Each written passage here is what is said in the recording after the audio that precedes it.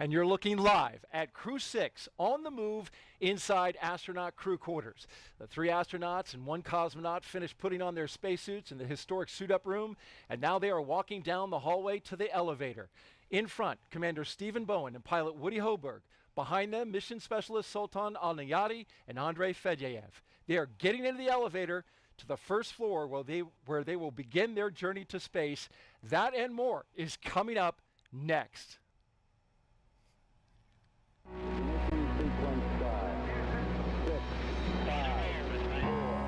I feel the liftoff. The clock has started. Liftoff. We have a liftoff. Roger, 0G. I feel fine. Godspeed, John Glenn. Houston, Tranquility Base here. The Eagle has landed. Rocket Tranquility. We copy you on the ground. New possibilities are opening up for scientific cooperation between countries. 2, 1, 0, 0. Liftoff. Americans return to space as Discovery clears the tower. Discovery, go and throttle up. Discovery, roger. Go for deploy. Thanks, Karen, and to everybody in the shuttle program. The crew is go for launch. Roger. Nice to be in orbit. We have followed in their footsteps to get us where we are today.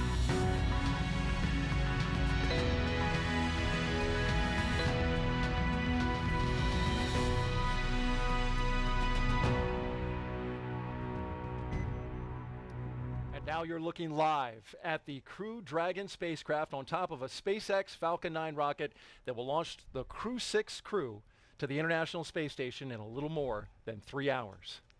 Welcome to the Kennedy Space Center in Florida for live coverage of NASA and SpaceX's launch of Crew-6, now streaming in 4K. I'm NASA's Daryl Nail, and with me is NASA astronaut Raja Chari, back by popular demand. Thanks for coming back. Yeah, glad to be back, Daryl, and hoping the second time is the charm, and hoping to see my first launch. Absolutely. We're excited to get your reaction on that. In addition to Raja's analysis, we have live updates from Mission Control in Houston and live interviews from our VIP location here at Kennedy. There you see them. Hello, Houston, and hello, Jasmine. And later on, at T-minus 1 hour, we will welcome in SpaceX live from Hawthorne, California. But let's begin quickly with a recap of the first launch attempt early Sunday morning. The day started here with the crew signing the mission patch inside crew quarters at the Neil Armstrong Operations and Checkout Building. They went through the entire process of suit up and transport to the pad where they ingressed into the Dragon capsule. The countdown moved along smoothly until reduced flow in an engine ignition fluid line was detected by the launch team. The launch was scrubbed with less than 3 minutes in the count. The astronauts remained in the capsule until the rocket was completely detanked. A disappointing moment for the astronauts, certainly, Raja. Yeah, I mean, I think they're obviously like an instantaneous, instant of a little bit of disappointment, but obviously the right, safe thing to do, and the team all knows that, and so they're ready to do it again today, and have learned from all that, and some great lessons learned. And now we want to focus on the front doors of the astronaut crew quarters, where those astronauts are ready to walk out. We saw them briefly in the window, and they are ready to go, just momentarily. Be doing it for a second time. Yep, and we see the stickers around the outside, so they got a chance when they came back from the scrub to smack their Crew-6 sticker on the way in, so some extra luck for tonight. Absolutely. And we're going to try and give them some more good luck along the way. We'll have more about that later in the show.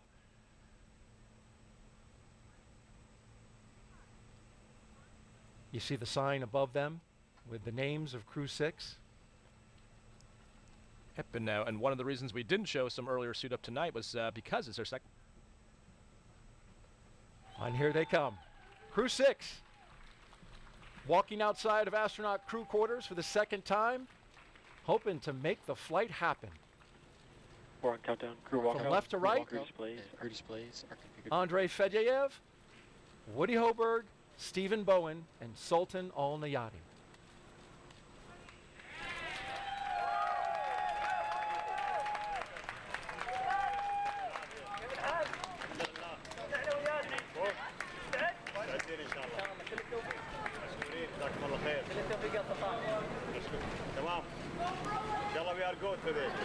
Getting some high fives there.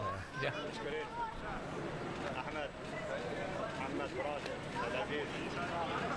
So you can see in the background there the SpaceX personnel getting ready to take them out in their Teslas. They're pre-positioning their cooling packs in the vehicles. Sounds like our microphone is close to mission specialist. It is, yep, close to the UAE area. We're looking at Captain Bowen, no? There's Andre, so a great chance for the friends, family, loved ones to come out and say good luck and see you later to the astronauts. You saw the Administrator Nelson and Pam Mulroy down at the end there. The back of her head, and then the Administrator just to the right of her. So Raj, this is the second time they're doing this. What's the kind of the mindset now as you see your family now for the second time? It's actually kind of nice because you get a little bit of time in between that scrub and this time to have, you build up to a lot of it thinking you're not going to have a whole lot of time, and then you get a little bit of extra time with your family. And I misspoke. That wasn't Pam Mulroy, that's Katie Maynard down there. But yeah, it's actually, it's definitely busy. So inside crew quarters, we can talk about that later. There's plenty of sims in there, but it's a nice chance to have a few more hours with your family on Earth. And you were able to have some communication with the commander during the downtime. What did he say about kind of their mindset? Well, so Steve commented that this is, essentially all in a day's life. Woody pointed out that this is almost like a free training sim for them. So, and that's kind of one of the reasons we saw them ahead of timeline tonight in the suit-up room is they've done it all before. So a lot of doing something the second time makes it a lot easier. So they essentially had another free dress rehearsal to practice it all. There's Woody Hoberg, the pilot for Crew-6, giving the wave. You can see there's a sense of familiarity as they get into the Teslas. Yep, and now you can see Administrator Nelson there, the bottom right, and then Bob Cabanas just to his right. And I think that's Calvin Manning to his right, the Deputy Kennedy Center Director. So definitely a sign of the importance of this mission to have all the headquarters folks come down here, stay down here. The crew's not the only ones that stays down here between scrubs, they do too. So it's all hands on deck. So the second Tesla, the doors are closed for the commander and the pilot for the mission, and behind them, the mission specialists. In that second Tesla, they also include the flight surgeon. They ride along, and then in the third Tesla, those astronauts are with a second closeout lead. They take some of the closeout team with them on the way to the pad. And take a look at the license plate. We saw this last time.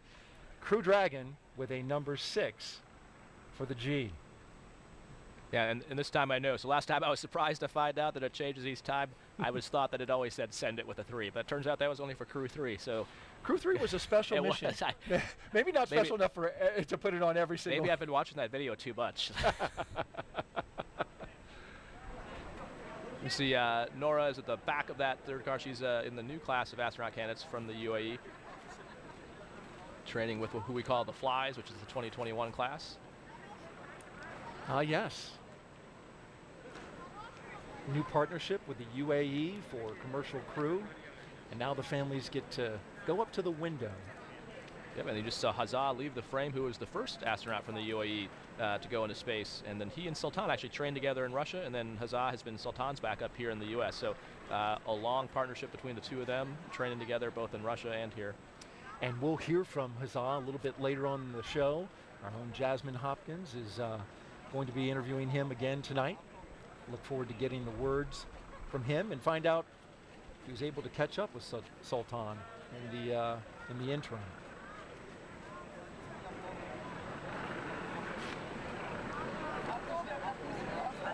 So the final chance here, so when they get into Teslas there, they actually hook them up to cooling boxes. So I mentioned before, you saw the SpaceX people kind of going behind the scenes. They get those positioned in the Teslas, so that's why there's some more time, and they use every second they can to talk to the families, which is why they have the windows down, still chatting with them, while the flight docs connect their suit umbilicals to those cooling boxes. That essentially just pumps cool air into the suit, because in the warm, humid Florida weather, it can get somewhat sweaty in there if you don't have some cool air flowing through it. Right, especially in the tight space. Exactly.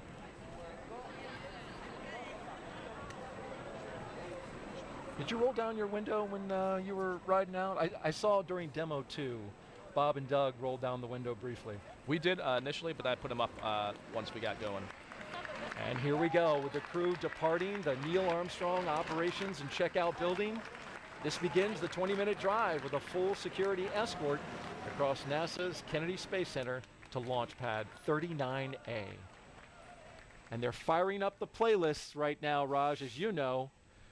In that first car, if you want to look up these songs and get the vibe of what they're listening to, well, Stephen and Woody are listening to Traveling Band by Creedence Clearwater Revival, May We All by Florida Georgia Line and Tim McGraw, The Space Traveler's Lullaby by Kamasi, he's an American jazz saxophonist, Sing Me to Sleep by Alan Walker, Spaceman by Harry Nilsson, and then in the second car, they got quite a playlist as well. Yes. What did you listen to? So this is it was a collaboration. So Tom and I were in the first car, then Kayla and Matthias had a mix of U.S. and German songs. So it's like you said, it's kind of the emotional setup for the ride. I think the other benefit of Scrub is we had the benefit of having multiple trips out there, is that the person who's your DJ has a chance to actually zero in the songs. And so Melissa, who was our chief trainer at SpaceX, actually took the time while we were in quarantine to mix together like a 2021 version of a mixtape, so that we could just play it on the iPod they had in there and time it so that exactly as we were pulling up, we were finished with the list. Yeah, exactly. So we had a mix of everything from Blue Light Orchestra to some Guns N' Roses. A little bit of some Hugh Jackson. It was a pretty good mix. Actually, Tom and I think Kayla and Matthias, in the travel back and forth to SpaceX and back and forth to different training locations, that's how we sort of sussed out what's on that playlist. I'm sure they did the same for tonight. End with a great finish of the song. As we just saw there, we have, of course, permission to go through those stoplights with the full security escort. And hey, folks, listen, Raja has some great insight into space flight, what it takes to be an astronaut, how he got there. If you want to ask some questions, we want to invite you to participate. If you'd like to ask him a question over the next 3 hours, jump on Twitter, Facebook, YouTube, or Twitch, and send your question with the hashtag AskNASA. We look forward to hearing from you, and I know Raja really enjoyed answering the questions the other night, and he'll do it again. Let's introduce you now to today's crew. Captain Stephen Bowen. He hails from Cohasset, Massachusetts, and is married with 3 children. He holds the title of first U.S. Navy submarine officer to be selected as a mission specialist by NASA. Captain Bowen is also a veteran of NASA's space flights, including space shuttle flights on the STS-126, 132 and 133. During those missions, he and his crew expanded the living quarters on the ISS, delivered an integrated cargo carrier, and a Russian mini research module. He has logged more than 40 days in space, including 47 hours and 18 minutes in 7 spacewalks. He's the wily old veteran, and today he's the commander of Crew-6, a position you know well. I do, yeah, and it's a great position for him to be in. Like you mentioned, he's got some serious experience and street cred, and much like Tom Marshburn on my flight, trusted to mentor and lead 3 rookies going up there, and so I know he's well up to the task and enjoying going on this trip. Sitting next to Stephen is pilot Warren Woody Hoberg. The 37-year-old is from Pittsburgh, Pennsylvania. He studied aeronautics and astronautics from MIT before getting a doctorate in electrical engineering and computer science from the University of California, Berkeley. During grad school, Hoberg worked as an EMT with the Yosemite Search and Rescue. Crew-6 will be Hoberg's first flight since NASA selected him to be an astronaut in 2017. He is also a commercial pilot with instrument, single-engine, and multi-engine ratings. As pilot for Crew-6, he will be responsible for spacecraft systems and performance. Aboard the station, he will serve as an Expedition 68 and 69 flight engineer.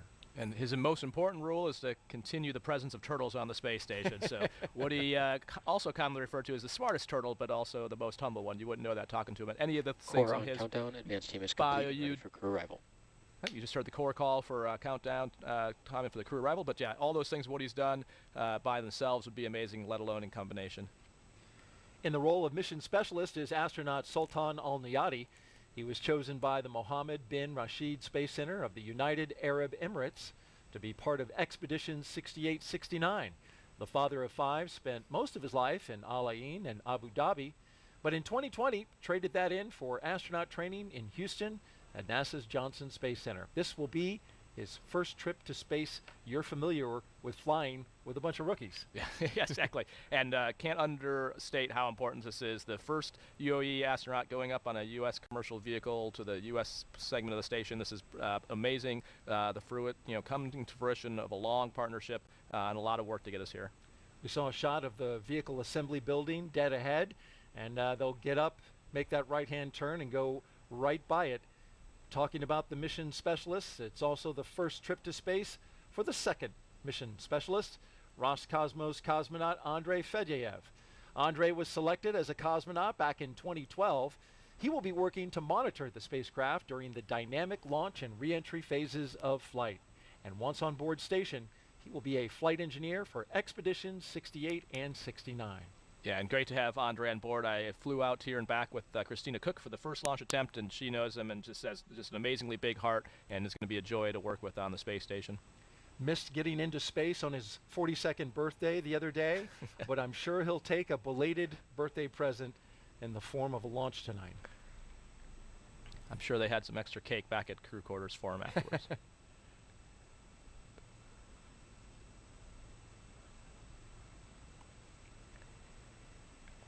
So we also got to break in. We mentioned last time it's the first time they're using the black Teslas versus the white Teslas.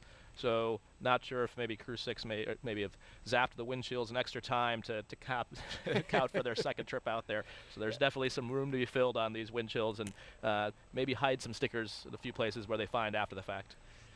Yeah, those stickers will get to go on those Teslas for the first time since SpaceX told us they're expanding their fleet of ride-out vehicles. We know they're getting close because I can hear the helicopter. Here they come. There it is, passing overhead as they pass in front of the Kennedy Space Center VAB, and just a few feet away from the turn basin. And while we're looking at the VAB, the home of the Artemis 1 mission and all Artemis missions, it's a good time to talk about what happened at the turn basin the other day. They're getting ready to pass by that body of water, as we see some folks waving at those cars as they go by. Several weeks ago, NASA's recovery team was in the water, training to return NASA astronauts after a flight back from the moon. So as they get ready to pass this part of the Kennedy Space Center, let's get an update about what happened out there in our Moon Minute.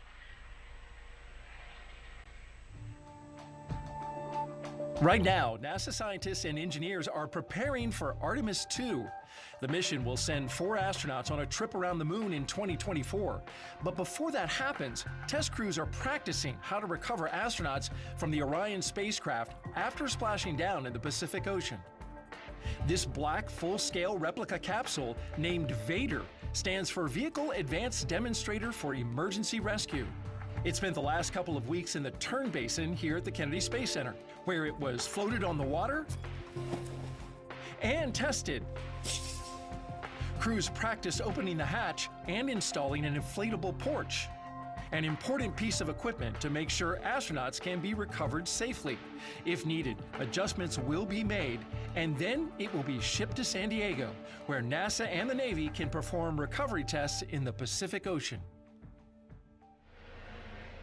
And for more Artemis updates, check out the QR code on your screen. We're going to pop it up right there. Just scan that with your smartphone, and you'll get updates from our official blog, blogs.nasa.gov/Artemis. We're always updating it with frequent updates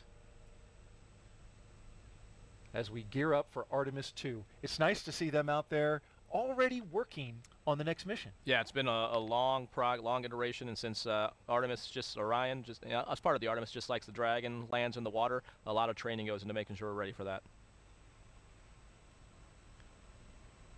We talked about the mission specialists, Raj, and how we've got the UAE, we've got Roscosmos.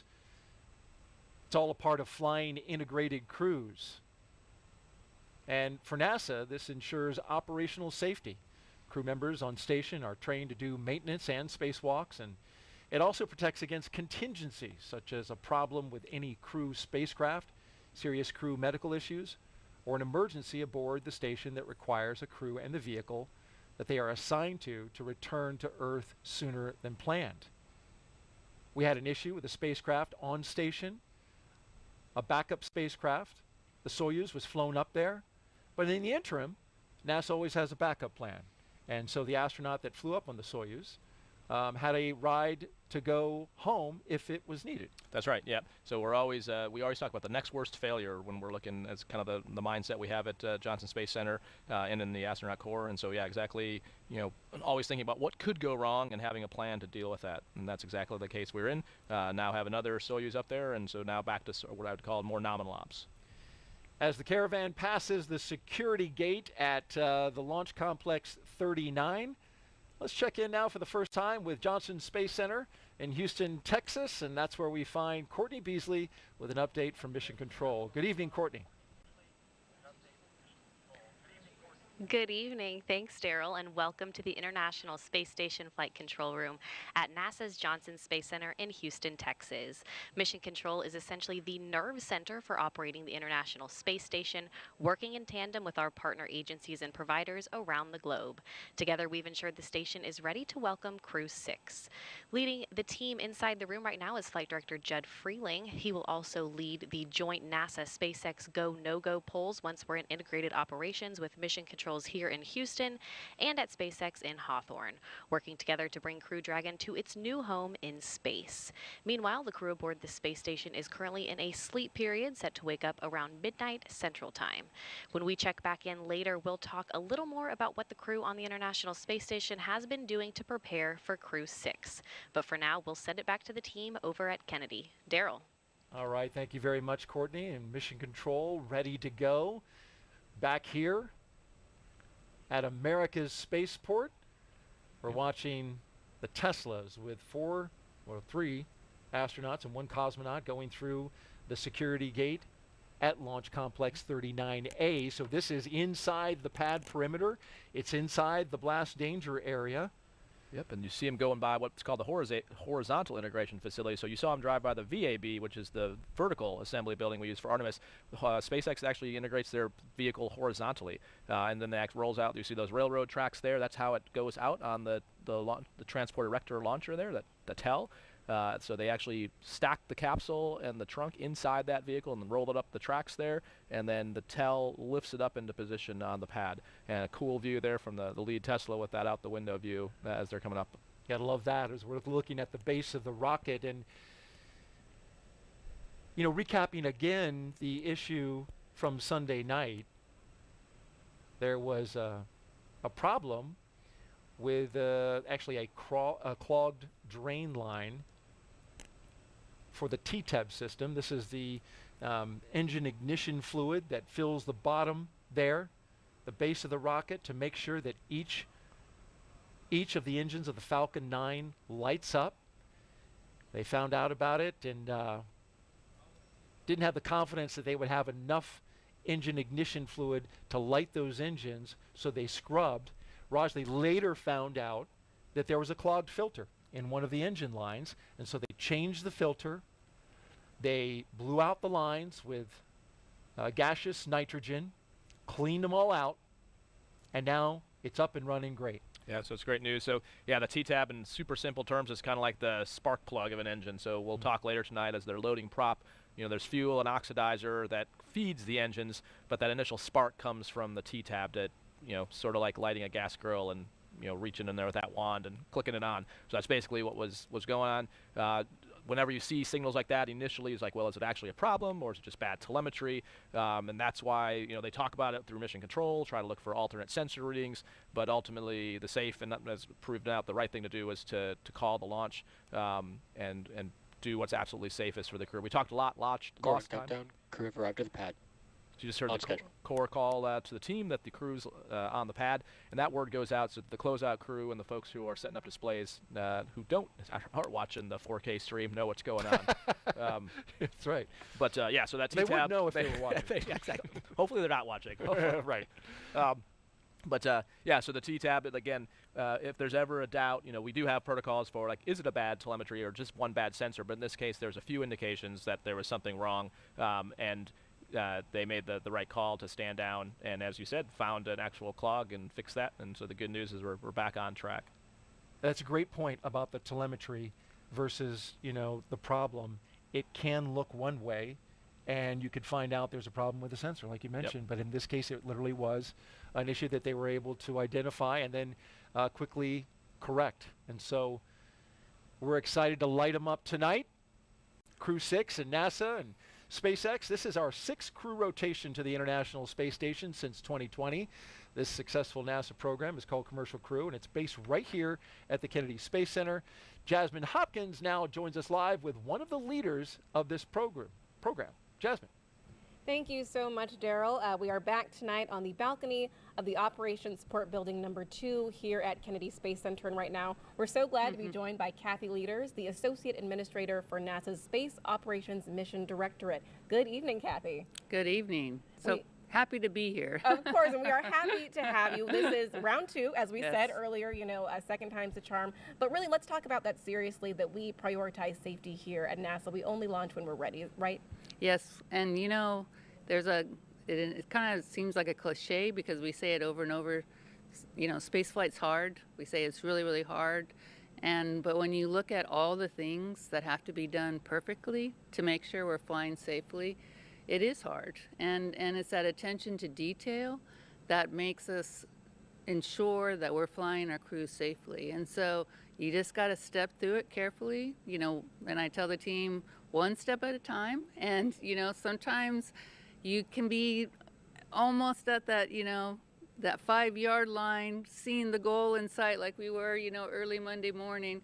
And you can have a clogged filter, and you just got to stop and say, okay, we're not ready to go fly today, and we're going to stop, take our time, get ready to go, and reset up again. And but it is really, I'm very proud of the team because the way they worked through that problem and the way they said, hey, we aren't ready right now to be able to say we're safe, and so we're going to stop and make sure we've got this all figured out and then come back and fly again.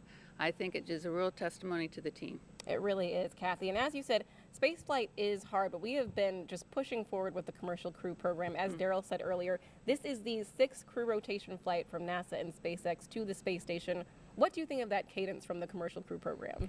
Well, this is near and dear to my heart. And so obviously, as the ex-Commercial Crew program manager, I'm awfully proud of the way the team has, and not only the 6th crew rotation mission, but really the 7th mission with also doing Demo 2. In March of 2020, as we were kind of in our campaign getting ready for the demo flight, I would have dreamed, this would have been like the greatest dream for me that we would be here, 3 years later, less than 3 years later, and have maintained this cadence of safely being able to rotate our crews. So extremely proud of the team. Yeah, and it really does seem like almost surreal that we've come this far. And of course, we're working very closely with SpaceX on this mission, but we're adding more partners to this. What are we doing for the commercialization of low Earth orbit? Well, this next, 4 or 5 months is just going to be incredible for the International Space Station. I mean, it's a really busy port for a lot of vehicles coming up. So obviously we've got, Crew-6 coming up, but then we've got another SpaceX cargo mission also coming up in the March timeframe, and that's paving the way for our Boeing first crewed flight test vehicle that will be coming up in end of April. And then we have Axiom 2, our second private astronaut mission, and following that, 2 more cargo vehicles in the next 4 or 5 months. So there's no rest for the wicked, and these people must be very wicked because they're not getting a break, or not much of a break in here. But honestly, this is what we dreamed that the space station program would be doing at this stage. We dreamed that we'd be having cargo vehicles and crew vehicles, because this is when we get to maximize the use and the science that's created on the International Space Station. Right, we really are living the dream. It's a dream to be at NASA at this time. And we've been at this for a very long time, actually. The space station is going into its 22nd year. What do you think of America's continuous presence on the space station? Well, we always talk about not only staying on the space station, but not giving up our presence in low Earth orbit.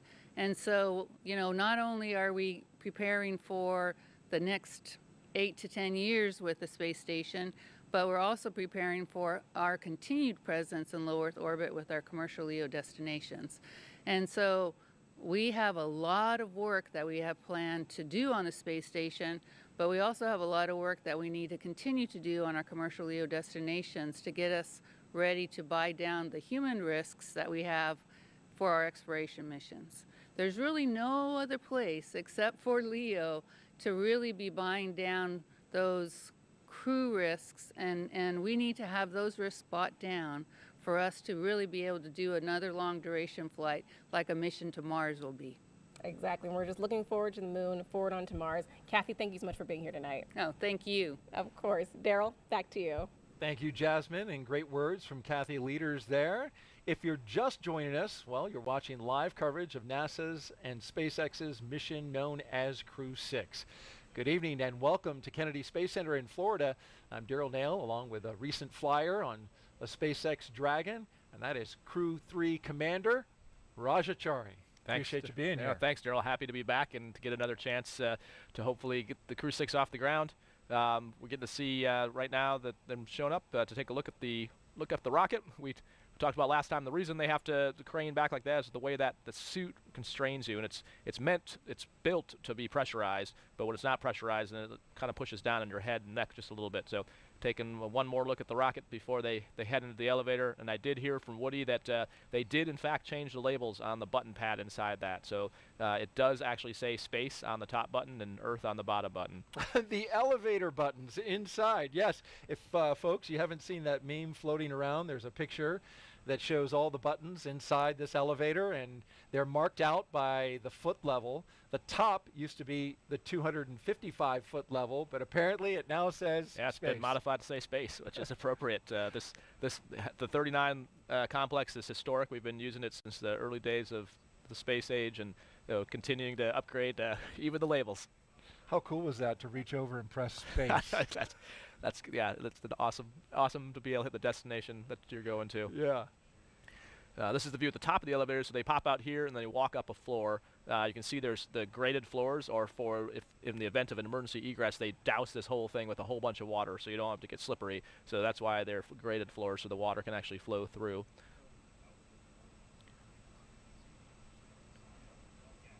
And you see astronaut Nick Hague is with them. He's number 12. See him turning the corner there? This is the astronaut support person. And Nick Hague, of course, an experienced astronaut, been up to space station, been through a launch abort himself. Great resource to the astronauts. Yeah, it's amazing. Reed Wiseman, who's the former chief of the office, likes to say that Nick is a unicorn. He's pretty much the only person right now that's well, he's been to space twice, even though he only won one mission. This is the first time they aborted. They actually ballistically went into orbit, so he counts that as two, rightfully so. Okay. But yeah, that's really, really unusual.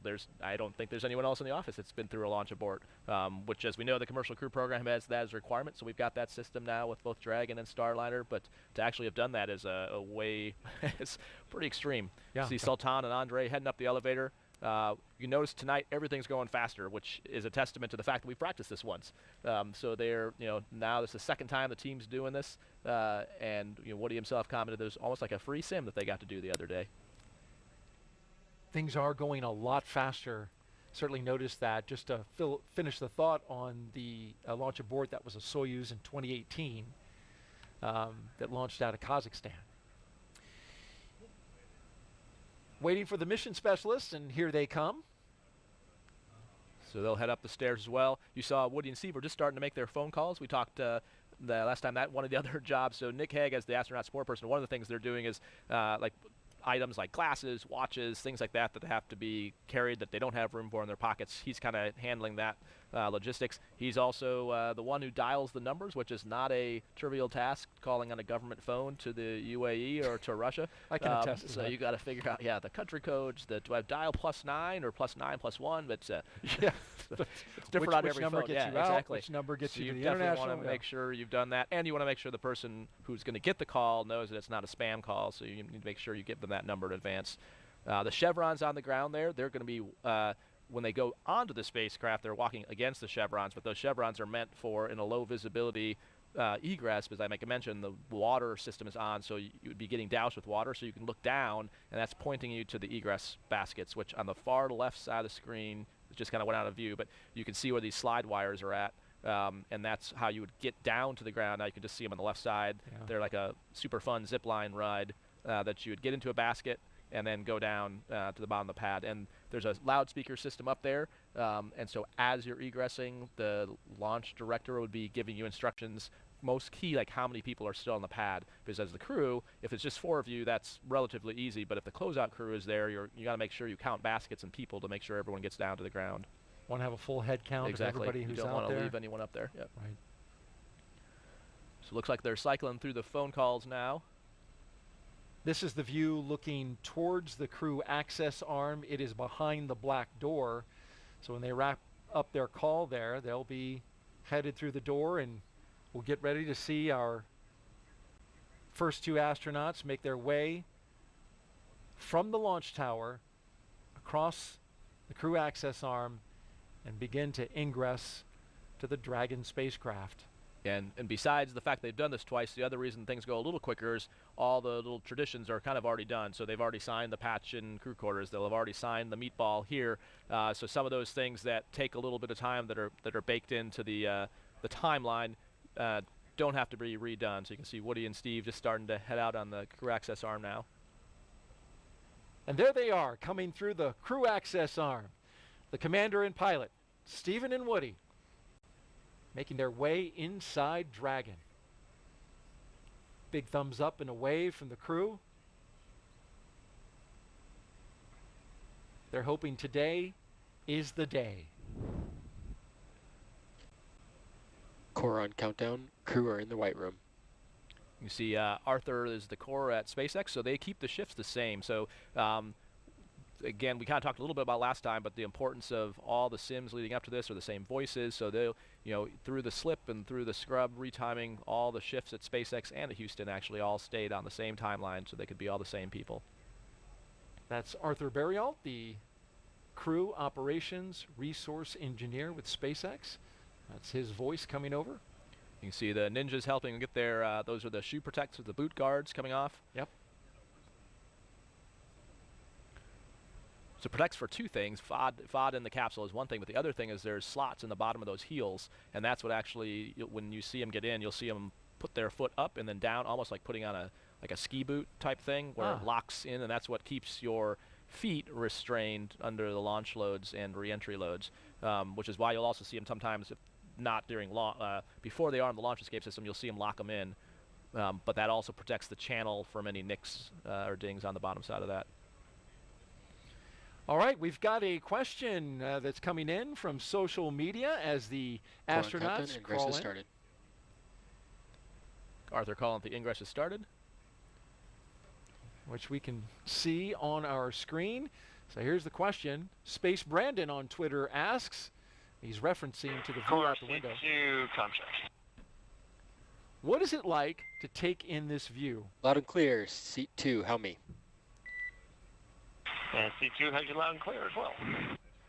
So I'll tell you, it's awesome. The view out the Dragon window you don't really see getting in, because as you saw as they crawl in, their head is towards the seats, and then when we flip around, you can see that the white room and that crew access arm kind of blocks the view out the 2 windows there, which you can see if you look at Ninja 10 to their right and left, you can see the Dragon windows. The view you do have is before you walk across the crew access arm, and it's SpaceX Dragon Seat 3, contract.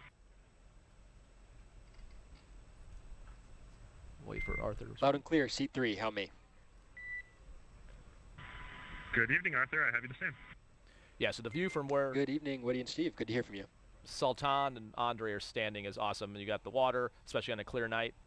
You do this during dry dress. You come up here and take in the view, but seeing... Yeah, I think he's talking about taking in the view right there. So right? you can go to the corner to where that kind of white post is, kind of where Ninja 14 is at, and you can kind of hang off the edge. Don't do it too far.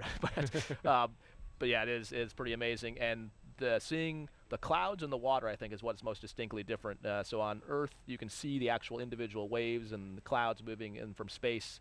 You definitely can't see that level of detail. So yeah, trying to take all that in, I don't think you really appreciate it until you come back and see that same thing. And we can see Nick Hague now taking cell phone shots of Sultan as he's on the phone, which a good fellow astronaut does. And you heard Woody and Steve checking in with Arthur. Those are just the initial comm checks. We'll do much more intensive ones later, but that's just to make sure that when they connect their umbilical, that it's fully seated. And so if you get a good comm check, you know that the little pins that connect that loop are good. Our mission specialists now getting ready to board Dragon, Sultan and Andre with a big thumbs up. Beautiful shot from high above looking into the crew access arm as they make their way aboard Dragon. And while we're watching the mission specialists in action, let's take another social question, which is relevant. And he's showing off, you know, getting the Space Tech's badge. We talked about last time they grab the Ninja's name tags to take with them, and they distribute those amongst the crew so they can fit them in their pockets and satchels. And the question there, it looks like, what's the mobility like on the pressure suit while walking around? It's actually fine. It's just a little bit of pressure on the top of your head pulling down. And as you saw, that's kind of why they arch their back to look up. You can't tilt your neck backwards, and obviously if you turn your head side to side, your head is kind of turning inside the helmet as opposed to the entire helmet moving. So it's just more a matter of not straining your neck. It's like traction almost. Yeah. It's just a mild traction. Yeah, and it can get hot, so you don't do a whole lot of action unless you have cooling attached to you, especially with the weather here. But compared, again, this is in what's called an IV, in-vehicle suit, IVA suit, not a EV or extravehicular suit. So way different than if you were trying to walk around in an EMU, which is what we use for spacewalks. That would be a way different story, and you probably would not be able to walk on Earth gravity, as it weighs upward of 300-400 pounds, whereas this one is meant to be able to move around. When it is inflated, it's meant to be in the seat. So if it was pressurized, it's not meant to be moving around in the cabin with it, because you don't really have joint mobility, so it's meant to be restrained by the straps and in the seats to be fully functional in a depressed scenario.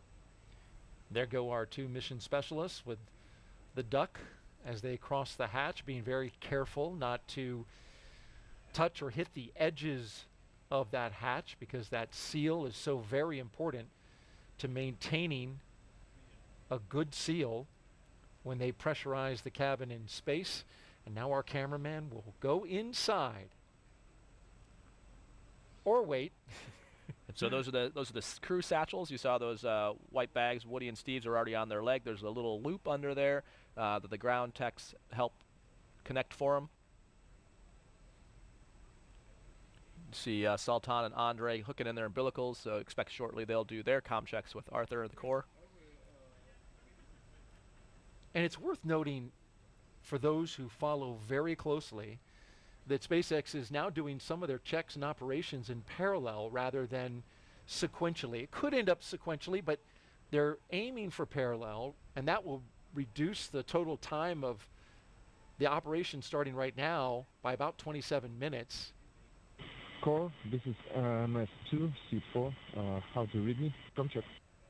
Doing comm checks even as they're getting seated. Loud and clear from seat 4. How me? Loud and clear, seat 4. Encore, MS1, comm check. And loud and clear, MS1 from seat 1. How me? I got it loud and clear. And a great view of Andre's buckle there. So it's a 5-point harness. The crew can totally do it on their own, but just to save wear and tear on the suits, a lot of times the ground crew will help with doing that. And that way it makes sure it's really cinched down. So the way each on that circular harness around his waist, each of the waist straps and then the leg and the shoulders connect into a slot, and then to get out you rotate it counterclockwise or clockwise, and all 5 pop out. Similar to a harness in a jet? Right, it's actually very similar to like an F-35 harness. Yep, same kind of design. And Raj, of course, you flew the F-35 and the F-16 and the not F-16. Oh, okay, sorry. F-15 and F-14? F-15E and then F-35. Yeah. F-35, okay. Don't worry, it's okay for people who fly the F-16. It's not their fault. Well, the F-35 certainly the tip of the spear when it comes to the Air Force, and you were involved with that program for a while. I was, yep. I think the only job I would have left that job for was this job. So. And we're glad you're here. Had an incredibly successful Crew 3 mission you were the commander of, and you had some great astronauts along with you. Yeah, so flew with Tom Marshburn was our pilot. He had been on a shuttle on a Soyuz, so just a great asset to have some wide breadth. Caleb Barron, a classmate of mine, also a submariner. Yeah, fellow turtle, submariner. Yes. And so following in Steve's footsteps, and then Matthias Maurer from ESA, the German astronaut, his first space flight as well, and just awesome to get to work with all of them. It was, it was a time of our life up there, honestly. And for those who wonder about what you mean when you talk about the turtles, it's the class of turtles, right? When you graduated into being an astronaut. Right, so a bale of turtles is the technical term. A bale, of turtles. A herd of turtles, if you will. Yeah, so the tradition in the astronaut office is the previous class names the incoming class. So we were named the turtles by the 2013 class, somewhat as a derogatory yes, term? it was, I think slightly derogatory. It meant to be slow, but we took it as quite the compliment. So when the vice president announced our class in 2017, he made the analogy that when he grew up, if you saw a turtle on a fence post, you knew it didn't get there by itself. So we take it as a definite nod to all the people that got us here. Because the reality is, whether it's family, friends, the trainers at the different centers, we are just the doers, the eyes and the ears for the mission control, the flight controllers, the scientists, and our families to do the work. So yeah, we definitely did not get here by ourselves, and so we love the turtle term, and proud to be sending Woody up there to continue the. Kathy mentioned a continuous U.S. presence in space. Since for 22 years we've had a continuous turtle presence in space since 2021. So. Which is of course worth mentioning. Yeah, exactly. The more important stat. And I had also heard that, poignantly, Turtles was fitting because when you graduated, it was Hurricane Harvey. That's right. Yeah, when we showed up, put actually, a lot of water down in the Houston area. That was also a big part of it. Yep. You can see they're doing zipper checks right now. So there's there's 3 main zippers, one that goes from one leg to the other, and then one on each arm. And on each of those, there's an inner bladder layer, which is the actual pressure garment, and then the outer layer is the restraint layer. And then down on the boots, they actually have a boot zipper on top of that. But in each case, on the 3 main zippers, there's a white tooth that they're looking for, and you get a 2-person check. So the person that does it looks for it, and then someone else visually verifies that white tooth is visible, which guarantees that the pressure garment is sealed. Get that good seal, critical safety component for these suits. Got another social question, Raja, and this one is about one of your fellow astronauts. At Ian Benecken asks, do you miss your German space brother, Astro Matthias, and did he teach you something in German during your 6 months in space? Oh yeah, we definitely miss Matthias. One of the weird things when you come back is you spend your work day together and your downtime together for 6 months, and then when we came back, you take a Gulfstream back to JSC or to Ellington and then JSC, and then he gets whisked away. So after seeing him for 6 months, all of a sudden he's gone.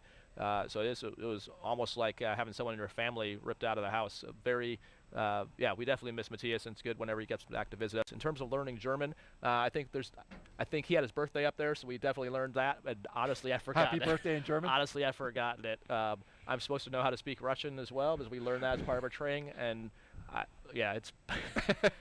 You were working on the Russian playlist. You did give it a good swing. I was able to read the songs that Andre had on his list. So I have a little bit, but my German has escaped me. Oh well. It's but understandable. I'm sure Matthias if you don't use it. But it exactly, tends to slip away, Matthias would be disappointed, but it tends to slip away, yeah. Yeah, exactly. I got yeah. So again, way ahead of schedule here. So normally on the timeline the crew is using, but 2:35 prior to launch would be crew ingress, and you can see they're already pretty much there already. So kind of doing some more checks here. So they're basically having the crew make sure that, so you can see those white loops on their straps. They're meant so that the crew can find those and pull them tight. So that gives them leverage to pull down and tighten the restraints. And so there's 4 of them, 2 for their shoulders, and then you can see like Woody, you can see a little bit of, for example, down underneath his hands, you can see there's kind of a grouping of 4 of them. So 2 for his shoulders, 2 for the legs, and there's also toe loops which you can kind of see on Steve's. You can see him up near like where the top of his foot, and those we talked about sliding your foot into that restraint, and then the loop goes over that you then tighten with those straps. So that's basically what they're doing now, is checking each one of those four on all four crew and making sure that they're not too tight, especially for their feet, and completely restrained on their shoulders. That was a great shot we just saw by the SpaceX camera team that showed one of their closeout crew members exiting the spacecraft. You got a feel as he went through it just how tight that space is. We've been following the launch teams as they continue working through the countdown. Currently, no issues are in work at the moment. Earlier this evening, around 7 p.m. Eastern Time, there was a hydraulic leak detected out at the pad, but it was a minor one they were able to get repaired pretty quickly, and didn't disturb the count, as we see our crew waving goodbye before the SpaceX cameraman exits the capsule. You see over Woody's right shoulder the 3 previous stickers of the crews that have flown in Endeavour. So once they get on orbit, I'm sure they've got a sticker in one of their pockets to add to that bulkhead back there. It's a great observation there, Raja, because this is the fourth flight. Dragon, the crew is ready for comm checks. The fourth flight for the Dragon Endeavour. SpaceX copies, stand by for umbilical comm check.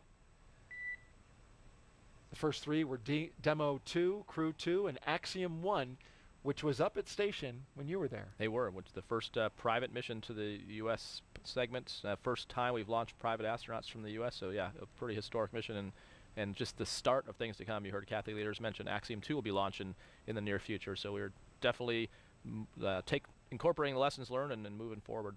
Yeah, what was that like? You've got your NASA job to do up in space, and then you're also helping private astronauts. Yeah, we enjoyed it. I think the key is partnering on the science. So they bring.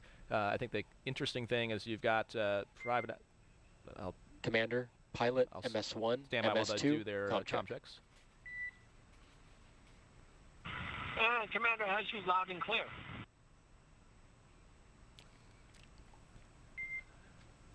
Commander, loud and clear. Pilot has you loud and clear. Pilot, loud and clear. And MS1 got you loud and clear. MS1, loud and clear. And MS2 got loud and clear. MS2, loud and clear. Umbilical comm checks are complete. Report when ready for seat rotation.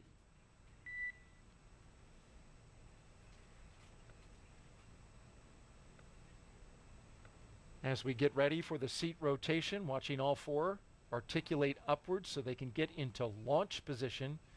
Want to make a correction. It's a camera woman with SpaceX who's getting those fabulous shots.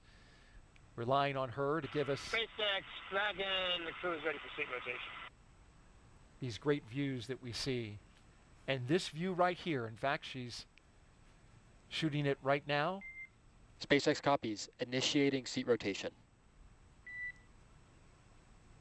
I'm sure it's a challenge to not only maintain that steady shot in that very small hatch, but she also has to maneuver around the team, making sure that she doesn't interfere with the operation. She's doing a great job. Exactly.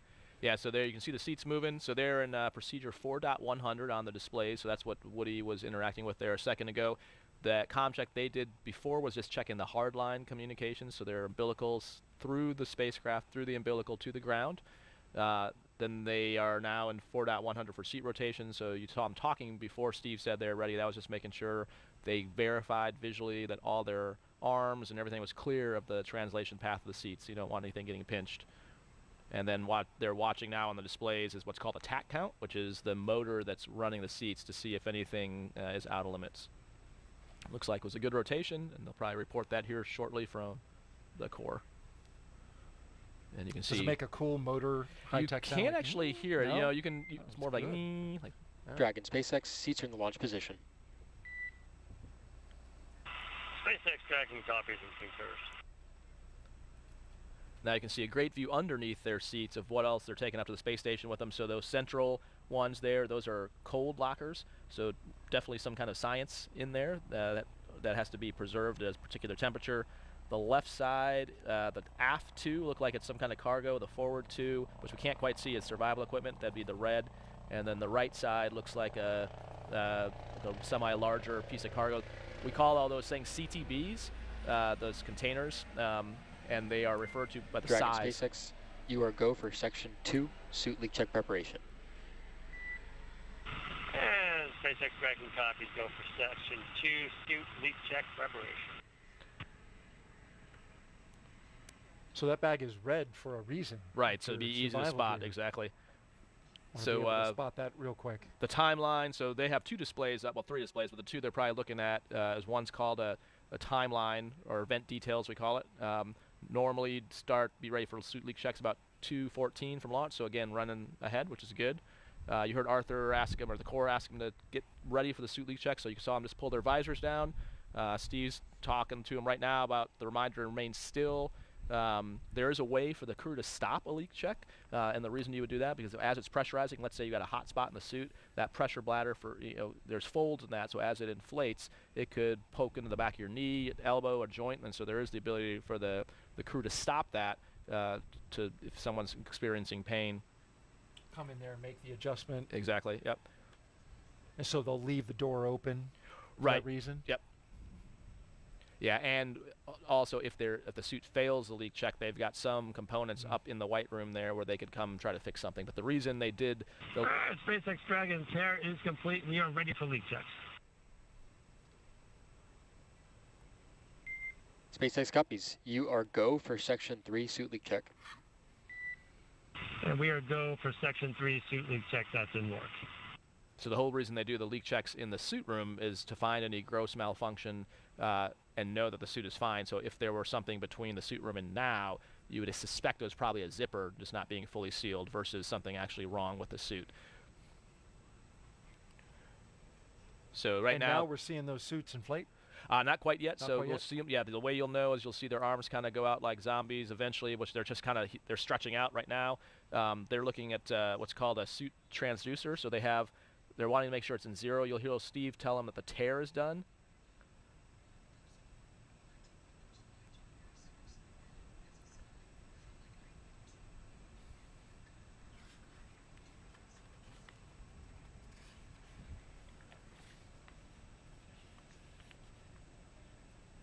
Yep, and now it looks like, based on where Andre's head is at in the helmet, it looks like it is inflating now.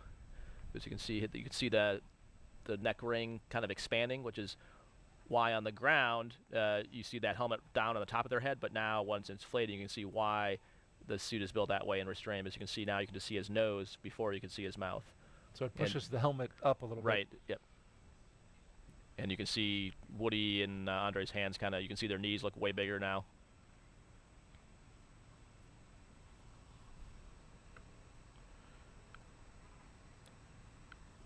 And so they have an indication of what the suit pressure in each seat is at by individual, and they're waiting to see if it holds steady at full pressure. And you can see that at this point, the last basically 30 seconds are kind of critical. You're trying to move. If you move, that can actually throw off the reading.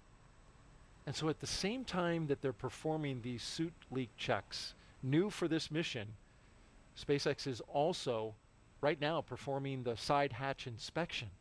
This is part of them doing those operations in parallel that I mentioned earlier, which will save them time and build time into the margin. Exactly. Just in case they need it. Yeah, wherever you can buy margin, because these are all instantaneous launch windows, meaning if there are problems, unlike a shuttle launch where there's built-in holes, this one is a continuously running clock. So anytime you can buy yourself margin for having problems, that's great.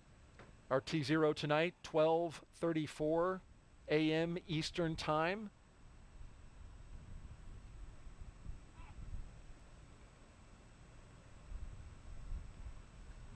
The range continues to report no issues, so we're looking good there. Also, Raja, the weather forecast continues to be acceptable. Take a look at this. Just like on Sunday, only a 5% chance of violation for weather. The only concern would be a flight through precipitation, which would come in the form of a cloud. SpaceX Dragon, 4 nominal suits. Well, there you had the 4 good suit leak checks. SpaceX copies and concurs. Closeout team will now perform final closeout steps and exit the capsule. Proceed to Section 4, side hatch close, and report when ready to close the hatch. Additionally, stand by for ground station comm checks.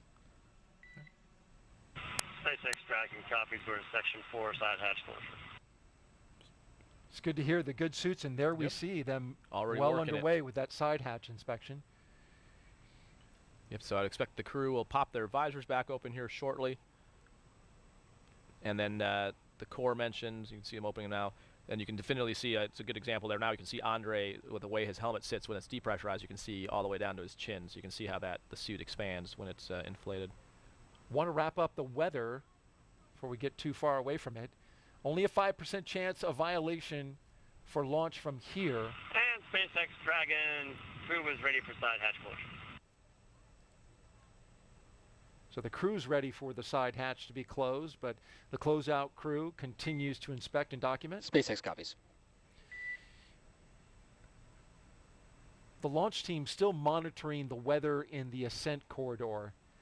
And I understand from our team at JSC that that's right on the line. We're green to go at the moment, but they are monitoring that closely. Of course, this is the winds and the sea states along the ascent corridor. Should, for some reason, Dragon need to abort off the top of the Falcon 9, it would need to splash down somewhere along the eastern seaboard. And you got to have good weather conditions because those astronauts will be landing in the ocean in the case of emergency, and they could be there for an hour or two before they are rescued from the capsule, and you want to have good sea states for any kind of rescue to happen. Exactly, yeah. So that's a key thing, and it can sometimes be frustrating if the weather is beautiful here, but bad along the eastern seaboard. And it's not just unique to Dragon. Actually, when I was talking to Steve about this scrub, so you mentioned he flew on STS-126 and STS-127, which is the following shuttle flight. He was the lead astronaut closeout crew, and they had 6 scrubs, and 2 of those were the weather was beautiful here, but not along the ascent corridor. But yeah, it's important for both the capsule and for the recovery teams as well. So if the winds and waves are out of limits, that can be a problem for the capsule landing in the water, specifically what's called the back shell or the bottom of the capsule. And then the other problem is, actually getting a recovery team to them. If you've got really bad weather conditions, it's dangerous for them as well. So we try to protect.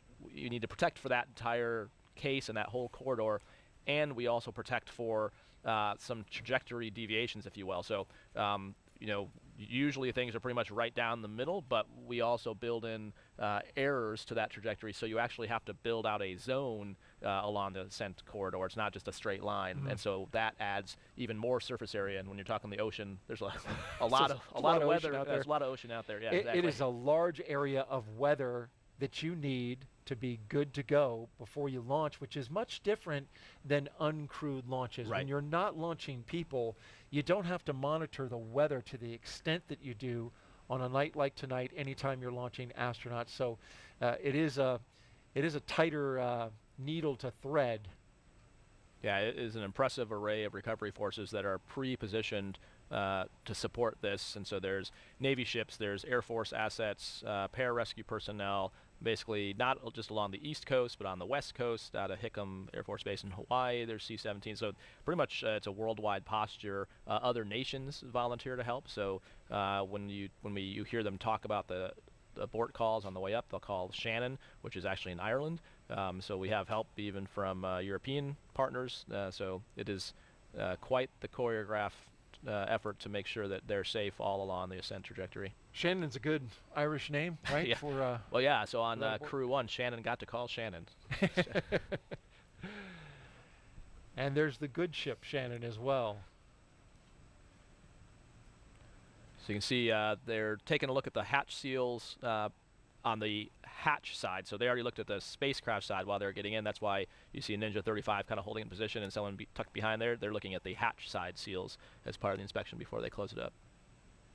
And while they take a look at that, we want to talk a little bit about the beginning of this program and the history that was made, as well as quite the honor that was bestowed on Raja's fellow astronauts.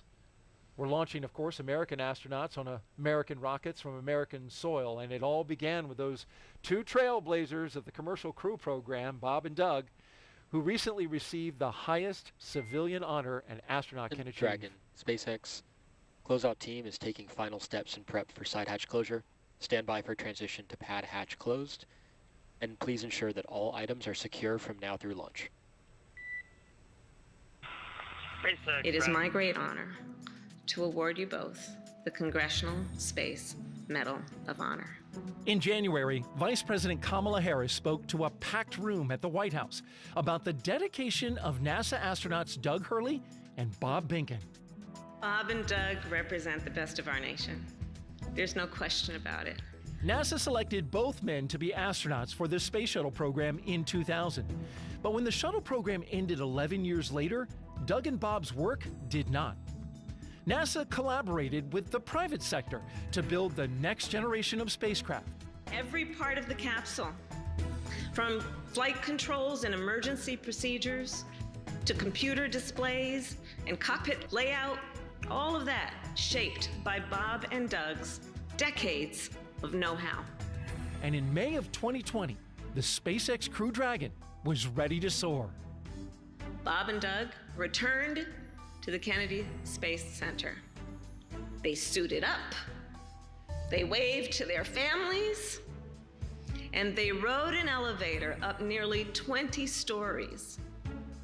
They strapped in to their seats and waited as the tanks beneath them filled with tens of thousands of gallons of fuel. And then 3, 2, 1, 0. Ignition. Liftoff of the Falcon 9 and Crew Dragon. Go NASA, go SpaceX, Godspeed, Bob and Doug. Demo 2 was the first crewed flight for NASA's Commercial Crew program, ushering in a new era of human spaceflight. And now, the names Doug Hurley and Bob Behnken have been added to an elite list. Prior to the ceremony, the Congressional Space Medal of Honor had only been given to 28 people, astronauts like Neil Armstrong and John Glenn. We're following in their footsteps, and so it's just an incredible honor. It was humbling to be a part of the mission. We got to be the smiling faces on the pointy end of a rocket ship. Because of their bravery, missions like Crew-6 are happening today. Bob and Doug together have written the first page of a new chapter in the history of American space flight.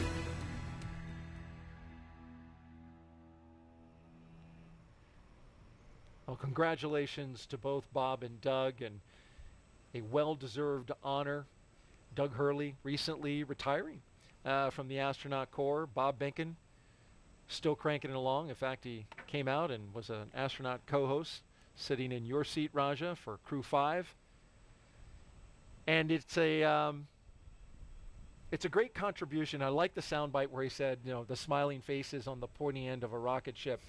But they often, gave a lot of credit to those around them who helped build the rocket, build the spacecraft, train them, get them to where they needed to be in order to have the confidence to ride a space vehicle for the very first time and make that historic flight. Yeah, they were really leaders of the team. There's no doubt about that. And I can't repeat enough what the vice president said. Like, it literally is a new era of space flight. I mean, Kathy Leaders mentioned, like, here we are on Crew-6. Who would have thought that then? I mean, and just the way they designed that team. There's still things in training. It's very common to hear, even as we talk about Starship design and stuff like that for lunar lander with SpaceX, but definitely during Dragon training flows of like, why is the display this way? Or how, this seems like a great solution. How did we come up with that? Like, oh, Bob and Doug. And they were so inclusive in training as well. I distinctly remember getting to come out on some trips and Doug and Bob having me sit in the capsule with them, and them taking the time, not only they're doing the sim, but also showing me, like, this is what this means, and this is why this display is doing that. So, I mean, they brought one along with them, and so it wasn't, they're being very humble, saying, yeah, they are riding the rocket, but they brought that team along, and they spent many years before Demo 2 developing the work, working with SpaceX, working with the NASA teams. I mean, over a decade of work to get to where they were, and so very well deserved, and couldn't be prouder of them. And they have left a lasting mark on the astronaut office, on the agency, and really on the nation. I mean, we have now an entire industry that didn't exist, you know, before this commercial crew program. I mean, it's quite amazing when you look at like going to SpaceX, going to Boeing, going to these places that are doing these programs, and seeing all these engineers that have a place that they're proud to go to after college and want to go to. It's inspiring, and yeah, it is an exciting time coming down here to the Cape. You just see the buzz down here. There's so much going on, and they kicked all this off. There is a launch now every 6 days here at America's Spaceport, and you're absolutely right, Raja. You know, we've never been this busy. Yeah. You know, aiming for more than 100 launches this year, just SpaceX alone. So an incredible amount of activity. I like from the story that you just told that they took the time with you, the commander for Crew-3, even though your mission was 3 missions away from where theirs was, right? Well, there might have been an ulterior motive. Well, I don't know, Doug probably doesn't want me to tell you this, but I had my he's not here. He's not here. So my phone fell out of my pocket while I was in the capsule. In the mock-up. No yeah, kidding. and so I then owed some adult beverages to the crew that had to fish that thing out. And so I got quite a bit of hard time. Come to find out later that had happened to one Doug Hurley a little while earlier, so I think maybe he was just trying to swing that spotlight to me. So maybe that's my theory. He didn't give you an extra hard time, did he? He might have. Oh, yeah. he might have, even so. Okay. No, but yeah, it was awesome though. No, I mean, it was, and you're exactly right. That kind of mentorship is exactly what we lean on in our office. We have a term called IAs, which are instructor astronauts, and those two epitomize that, bringing the whole Corps along with them, and they had the lessons from shuttle, and you know what worked, what didn't work. They'd seen Soyuz over the years, so I mean they had such a wide breadth of experience to pull into what SpaceX and NASA designed. And while we're speaking about honors that come out of the White House, Raja, you were nominated by the President of the United States for the appointment to grade of Air Force Brigadier General. It's a nomination, so you're still waiting, you know, Senate approval, but congratulations. Thanks very much. Yeah, we're very humbled and proud to get to continue serving in that next grade. So yeah, excited to get to do that here at NASA. NASA's military astronauts, we have a number of them here, you being one of them. Very proud to have you both serving our country and helping us explore space. Yeah, and we love our jobs. And I can see why. This is an exciting time. Certainly we talked about that. And we're taking a long look at the hatch at the moment, probably making some final uploads of the seal there. And as we do that, let's check back in with our Courtney Beasley at the Johnson Space Center in Houston, Texas. Courtney. Thanks, Daryl. As we said earlier, the team here in Mission Control Houston is actively monitoring the International Space Station as they await Dragon's arrival. The crew aboard the International Space Station is currently in a sleep period, and they are scheduled to wake up at midnight Central Time.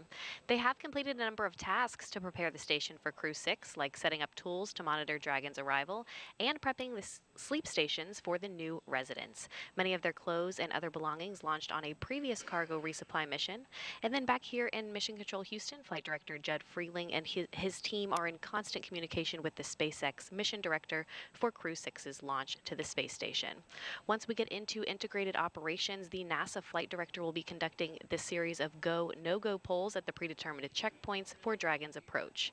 We'll continue to follow along from here in Mission Control Houston. And during our launch coverage, we like to highlight employees in the commercial crew program who are working behind the scenes to make today's mission possible. Earlier this week, Kennedy's Jasmine Hopkins spoke to NASA's recovery director for Crew-5. Let's take a look. Joining us now is NASA Recovery Director Brian Barry. Thanks for being here. Of course, thank you. Of course. So, Brian, we understand that you are the NASA Recovery Director for Crew-5, but you've actually done a lot of things for human spaceflight. Can you tell us more about that? Sure. Yeah, that's right. So I started my career as a flight controller for the ISS program. My team was responsible for maintenance on the space station. So I had the opportunity to work directly with the astronauts, train them on tools and repair procedures. So that was a lot of fun and something I never thought I would do when I was studying to be an engineer. After that, I moved over to the safety team, and I was our safety rep for the Commercial Crew Program safety panel. So that was my first exposure to CCP, and I would go review the hazard reports for Dragon and Starliner. That was a pretty neat experience also because I was able to work with Bob and Doug prior to Demo 2 and just kind of work with them on the hazard reports and get their perspective on the risk and the mission overall. After that, in 2020, I came out to Commercial Crew and I work for them directly now, and I've been doing launch and recovery operations since then. On the launch team, my role is to lead the rescue effort if we need to. If there's a pad emergency egress or a pad abort, the launch rescue director calls in the rescue forces, so that's what I did for Crew 5 launch last year. And then as the recovery director, I lead the NASA portion of the team that goes out on the ship with SpaceX. We bring out our flight surgeons and we check out the crew and we load them up on the helicopter and get them back home. Right, so you've worn a lot of hats for the Commercial Crew Program. How did your work as a flight controller in Houston prepare you to be a NASA recovery director? Well, in Houston, working the ISS operations, you see day in and day out in the control center, you get the full feel of the 6-month mission, so you understand what the crew is going through for that long of a mission. And I think I just kind of bring that crew perspective of the ISS side to the CCP program, and so when it's time to bring the crew home, we know we owe them a smooth and speedy recovery, so that's our priority and our objective. Right. Brian, it's great that you have that personal relationship with them. What challenges do you and the recovery team have to be prepared for? Well, the biggest challenge for recovery for Dragon is definitely the weather. We have to find a landing site where the winds are low and the waves are low. So SpaceX has several landing sites around the state of Florida that we can look at and choose the best weather. Beyond that, we start looking at things like contingencies if the crew is injured, and we've got helicopters on standby for a medevac if we need to. And then, there's also just built-in redundancy on the ship and throughout the vehicle. So, but yeah, weather is definitely the biggest challenge for landing.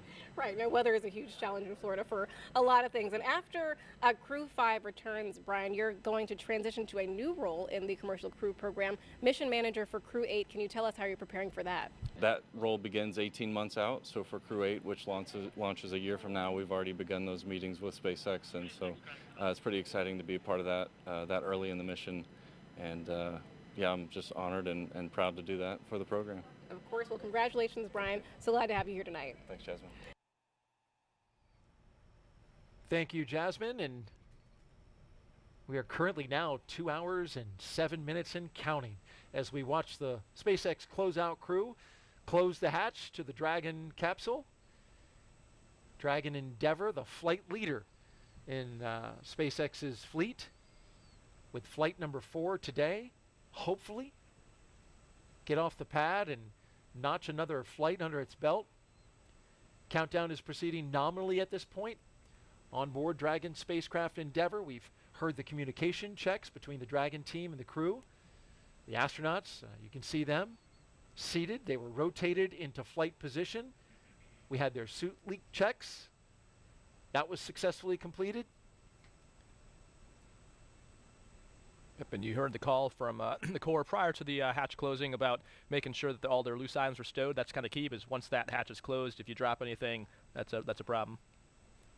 So you can see right now they're probably updating their notes. The hatch is closed. You'll probably hear at some point SpaceX confirm the hatch is closed. They're watching on the bottom of each of their displays. It always shows the flight computer state.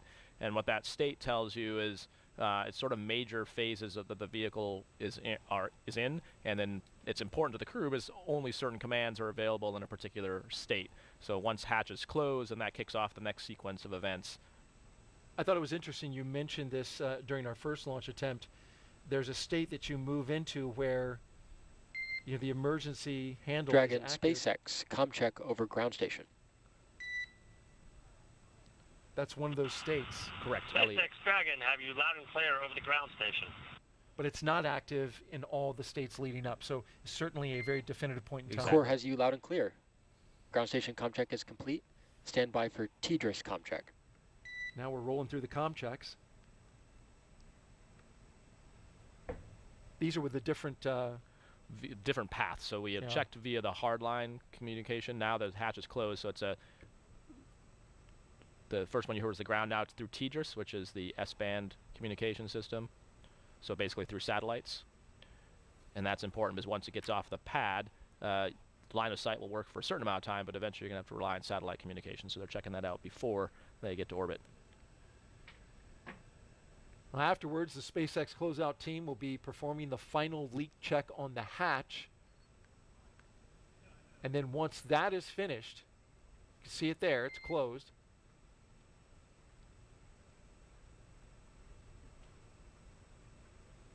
The team will begin steps to ready the access arm for Dragon, SpaceX, comm check. SpaceX Dragon, have you loud and clear? Core, loud and clear.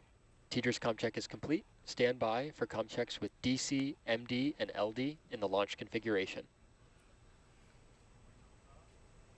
And so what they're checking now, the MD is mission director, LD is launch director. Dragon, DC on countdown 1, comm check. DC Dragon, have you loud and clear on countdown 1? DC, loud and clear. Stand by for comm checks with MD. Now, while this is Dragon, happening, MD on countdown 1, comm check. the closeout team will leave the pad at T-minus 1 hour, so they'll stay MD here. Dragon, have you loud and clear on countdown 1? They'll be with them for the next hour, and then leave at MD, T-minus loud 60 and clear. minutes. Stand by for comm check over Dragon to ground.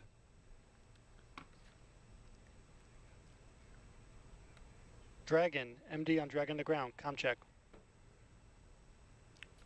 MD Dragon, have you loud and clear over Dragon to ground? MD, loud and clear. Stand by for comm checks with LD. Dragon, LD on countdown 1, comm check. LD Dragon, have you loud and clear on countdown 1? LD, loud and clear. Stand by for comm check over Dragon to ground. Dragon, LD on Dragon to ground, comm check. LD Dragon, have you loud and clear over Dragon to ground? LD, loud and clear. Dragon, SpaceX, launch configuration, comm checks are now complete. SpaceX Dragon copies.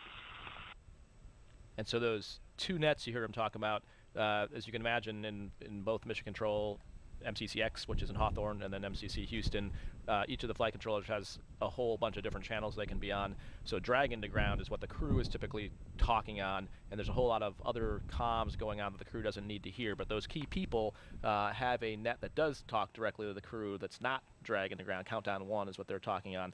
And so for the launch, they tie those two nets together for the period of launch itself, specifically to be able to tell the crew to initiate a launch escape. And to your point, Daryl, you're exactly right. The handle that's between Woody and Steve that you can't see in this view, it's up by the displays, is essentially like an ejection handle. So you can pull that and it'll initiate a launch escape. But exactly like you said, it wouldn't do it right now. You could pull the handle, nothing would happen. So it is only armed, and that's, we'll hear that later in the count, when they say LES armed, and that's why that's such a key thing, was that handle is hot, which is the manual initiation, but that also means the automated system is hot, meaning if the vehicle detected something, it would also automatically initiate a launch escape. But the reason they tie all those people together is, especially during ascent, you want the quickest word to the crew if there's something that would tell them they should manually initiate an escape, and that's why they make sure that those loops are properly tied. So it's on the ground that they're doing that. It's pretty much Dragon, transparent SpaceX, to the crew. commencing health check for launch escape system. Expect momentary flight computer state change, followed by transition back to pad hatch closed. There's that state change we were talking about. Right. SpaceX Dragon will be watching, thank you. And so why so they're not arming it yet, but what they're doing is checking the automated parameters. So they put it into a mode to look at the automated triggers to make sure none of them are showing out of limits, because right now sitting on the pad, it should be fine. So if there was something that's like a bad sensor or bad telemetry, you'd want to know that now before you put it into automated mode and then inadvertently trigger an escape. So that's what they're checking. So just like we talked earlier in the broadcast about the T-tab, is it a bad sensor or is it actually a bad thing? That's what they're checking now, just to make sure there's no bad sensors in the system that would initiate a launch escape. Curious, in your training, Raj, what what would constitute a moment where you would pull that handle versus it going off automatically? It'd be for something where, so there could be some situations where the rate is low enough that you know something's wrong, but it hasn't hit the threshold yet to trigger it. So waiting for the automatic system is just taking extra time, so you might as well manually initiate. There could be some cases of fires where you would do it, where you recognize it before, so especially like a fire, that might not trigger the automated system. I see. And something that you can clearly exactly, see or if there's a failure of the communications, not the communication like talking system, but basically the communication path, the interface between the vehicles, where essentially it eliminates the automation, and then you would manually do it. So there's a few cases you would be very hesitant to do it. You'd want to be very confident, right? Because it is a emotionally significant event, both from it is physically and physically, yes, yeah, it is a lot of G's, very fast, and so it's going to rock and roll you quite a bit.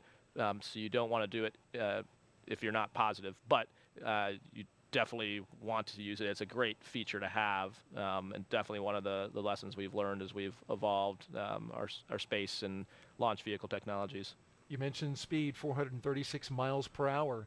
That system can get up and go, take you 2.5 miles off the coast of Florida here into the Atlantic Ocean, and it could be a lifesaver if the situation were to arrive. So this is certainly not child's play we're talking about here. This is big time stuff when it comes to space flight. But every Dragon astronaut crew, even though it's not child's play, does bring a stuffed toy with them.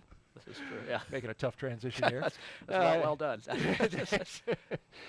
The purpose of that stuffed toy, though, it has a purpose. When the toy starts floating, the strapped-in crew has confirmation that they've reached microgravity, and the name of it is a zero-G indicator. There's been 7 on Dragon so far, and let's take a look at them all. Who can forget this one?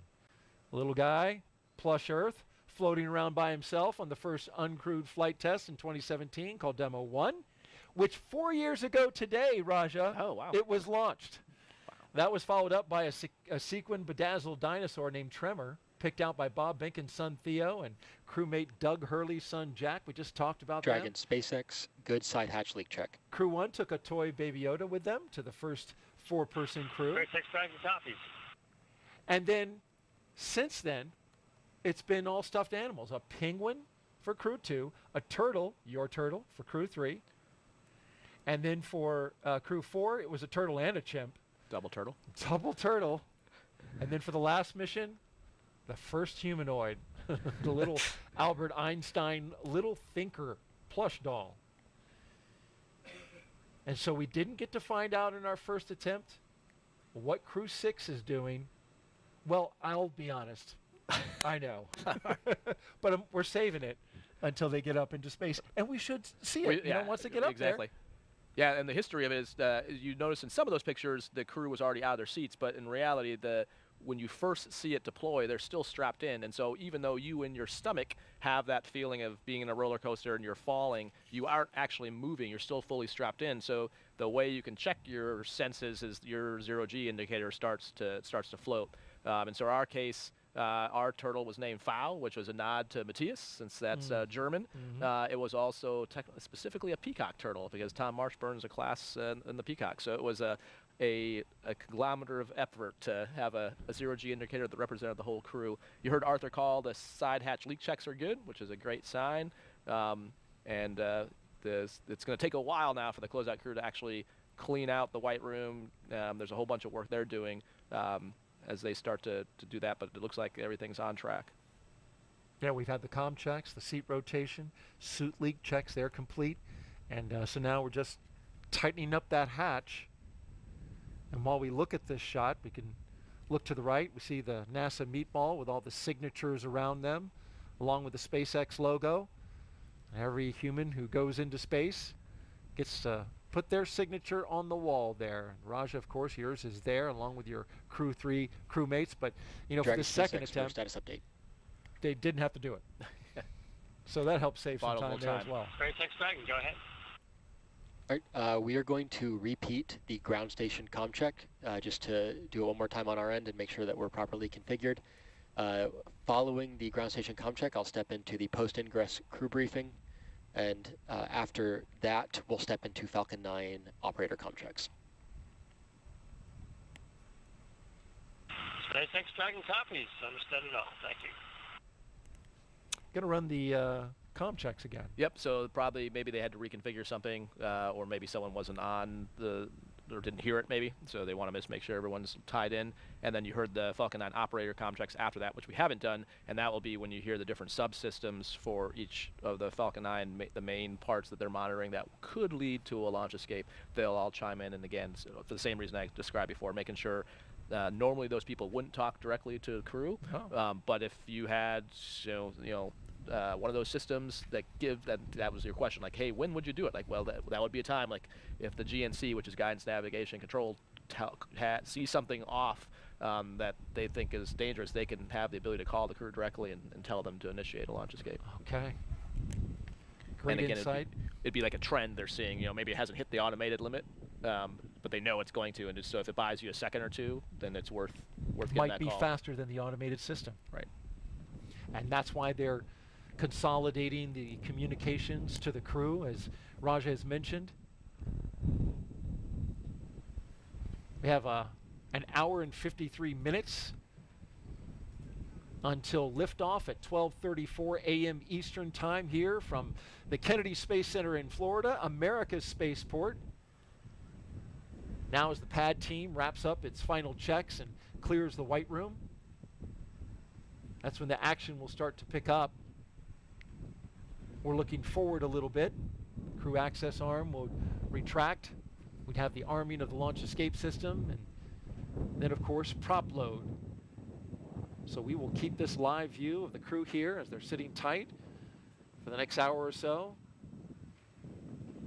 Rajachari doing a great job of keeping us informed about what's happening as we watch it. And if you want to ask him a question, we're taking them. Just head on over to social media. Oh, great question actually on there. So actually the one's not a question was a shout out from Steve Bowen's fellow submariners. Looks like we've got one here that from @Danny Scara. Okay. What happens after you're strapped in and waiting to launch and you have to use the bathroom? So we get really good at using diapers. They're called MAGs. What are they called? MAGs, which is the acronym for Maximum Absorbency Garment, but it's basically a diaper. It's just that way you don't have to say the word diaper, but it's diaper. Giving us some great insight there. Well, actually, if the people at home, don't try this if you're watching the Causeway because there's fire ants, but if you're at home and you want to know what it's like, just get on your back, put your feet up on your couch, and lay on your back and watch this broadcast and do it for the next 2 hours. And even if you haven't drank a lot of water, sitting like that, it's hard to do. It's hard to do, and it makes you have to go to the bathroom. So you definitely that's one of the reasons that we call it crew time on back, is a big deal in trying to minimize that because you can get cramps. This is definitely more roomy than like a Soyuz where your knees are in your chest, but yeah, it is less than comfortable. And so you have to overcome the mental block of peeing your own pants because it's actually harder than you would think. But we get practice doing that in NBL runs. So because you're in the pool for practice. Yeah, well, when you're doing NBL runs, you're in that suit for like 8 hours in a MAG also. So that's kind of where you start. Then actually, when you're in training, we call it like day in the life sims when you do like a whole day in the Dragon. And so yeah, you get used to using it. But that's exactly what you do. You saw the reason we cut away when they pulled up to the pad is there's actually a trailer behind the launch pad where they can use the bathroom one more time before they go up the elevator. And you try to never leave a bathroom or a runway behind you if you're flying. Never pass up the chance to use a bathroom. But yeah, so it's a fine balance because you want to be hydrated, especially when you get to space, because you tend to get dehydrated. So you want a fluid load. But the downside is that especially when you're on your back with your knees in your chest, it tends to give you the sensation that you have to go to the bathroom.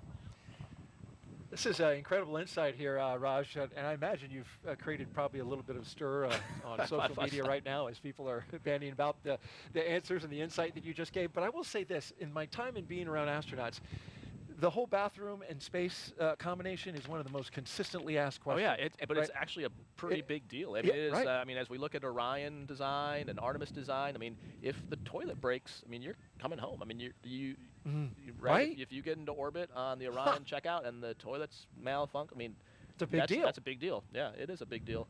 I mean, it's if you look at on the space station, that's one of the if the toilet goes down, that is all hands on deck to fix it because that is a big deal. I mean, if you've got 7 people that can't go to the bathroom, you only have so many diapers. I can only imagine. Well, with that, let's head over now to Houston for a closer look at what the crew will be doing when they reach their destination, and that's where we turn to Courtney Beasley. Courtney? Thanks, Daryl. Once Crew-6 arrives at the International Space Station, they'll officially become Expedition 68 flight engineers. Once on board, they'll do something known as a direct handover, basically saying that Crew-5 and Crew-6 will be aboard the space station all together until Crew-5 comes home. Crew-5 will be able to give Crew-6 an orientation and show them the ropes, which might be particularly helpful for the 3 first-time spaceflyers on this flight: NASA's Woody Hoberg, UAE astronaut Sultan Al-Niyadi, and Roscosmos cosmonaut Andrei Fedyaev. A direct handover also helps ensure a continuous U.S. presence on the space station, which is a record we've held for more than 22 years now. And as the station is first and foremost a laboratory, the crew will jump right into conducting experiments, with new research still to be delivered on upcoming cargo flights. But for now, we'll toss it back over to Jasmine Hopkins, who's with NASA Administrator Bill Nelson. Jasmine.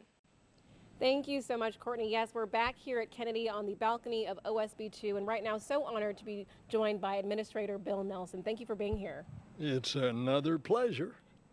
Of course, we're always glad to have you back at Kennedy. And Bill, right before we were tossed to you, actually just mentioned that you've been in the shoes of these astronauts before, that when you were flying on shuttle, it scrubbed 4 times. So do you have any words of wisdom, any words of encouragement for the astronauts tonight? Well, words of encouragement: enjoy yourself while you're laying there strapped in on your back, trying to get off the face of the earth.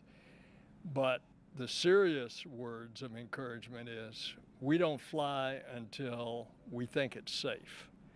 And that was what was important about the first scrub, because it just didn't feel right. And NASA made the call. It was the right call.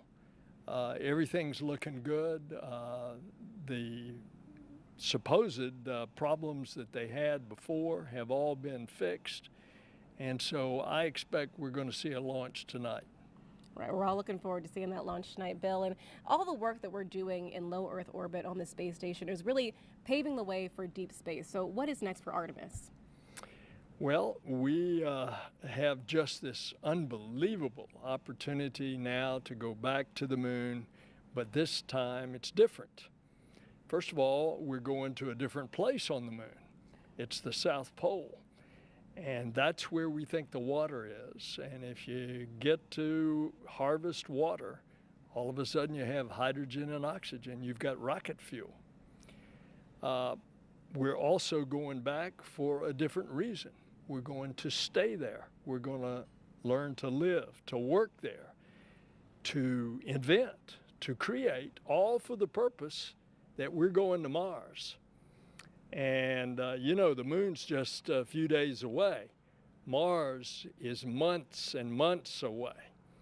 And so that's why this is so important for us to get back to the moon. It really is important. And right now we're also focusing on going together. In the Commercial Crew program, this is the second time that we've partnered with Roscosmos, but the first time that we have a UAE astronaut on board. Can you talk about how these international partnerships really help NASA's mission? It's a different mission. You pointed it out, not only, by the way, with our international partners, but with our commercial partners. Because when we go to the moon with the NASA rocket, we're going to go into lunar orbit, and we're going to join up with a SpaceX lander. And then our crew will then go down to the surface for 6 days.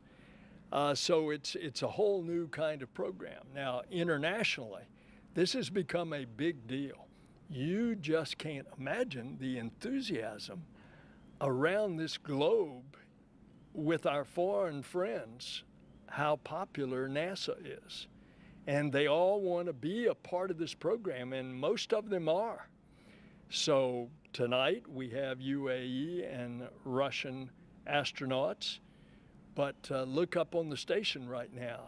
They're not only Russians, but there's also a Japanese astronaut up there. And so it is a very international program, particularly on the space station, because there we've got 16 international partners. Right, it really is important. We go further when we go together. Administrator Nelson, thank you so much for being here tonight. Thanks so much. Of course. Daryl, back to you. Thank you, Jasmine and Administrator Nelson. And we are now T-minus 1 hour and 44 minutes from launch as we look at the pad here. Dragon on top of a Falcon 9 with the crew access arm attached at the moment, but getting ready to retract.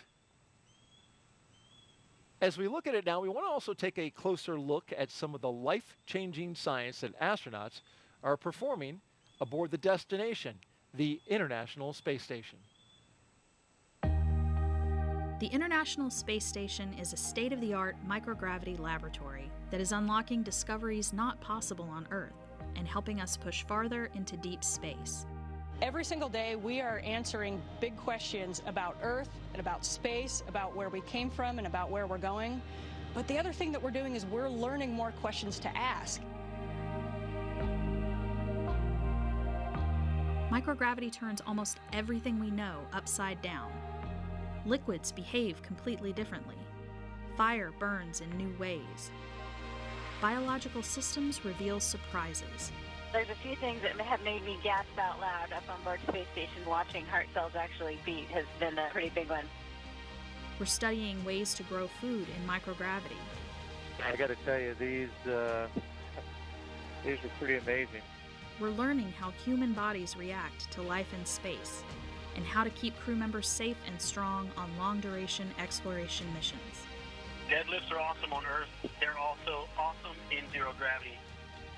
We're testing technologies that will be critical to our return to the moon and great leap to Mars.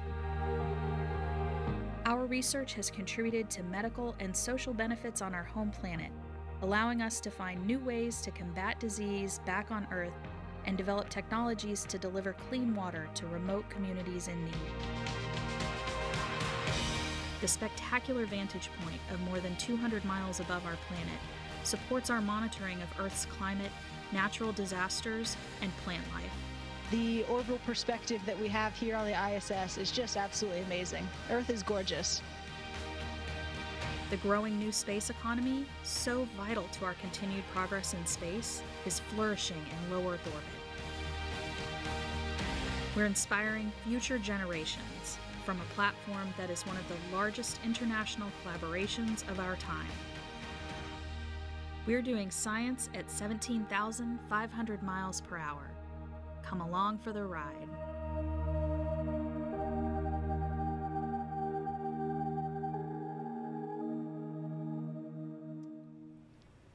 Love the shot of the cells there, the heart cells beating inside microgravity. It's really impressive. And inside this Dragon, 3 astronauts and 1 cosmonaut going up to the International Space Station to continue that important work of science on our orbiting laboratory.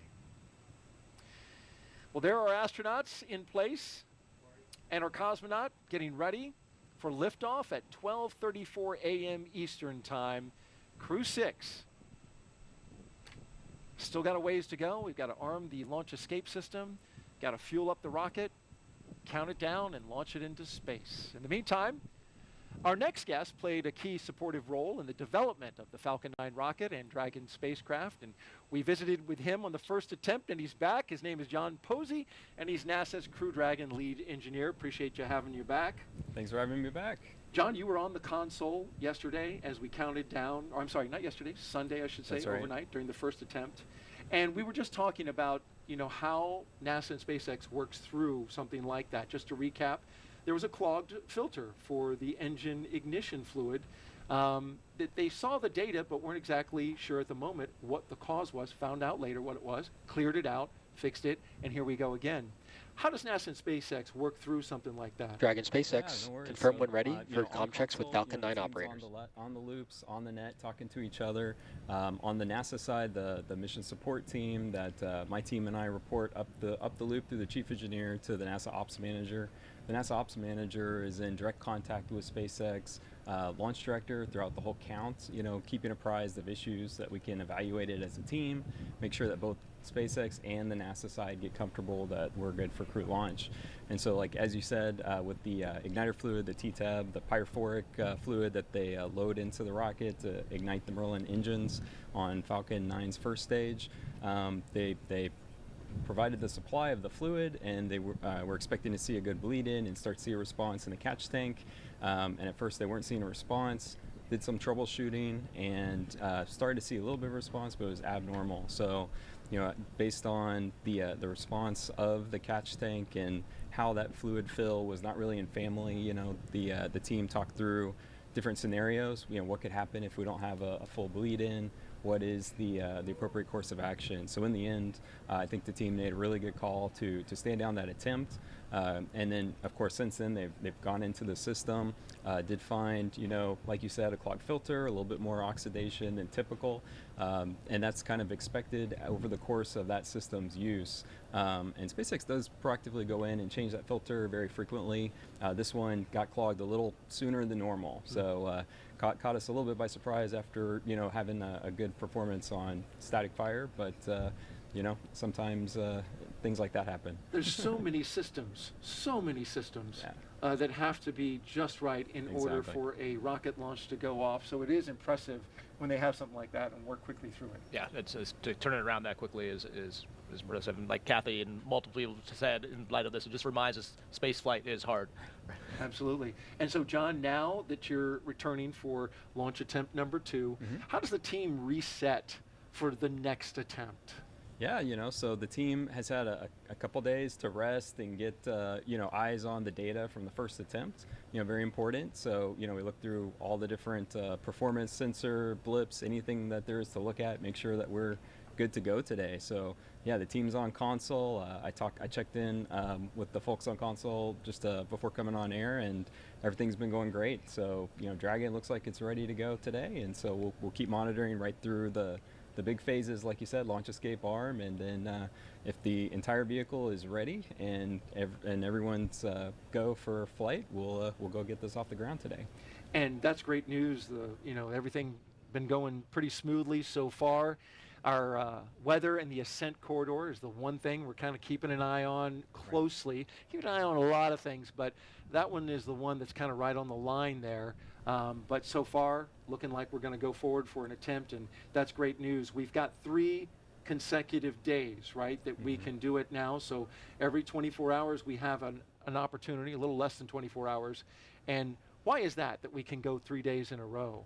Well, you know, it's how the orbital mechanics work out, right? For getting to the station, you know, and looking at the phasing times, the duration is important. You know, some days the phasing time to get to the International Space Station would just be too long for the crew to be, you know, inside there for 3-4 days. So we try to get, you know, shorter opportunities. Of course, you know, we're protecting for contingencies, right? If we go on a very long phasing and then had an issue docking, had to do a rendezvous, come back, had bad weather, you know, we protect for a lot of extra days of capability in the cabin, as Raja is well aware. So, you know, just protecting for those opportunities and picking the best times to get to station.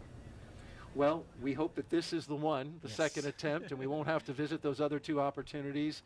John Posey, Crew Dragon lead engineer, thanks for being here for NASA, and we know you're now headed on console, headed over there to do your job. Yes, sir. All right, well, good luck tonight, and thank you again for being here. And now we'll head out to our VIP location where our Jasmine Hopkins is with a pair of special guests. Jasmine. Thank you so much, Daryl. The energy is picking up here at OSB2 as we march closer to launch. And right now, I'm so glad to be joined by Salem Al-Mari, the Director General of the Mohammed bin Rashid Space Center, as well as Hazza Al-Mansouri, UAE astronaut. Thank you so much for being here tonight. Thank you, Jasmine. Of course. Salem, we'll start with you.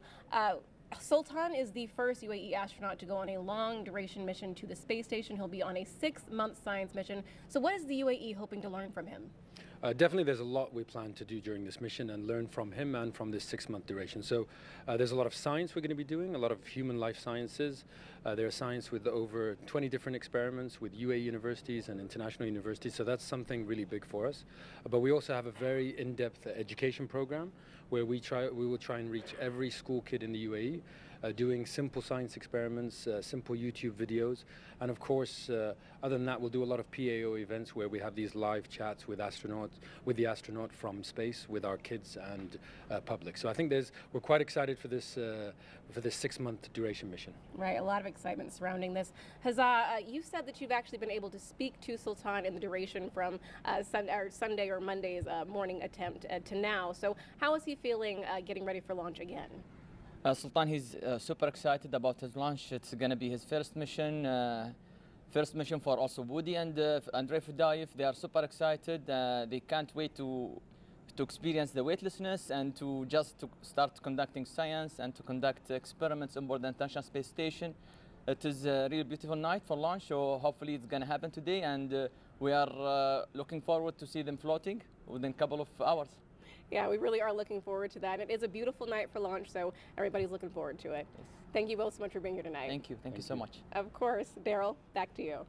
All right. Thank you, Jasmine. And we are now T-minus 1 hour and 33 minutes until liftoff of Crew-6 from the Kennedy Space Center here in Florida.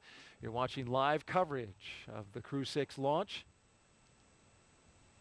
Monitoring the crew inside, and we've had some great interviews, but in the interim during that time, we heard that we're working no issues, and the team is moving forward through the countdown.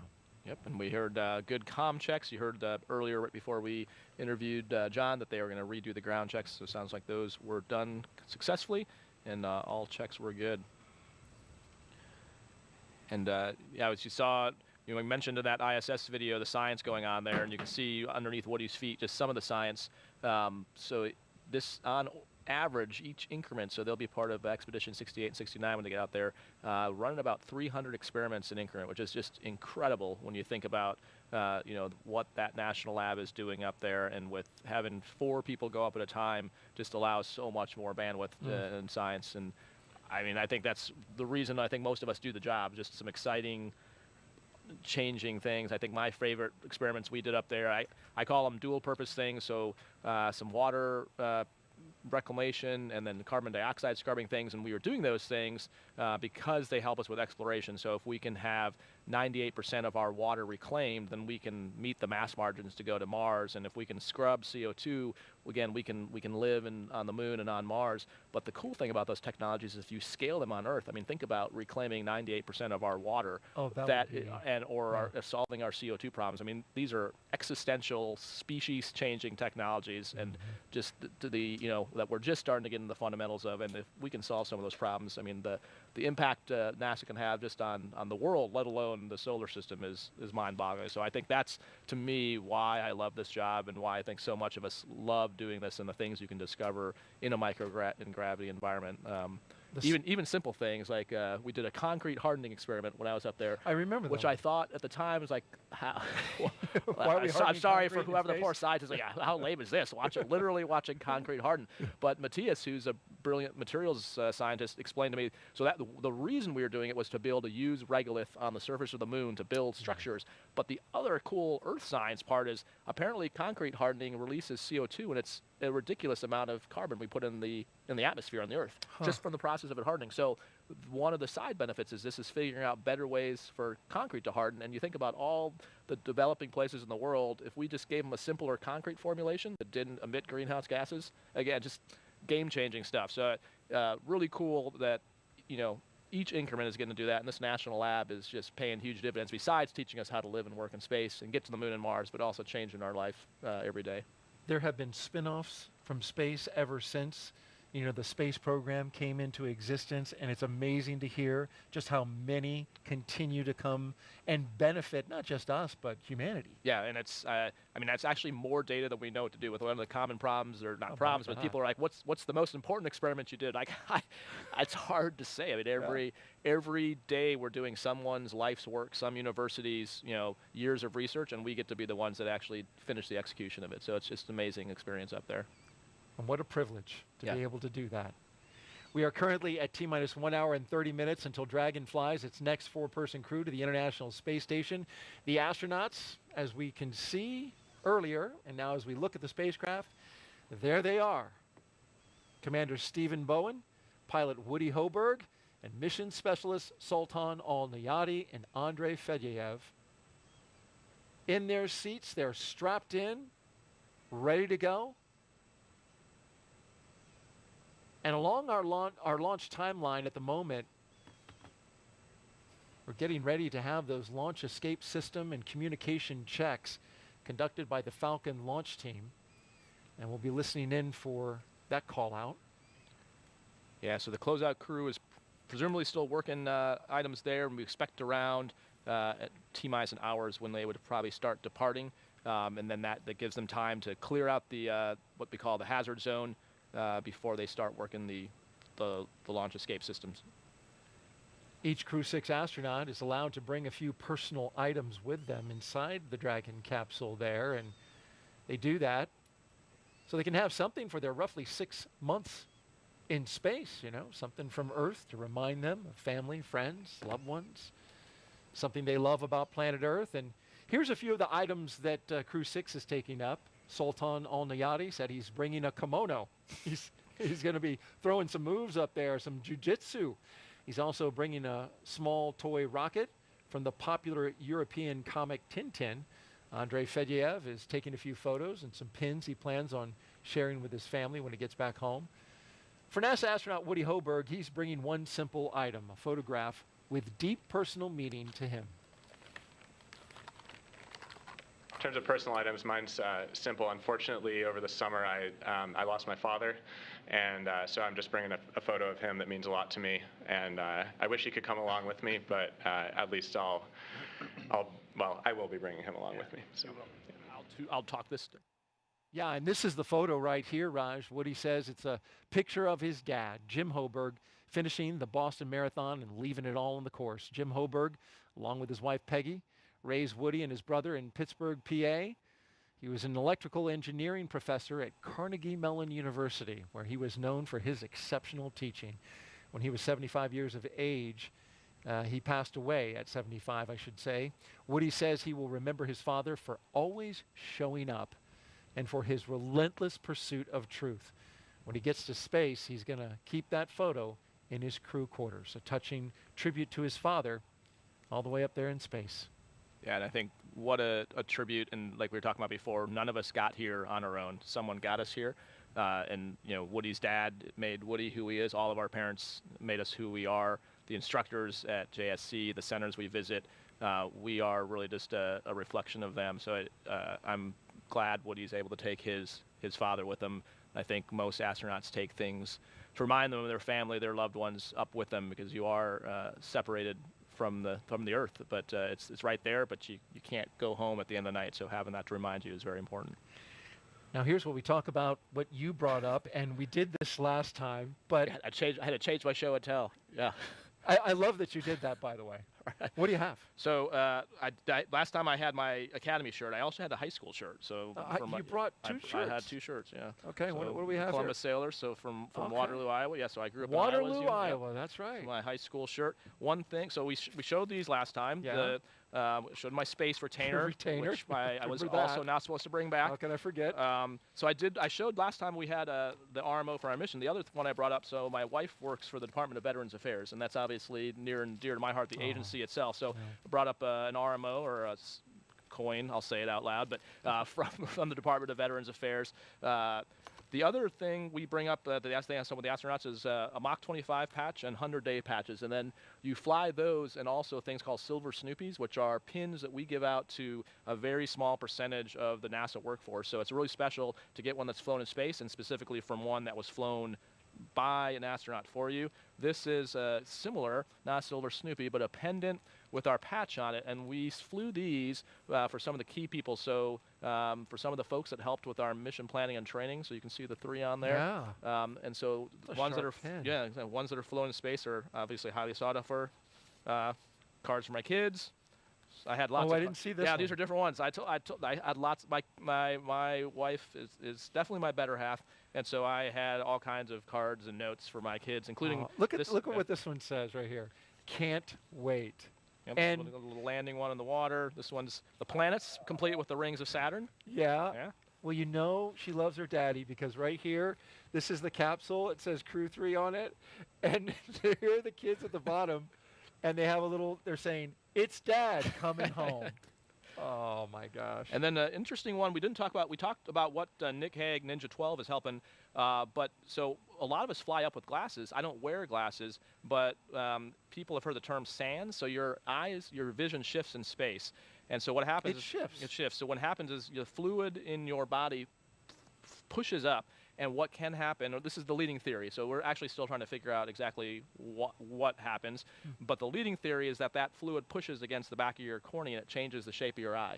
And so they fly us up, so these are glasses I had with me in the Dragon, in the event that my vision shifted enough that I would have a hard time reading the displays. Put those on real quick and show us what that look is. I think like. you're just trying to humiliate me now. Yes. Now I can't see the screen though, the teleprompter, so I'm going to take them back off. You But look quite, I can see up close really well. That's what it's meant for is up close vision. Yeah.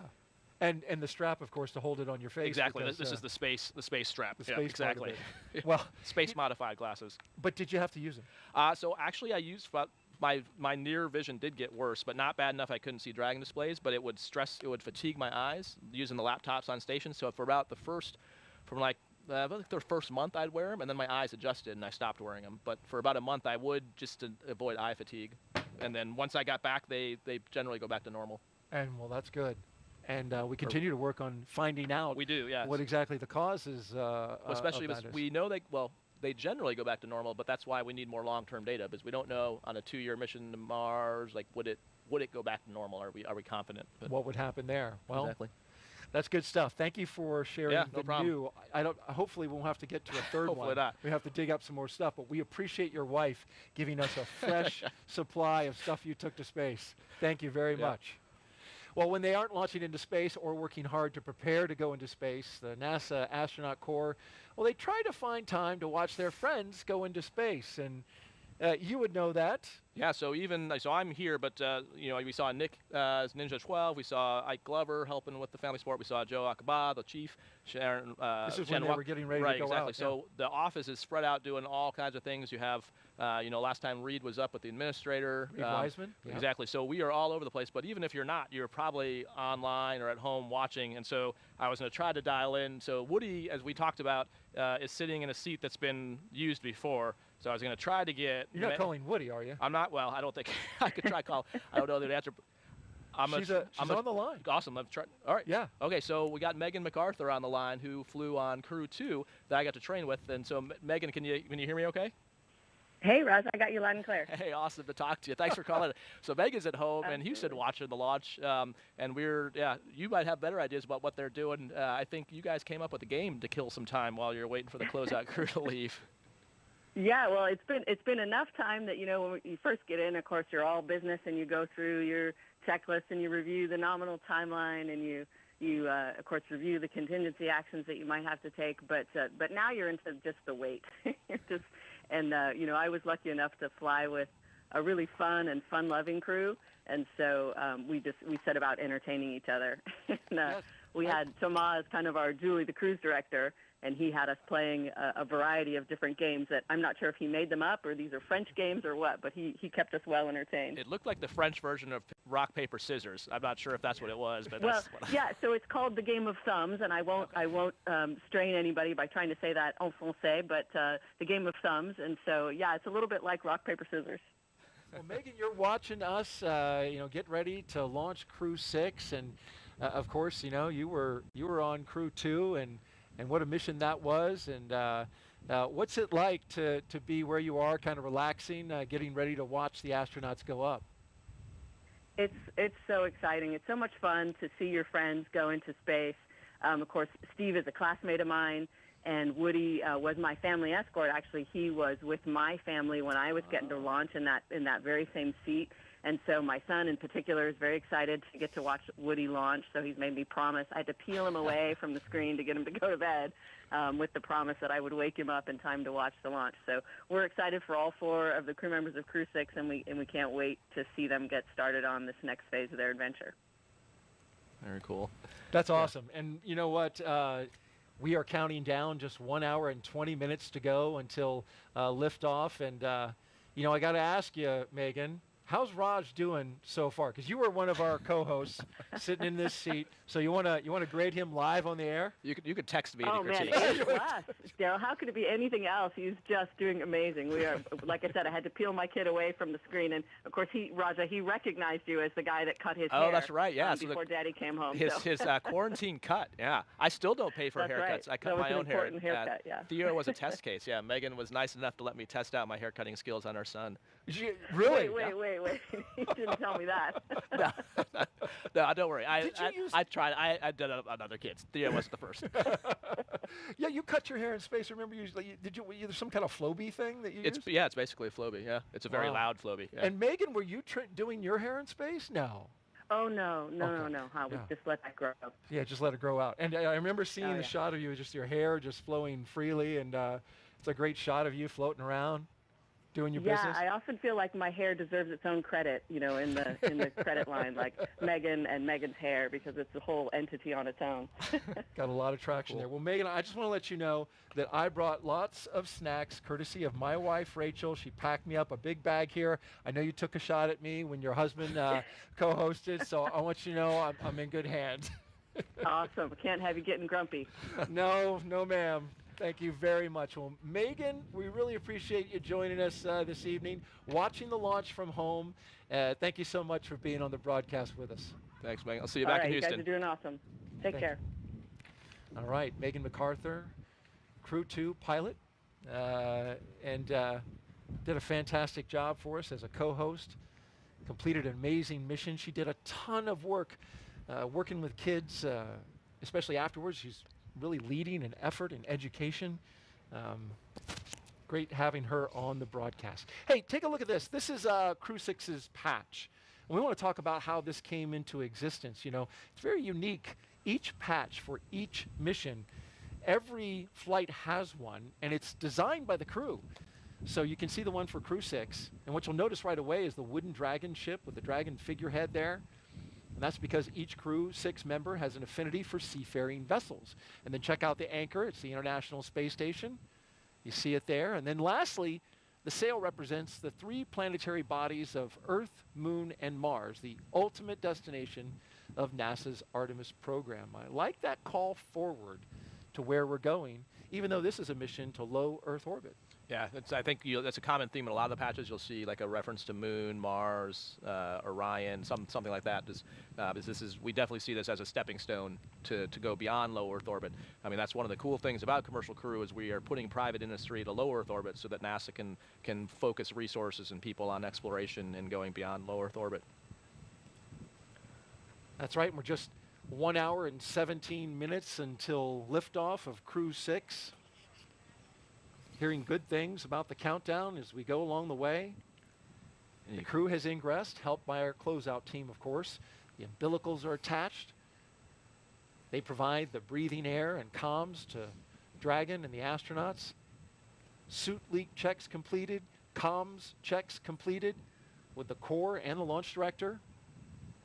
After those suit leak checks, the closeout team was able to close and seal the hatch, which has its own leak check. They made sure to look for any FOD that might be there, and FOD stands for Foreign Object Debris.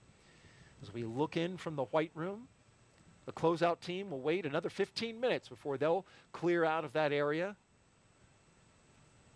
You saw those orange bags, so there's no, the people are starting to move out of there, but you saw those orange packs in that previous view just to the right on that wall. Those are actually breathing apparatus in case they have to emergency egress, that they can actually hook into their suits and get breathing air to get all the way off the pad. So we understand that the closeout team has actually departed the pad, and now they're doing some final weather checks. That'll be necessary before they give that final go, no-go for launch. Going to put the balloons up into the air. The winds have picked up a little bit, but not too bad at all. Yeah, and a great example, continuing to run ahead of timeline, and specifically that closeout crew already being done much earlier than last time. But again, it's their, you can tell it's a well-oiled machine now. They had the practice from just doing this 2 days ago, and now doing it again. When I talked to Steve about what they've been up to in between. Talking about Commander Steve Bowen, yeah. Between now, last attempt and now, his perspective is very similar to what we talked about the other night.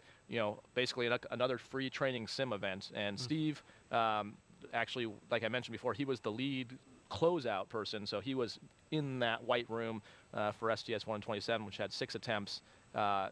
And so he mentioned that that the crew actually got sick of seeing his face because he was always the first person to open up the hatch on the shuttle, and they would see him leaning in. But I think he brought up similar to what we talked about.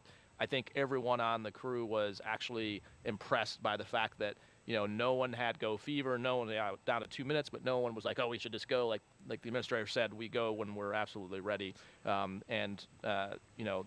We have an abort system, but or a launch escape system, but you don't want to rely on that.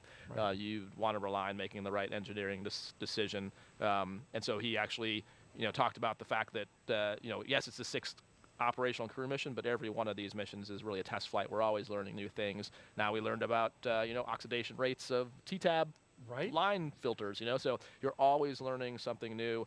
We talked last time about even the procedures they're using. So they're in a procedure called 4.100, and just in the last launch to now, they've changed the section numbers of that. So we're always iterating and improving and trying to figure out ways to do it better and more efficiently. Like you mentioned tonight, we're doing things in parallel, which is why now we have some time. So it seems like we're ahead, but if we had a problem with the side hatch closer or had a problem with the leak checks, this would all be time that we could use now to not be rushed. So it's great to keep iterating and practicing and learning.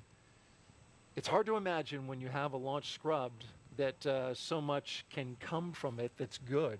Talking about that data, we heard NASA's Dragon lead engineer talk about how they've been poring over the data.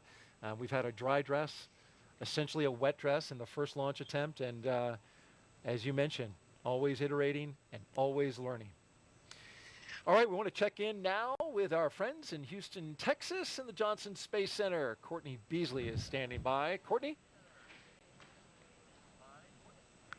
Thanks, Daryl. The team here in Mission Control Houston has polled that they are go for launch. The International Space Station is ready for Crew-6 astronauts to lift off. When Flight Director Jed Freeling polled his team, he was asking the flight controllers who work on all of the key systems on board the station if their focus areas were online and working properly. This includes life support systems, proper communications links, computers that allow us to command the station's onboard subsystems, and our ability to control and maneuver the space station are all fully functional. The crew in orbit is currently in a sleep period, and they are scheduled to wake up at midnight Central Time. The International Space Station Flight Control team is ready for launch. Mission Control Houston will continue monitoring the mission as we check off milestones for today's flight. In the meantime, I'll send it back out to the team at Kennedy. Daryl. All right, a beautiful shot from high above the Kennedy Space Center, going by the VAB as we look out at Launch Complex 39A. During the previous launch attempt, I want to recall this. Roger told us that dragonflies during dry dress is a good luck charm. Well, after the scrub, I was watching the Starlink launch. What do you see there? Looks like some insects flying by, maybe dragonflies. Yeah, I can't tell if they're insects on the screen or there you go. There's a buzz. Right, they were buzzing my phone. I thought it'd be a good idea to put some dragonflies in for the some show. Good luck. Roger. I like it. Yeah. Is that going to bring us some good luck? I sure hope so. Well, let's hope so indeed. 1 hour and 11 minutes, counting until liftoff. Let's check back in with Jasmine Hopkins, who has a special guest. Thank you so much, Daryl. Joining us now is Kennedy Space Center Director Janet Petro. Thanks so much for being here, Janet. Thank you, Jasmine, for having me. We're always happy to have you. And right now we're preparing for Take 2, second launch attempt of Crew-6, but this is something that the Kennedy workforce is built for, really. I mean, we're very agile. Can you speak to that? Yeah, sure. So, last year, 60th anniversary, we went through this with Artemis, not just 2 times, but we did it 3 times, successfully launching the 3rd time on November 16th. So launch is hard, the whole process, and we got to get it right. They say, you'd rather fix a problem on the ground than launch and then have a problem in the air. So the team, the NASA team along with the SpaceX team has worked really hard. We had our Delta launch readiness review late yesterday evening, worked through the issues that we experienced on the first one, and we're ready to go tonight, Jasmine. That is what we want to hear. It's good to hear that we are looking good for launch tonight, Jan. And you just mentioned that 60th anniversary. It was our diamond anniversary last year. To think that we've been here 6 decades, what is Kennedy doing to continue growing and improving? So the first 60 years, it started, Kennedy was with Apollo, and then diamond anniversary last year, Artemis, first launch of Artemis, going back to the moon. But as a spaceport, we really have come into our own. We've really brought a lot of the commercial industry here to launch. 94 launches on the manifest this year. We had 57 last year, like you mentioned, 31 the year before that. So we are growing. We obviously are a very popular place, not just because of the geography, but the services that we're providing at the center to our commercial partners and customers. We're working very hard to make it easy for them to launch and to provide them the best services. And I got to brag for a moment. We have a spaceport integration team. They coordinate with the 45th SLD, the Space Force side. Every single one of those 90-plus launches will be supported by our Kennedy team as well as the Space Force side. We work jointly together in partnership to ensure that all of those launches are successful. And of that 90-plus, 79 are commercial.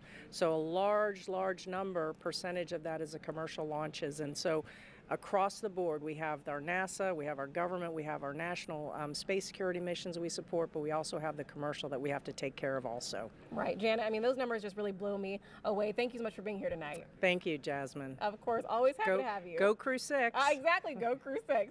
Daryl, back to you. Thank you, Jasmine and Janet.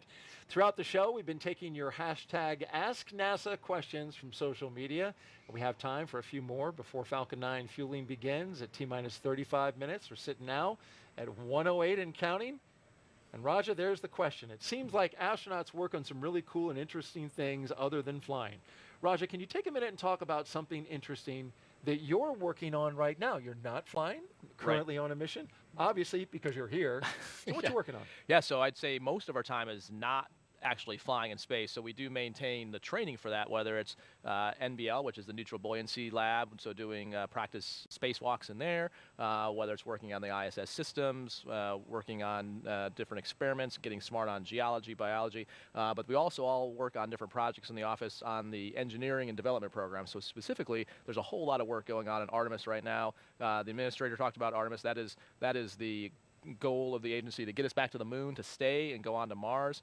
So there's the SLS, which is the rocket. There's the Orion, which is the capsule. There's the Gateway, which is the Lunar Space Station. And then there's the HLS, the Human Landing System, which is the lander. So that's my particular job right now, is helping with lunar lander development and testing. And so I love my job. I love to fly in space, but I also love my day job. And so that's, we're doing all different kinds of things. There's folks working on the lunar exploration suits. So those are the space suits for the surface. So we're not going to use, we talked about there's IV suits, which are for in the vehicle. There's EVA suits, which is what we use on the space station. And we are working on lunar suits because that's different than either of the ones we have.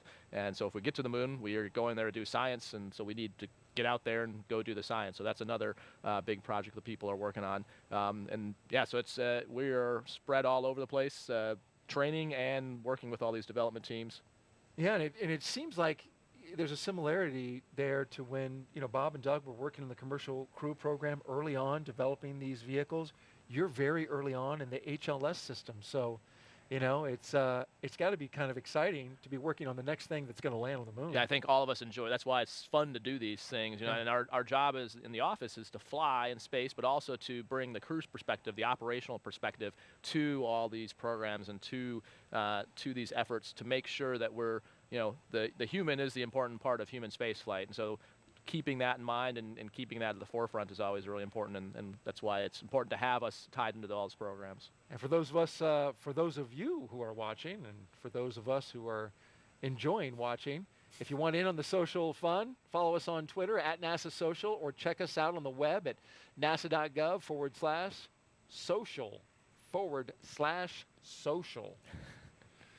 Hey, this is a really quick question, a really easy one. At Slow asks, Raja, what inspires you? What inspires me? I think the idea of exploring is what inspires me, the idea of new discoveries, and I think I kind of alluded to why I'm so excited about science before, solving problems here on Earth. So I would love to see humanity go and explore, like live on the moon, go to the next planet, but I also am inspired by the fact that we are finding solutions for problems here on Earth right now. So that's what inspires me to work here. And it must be rewarding as well. It's amazing. Yeah. So I think what inspires me is inspiring others too. So I think one of the coolest parts of our jobs, it takes time and effort because you're traveling, but going to talk to like school kids, that's hands down one of my most favorite things really to go do. And just, yeah, I mean, seeing their excitement, just the when an astronaut walks in the door, it's just so fun, you know, and yeah. You know, whether it's elementary answering bathroom questions, you know, because I've heard plenty, all the way to, you know, talking to university students who have questions like, you know, where do I go, and like what kind of degrees, and you know, so it is really cool, and it inspires me to be even a potential inspiration, or to potentially help or set a spark maybe in someone's mind, or give them the idea of what's possible. Deep curiosity as well. We are 1 hour and 4 minutes and counting until liftoff. This day is the continuation of regular flights to the space station from U.S. soil. Crew-6 and the mission will be the company's 6th crewed spaceflight. This is for, of course, SpaceX and NASA, following the crewed test flight Demo 2 and 4 previous operational crewed missions to the space station. It will also be SpaceX's 8th crewed spaceflight overall, including the private orbital mission Inspiration 4.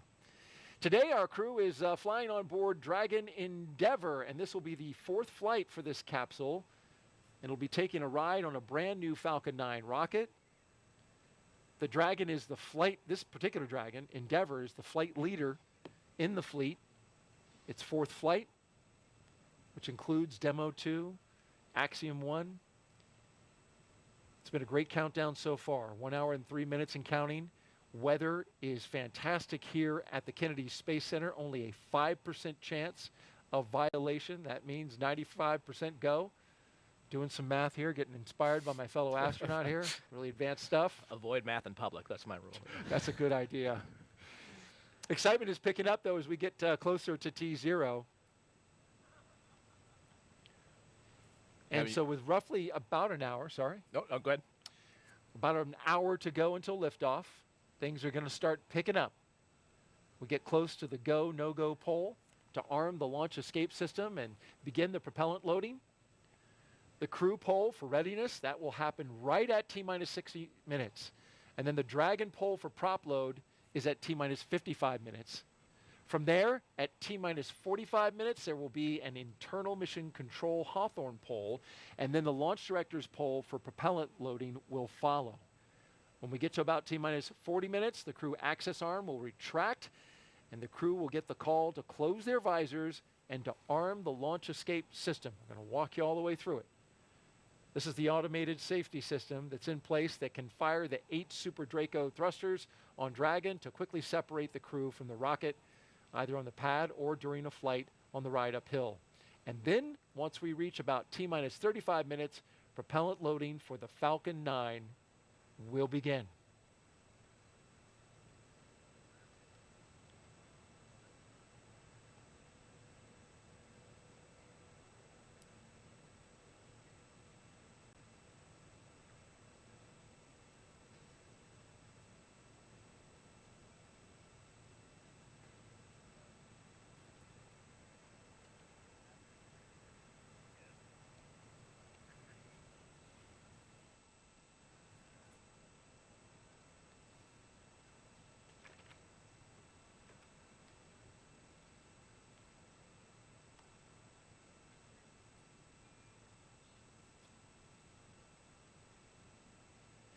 Thanks for tuning in. You're watching live launch coverage of NASA and SpaceX's 6th rotational flight of astronauts and 1 cosmonaut to the International Space Station. We are T-minus 1 hour and counting until liftoff. And with us today is NASA astronaut Raja Chari. Raja, thanks for coming back. Yeah, glad to be back. Hoping to see my first launch. Indeed, and if you didn't know, Raja is getting ready to witness his first launch. He rode on a rocket as we turn the corner from the vehicle assembly building to show off the launch pad just beyond it. Oh, this is a great shot. Got the big reveal. Look at that. It certainly is. That's cool. There it is, the Launch Complex 39A, holding for a 12:34 a.m. Eastern Time liftoff.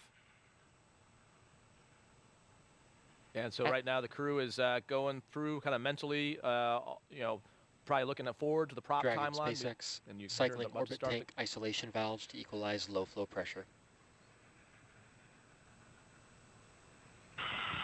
SpaceX Dragon copies, we're watching.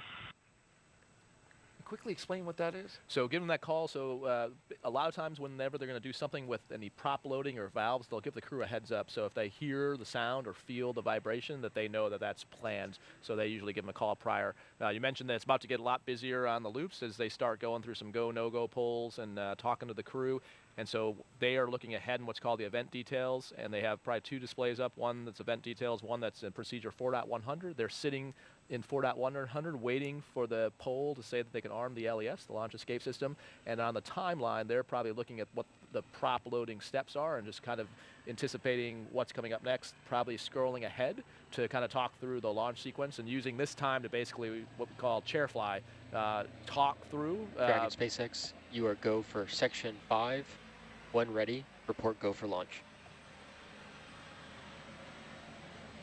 All right, picking up section 5, preparation for LES arming.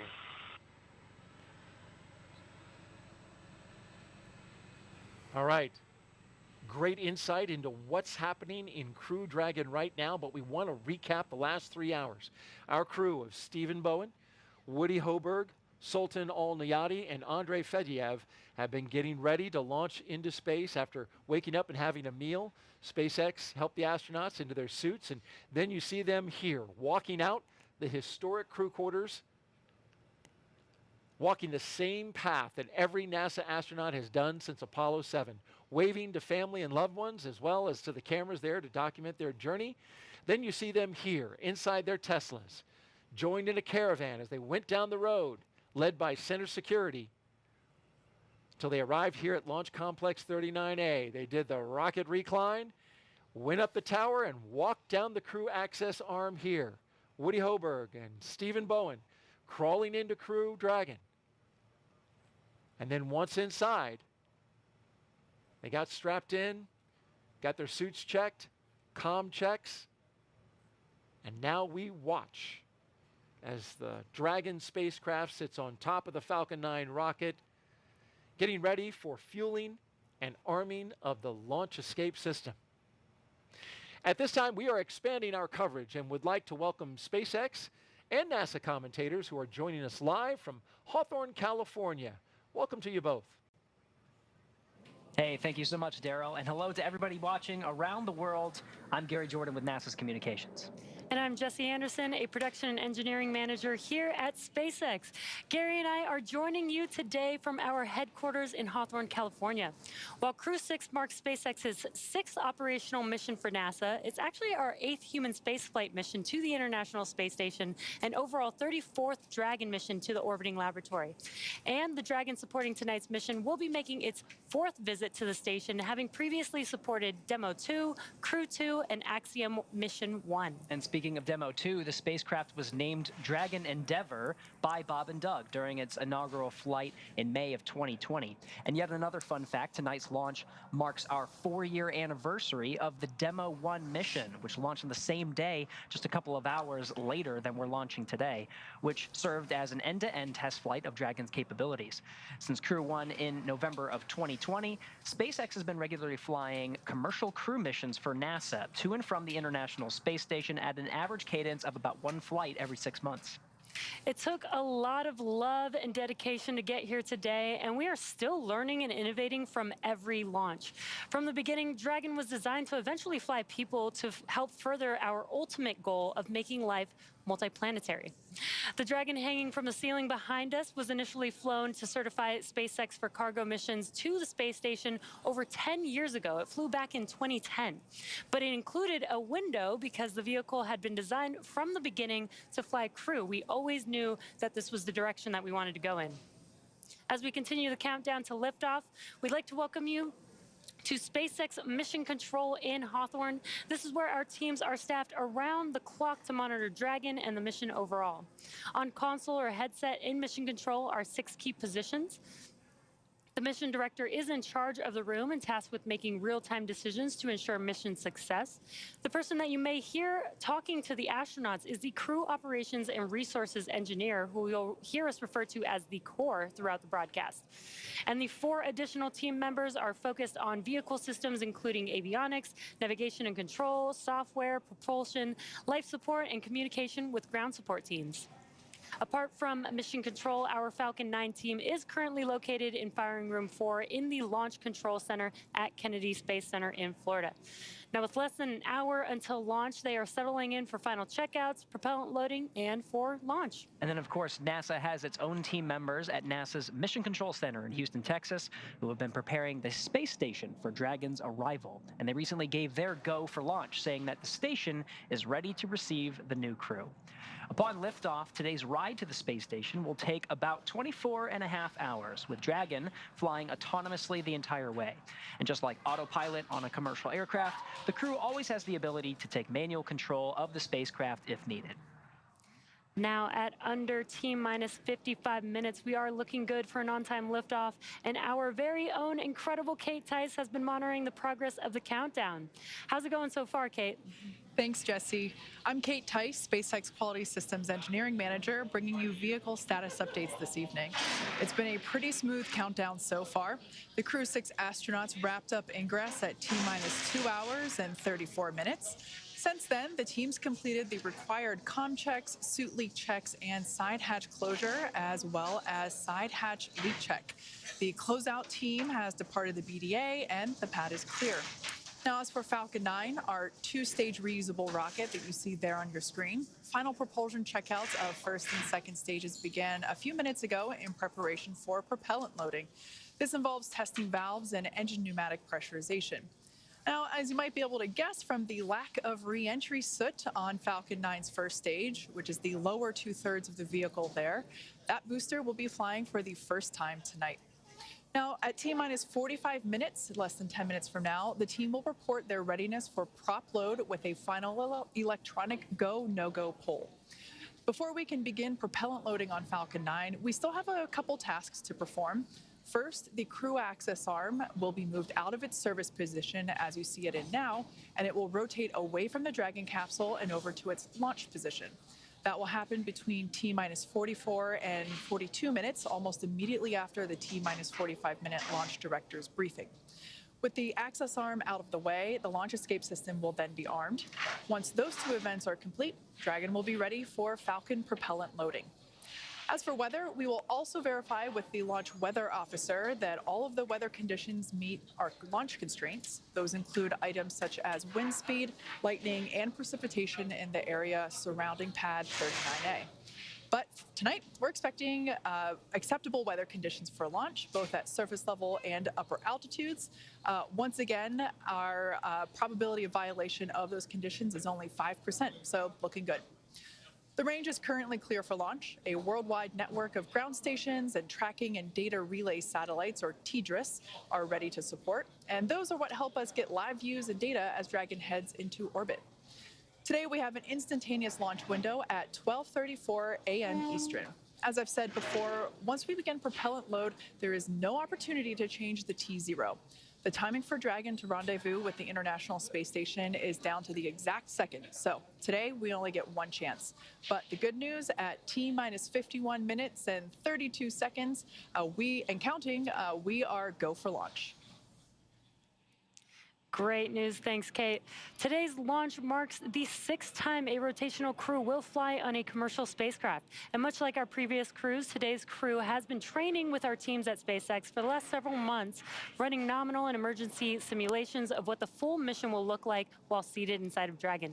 And as with every mission, each one of our crew members brings a diverse set of experience to today's flight. That's right, and let's start with the mission's commander. Steve Bowen was born in Cohasset, Massachusetts. He holds a bachelor's degree in electrical engineering from the U.S. Naval Academy and a master's in ocean engineering from the Joint Program in Applied Ocean Science and Engineering at MIT and Woods Hole Oceanographic Institution. In July 2000, Bowen became the first submarine officer selected as an astronaut by NASA. This will be Bowen's 4th trip into space as a veteran of 3 space shuttle missions, STS-126 in 2008, STS-132 in 2010, and STS-133 in 2011. Bowen has logged more than 40 days in space, including 47 hours, 18 minutes during 7 spacewalks. As mission commander, he'll be responsible for all phases of flight aboard Dragon, from launch to reentry. Warren Woody Hoberg is from Pittsburgh, Pennsylvania. He earned a bachelor's degree in aeronautics and astronautics from MIT and a doctorate in electrical engineering and computer science from the University of California, Berkeley. He is also a commercial pilot with instrument, single-engine, and multi-engine ratings. The mission will be Hoberg's first flight since his selection as an astronaut in 2017. As pilot, he will be responsible for spacecraft systems and performance on Dragon. Sultan Al Niyadi will be making his first trip to space, representing the Mohammed bin Rashid Space Center of the United Arab Emirates. Aboard Dragon, he'll serve as a mission specialist, working to monitor the spacecraft during the dynamic launch and re-entry phases of flight. He spent time in the UAE military prior to becoming one of the first 2 individuals selected by his country when they started their space program just a few years ago in 2017. Al Niyadi will be the first UAE astronaut to fly on a commercial spacecraft.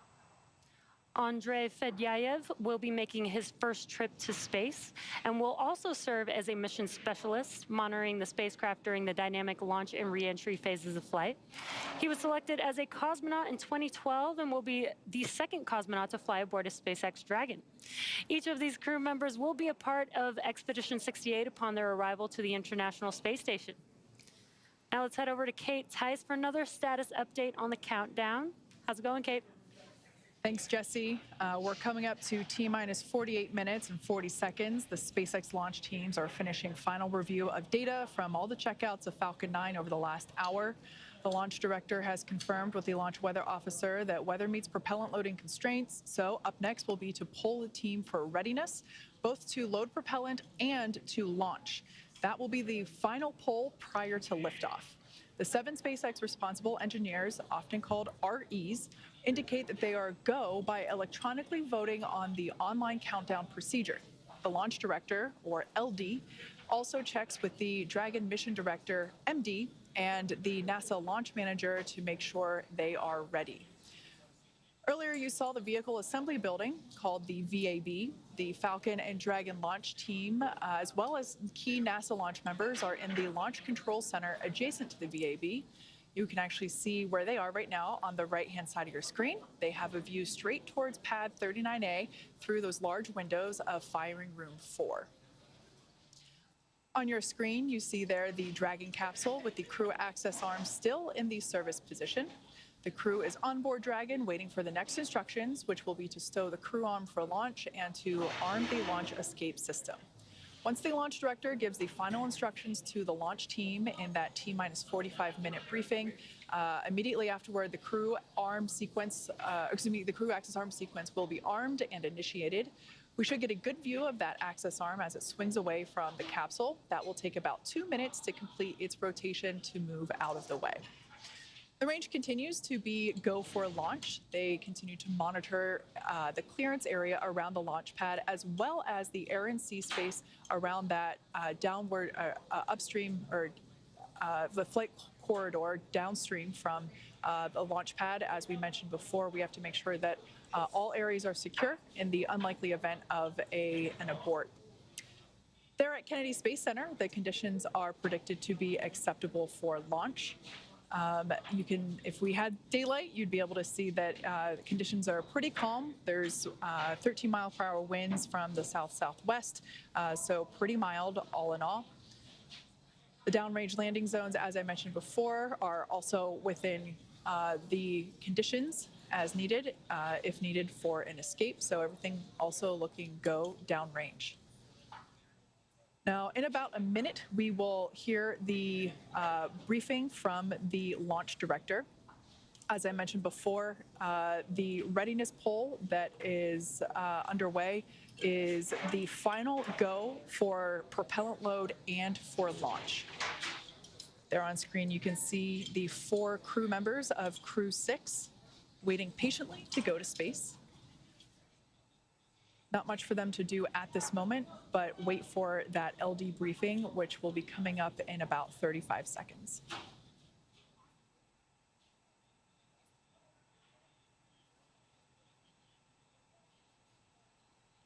As I mentioned before, the team in Mission Control, as well as the teams in Firing Room 4, they are basically collectively both with NASA launch team and the Dragon launch team and the Falcon Poll launch is team. complete, and the team is ready for crew access arm retract, propellant load, and launch. Both control rooms are going to lockdown at T-minus 45 minutes and remain in that state until the launch escape system is disarmed. All operators are remain at their console and maintain a sterile cockpit until MD confirms successful disarming of the launch escape system following orbit insertion or propellant offload in the event of a scrub. For non-urgent no-go conditions, brief the CE or LD and they'll approve aborting the countdown. For urgent issues affecting the safety of the operation, operators shall call hold, hold, hold on the countdown net. Launch control will abort the launch auto sequence immediately and proceed into the launch abort sequence. At T-minus 10 seconds, launch control will be hands-off, relying on automated abort criteria for the remainder of the count. Launch control, you may proceed with arming the crew for movement.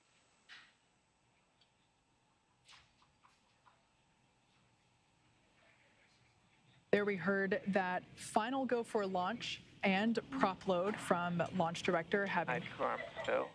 Get started. And there we just heard the call out that the crew access arm retraction is underway. So let's head back to Daryl over at Kennedy as they have a live view of that retraction as it happens, and will be the major final physical reconfiguration of the pad prior to launch. Daryl, how's it going?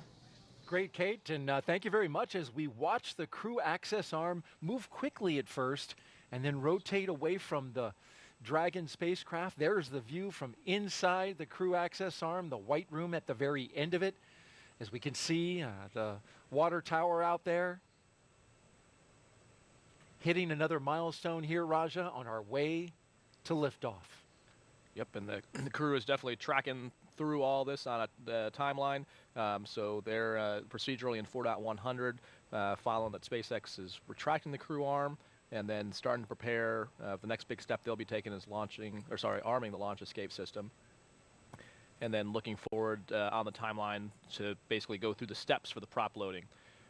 So we talked a little bit about the first broadcast, but there's kind of a key mental note here as well. If there was an emergency pad egress, they probably have some crew coordination of who's going to get to the hatch first, but you definitely want to make sure the crew arm is back in place. So there's this period of time while the crew access arm is not there, the launch escape system is not armed. So Crew access arm retraction complete. You need the arm to swing back to the capsule before you can actually egress. You need to make sure that's there before you step out.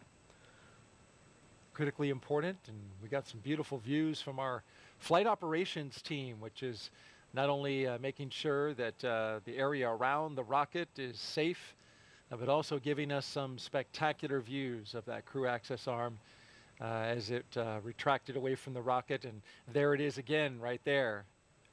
Yeah, it's a great view where you can see both the strong back, which is the structural piece holding the rocket up there now, and then the crew access arm swung back. Open now to the air and the atmosphere. Hopefully no dragonflies that far up, and We had our own dragonflies earlier, Raj. So we're working. We have successfully had good luck here at the launch broadcast test. Okay, We've done our part. It's feeling good. We're doing doing what we can. There's a great view too of the trunk, so you can see the side, which is the part just below the capsule. That's got the avionics radiators for cooling, and then the left side that looks black in the picture here is actually the solar panels that generates the power for the capsule on orbit.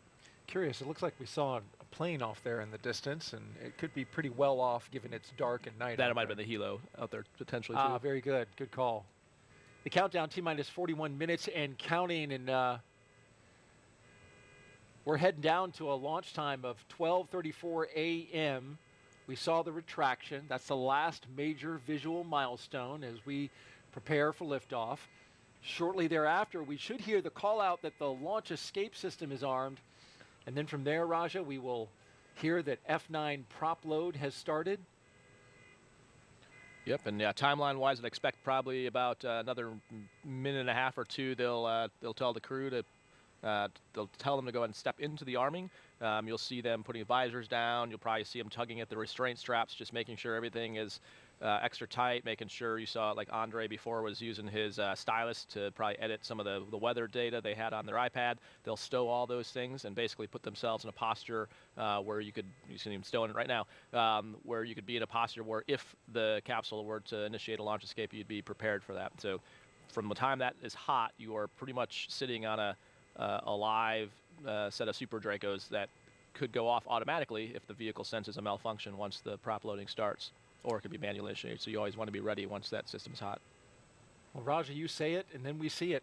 Calling it out. Remember well from your time as the commander of Crew-3. It's worth noting, you just came back from space. It was, what, May of last year? Yep. Yeah. Yeah, it's good to be back. I would go back in a heartbeat, but it's also good to be back home. But you're watching your friends go up. Yeah, this is it's really surreal to have friends and colleagues on the end of that rocket, and I think just reinforces the importance. You asked earlier, and the question was like, what do we do on our normal job? There's also people in our office. So Joe, who's the chief of the office, goes to the launch trainers reviews, and you are signing up your friends to go ride in this thing. So we take it pretty seriously, as well we should.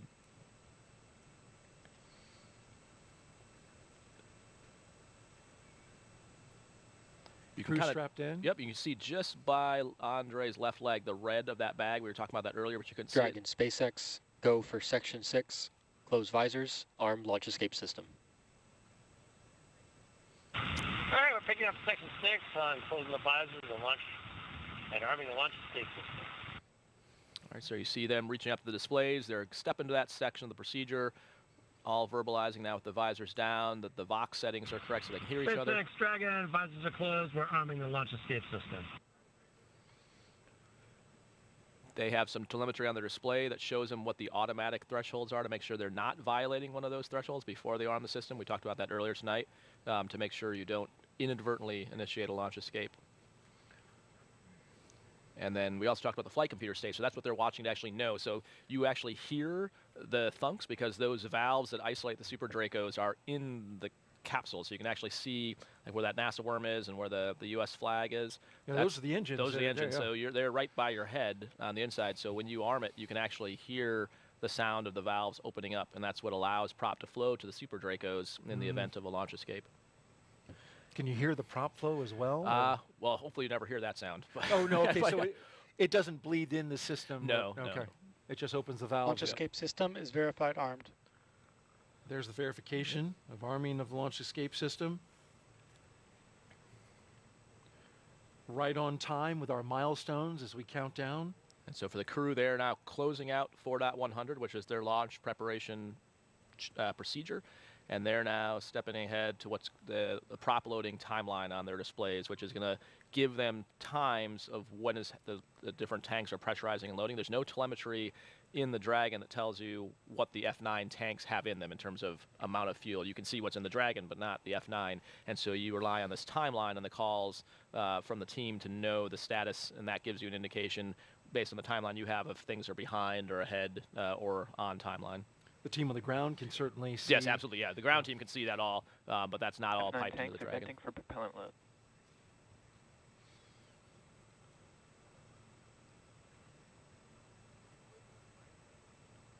We'll start venting. These would be the tanks on the ground? Right, so as they start to, they have what's called these giant accumulators that are full of the fuel that they then pump into the F9. And the two things I learned on our first broadcast attempt, one is that the license plate changes every time. The second that I also learned from you is that you can tell out here how full the rocket is by looking at the level that the condensation comes off the outside of the rocket, which you can't see that on the inside, but that's a good technique for if you're watching on the outside and don't have the benefit of having the displays the crew has or the telemetry the ground has, to just get a look at binoculars if you're standing on the causeway or on TV and know how full the tank is. Outdoor fuel gauge. Yeah. Only if you launch in the humidity of Florida. I don't know if it'd work in the desert as well. But. Well, we get to see launches out at Vandenberg, California, and it's a little drier out there. It still is on the coast, so we have some humidity, but it is quite a sight. It's a definite pro tip. I didn't know that. I've been I've been in the office for 5 years. No one taught me that. Told an astronaut something new. Yeah. I'm feeling proud. But I tell you what. You haven't learned nearly as much as I've learned in my time being in these two launch attempts, and so happy you could come back and count this down. We know our astronauts all around the country are watching. Checked in with Megan MacArthur earlier, had a nice little chat with her. She's watching. Other astronauts from the Corps. The astronaut Corps is roughly, about 42 astronauts? Yep, about that, yep. And then a new class called, they're named the Flies, the 2021 class. The Flies, that's their name? halfway through their training, yep, and looking forward to, they're crushing it as you would expect. Started. There's the call from the Corps. Yeah, here we go.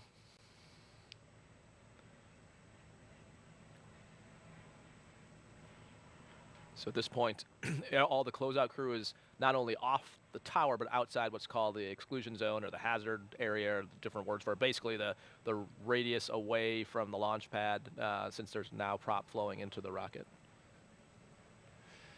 Well, T-minus 34 minutes and counting until liftoff. Today will begin the next 6-month rotation mission to the International Space Station.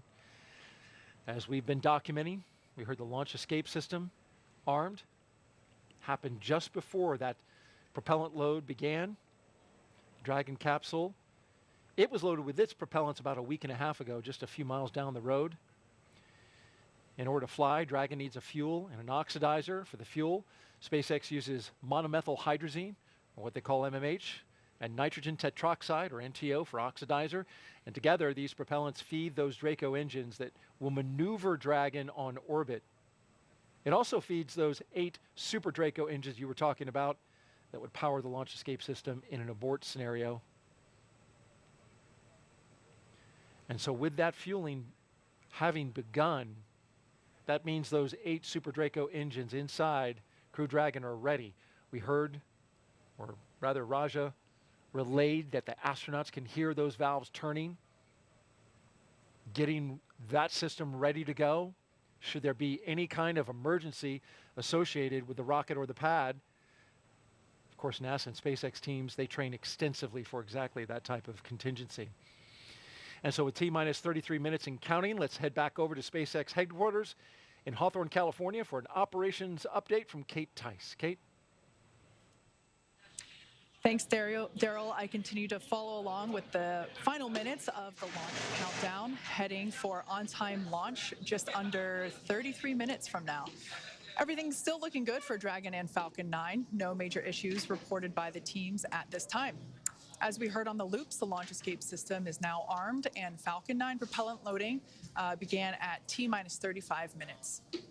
The first and second stages of Falcon 9 are each loaded with 2 liquid propellants. One is oxidizer, loaded into a tank at the top of each stage. The other, a fuel, loaded into a tank at the bottom of each stage. The fuel that we use to power the Merlin engines is RP1, which is a refined kerosene. The oxidizer loaded on each stage is densified liquid oxygen, or LOX.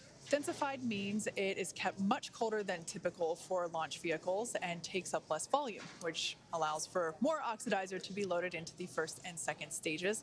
And as Raja mentioned minutes ago, you can tell how full the tanks are based on how high the condensation appears on the outside of the vehicle. To ignite the fuel and oxidizer in the Merlin rocket engine, we use the ignition fluids of triethyl aluminum and triethyl boron, also called TTEB. When TTEB comes into contact with oxygen, it burns and produces a green-colored flame. Once we have the flame going, we add the kerosene fuel into the Merlin chamber and the engine ramps up to full power. You might see the green flash just as the second stage engine ignites following stage separation 2 minutes and 48 seconds into flight. Now, for those of you who have been following along, you'll know that we stood down from our initial launch attempt of Crew-6 on February 26th due to a TTEB ground system issue. It was determined to be the result of a clogged ground system filter that was impeding the flow of TTEB. SpaceX teams replaced the filter, purged the TTEB line with nitrogen, and verified the lines are ready for launch. Lastly, we're topping off helium into pressure vessels on both stages.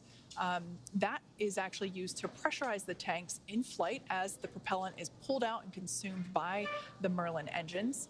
It's very similar to when you're drinking from a plastic water bottle. Helium loading has started. And there's that call out for that cryo-helium load I was just talking about. It's similar to drinking out of a plastic water bottle. You got to let some air back into the bottle to keep it from crumpling. Now, on board the spacecraft, the astronauts are monitoring the systems while propellants are loaded into the Falcon 9 below them, as you can see on the right-hand side of your screen. The crew's training in the simulator here at SpaceX headquarters in Hawthorne, California, actually included playback of sounds recorded in Dragon capsules during recent flights. So all of the sounds that they're hearing now, not only did they hear before in our previous launch attempt, but they heard it during the training simulations as well. As for the range, they continue to report no problems, and they are go to support launch. Weather also looks great.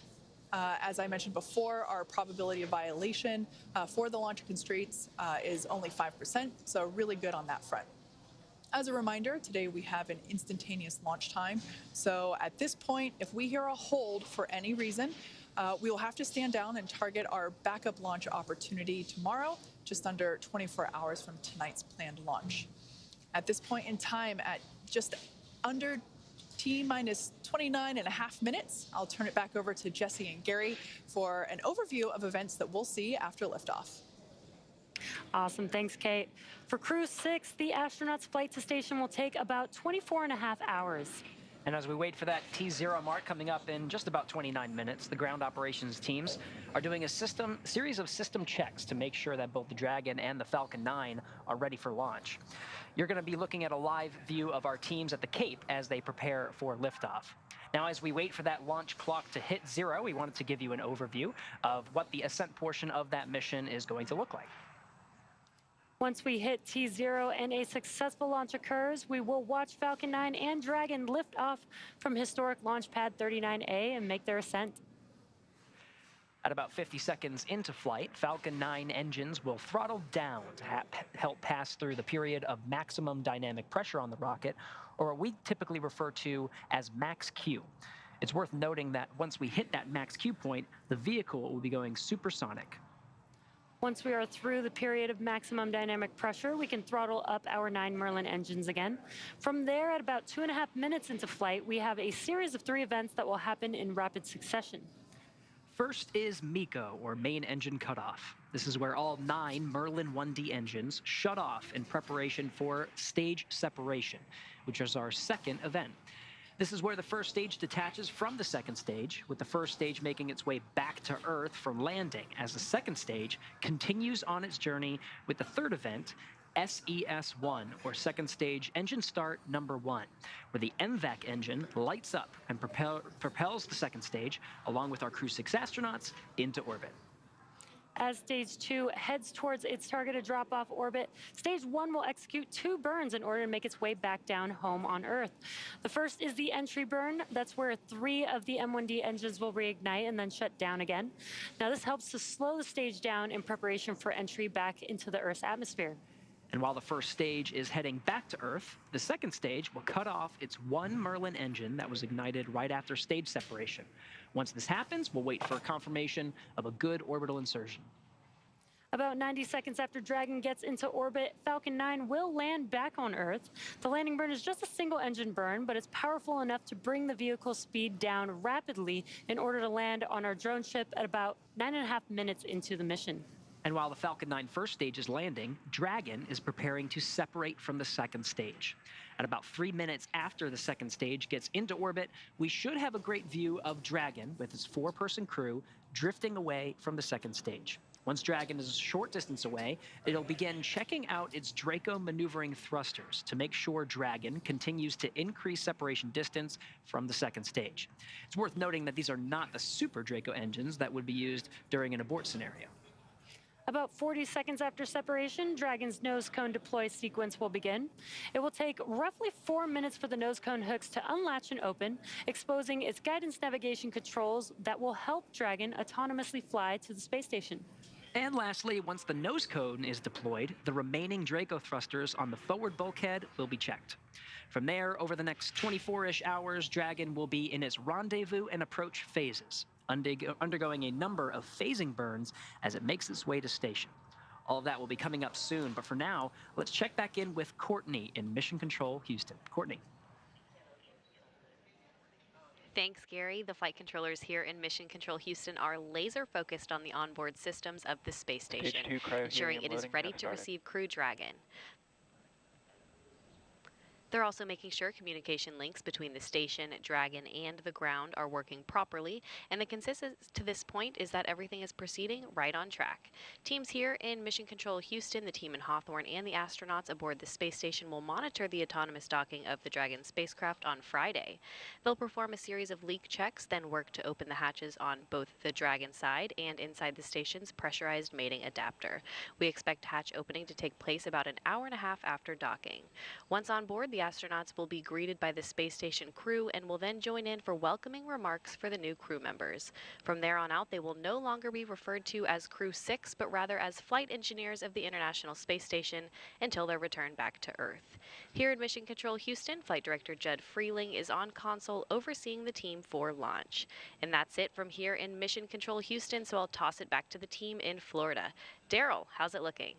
We're looking great out here, Courtney, and thank you very much as we cruise around the set here. Our production team doing a great job showing us all the sights and the sounds of the countdown of Crew-6. Liftoff is at 12:34 a.m. Eastern Time, and if you're just joining us, well, we're doing well. Having a great countdown, 24 minutes to go for the 6th astronaut rotation mission to the International Space Station under NASA's Commercial Crew Program. Commander Stephen Bowen, pilot Woody Hoberg, and mission specialists Sultan Al-Niyati and Andrei Fedyaev are strapped into the seats, as you can see them here inside Dragon Endeavour. The Falcon 9 rocket fueling operation well underway. The launch escape system is armed. That means Dragon is prepared to launch itself away from the Falcon 9 in case of an emergency on the pad or after liftoff. So far, operations looking and sounding as we would expect. And you can see on the rocket, we're filling her up. The condensation of the warm, humid Florida air down there shows you that, well, my guess would be about a third. But I have no actual telemetry to tell me that. Just going by the condensation coming off the rocket. It really super chills the skin on the outside of the rocket, and then that condenses the air in the atmosphere, the water that's in the air. And it really is something to look at once it's ready to go, all the way up and down the rocket. And the reason they make it super cold is, if there's probably, let's see, 3rd or 4th graders out there, I know that's what my kids are learning about, is like when something's really cold, it gets dense, so you can get more of it in there. So that's why it's important. Every drop of gas matters when you're trying to get to orbit. You want as much margin. John was talking before about why we build the timelines we do, and so, we always hope everything goes nominally, but we train for all kinds of contingencies. And so we've been talking about launch escapes, but the next phase is rendezvousing with the space station. And so we protect for a problem with either the station or the capsule and having to back away and come back again in 24 hours. And so all that requires prop and gas, and the further and higher the F9 can get the Dragon, the more options we have. So that's why they chill the gas. You heard calls earlier about the cryo-helium, and like they talked about it out at Hawthorne. That means that we have enough gas to pressurize the tanks. And then next you'll start hearing probably in about another minute, they'll start talking about stage 2 fuel being loaded. And so you'll hear calls, hear them talk about stage 2 and stage 1. It's a 2-stage rocket. So there's fuel and oxidizer for both the stages. The first stage, like they described, having the 9 engines, and the second stage having 1. But both of those have separate tanks for the fuel and oxidizer. And you'll hear them calling those out. Because again, the crew probably can't as much hear it like the same way they hear the Super Draco valves, but you can hear sort of some creaking and some noises, definitely some vibrations. So getting a call before that happens just kind of reassures them that sound is expected and gives them a reference point on the time that they're following. We're about 37 seconds away from completing stage 2 RP1 load. In the meantime, let's tell you about the crew. The commander of Crew-6 is Captain Stephen G. Bowen. He hails from Cohasset, Massachusetts. Married with 3 children, holds the title of first U.S. Navy submarine officer to be selected as a mission specialist by NASA.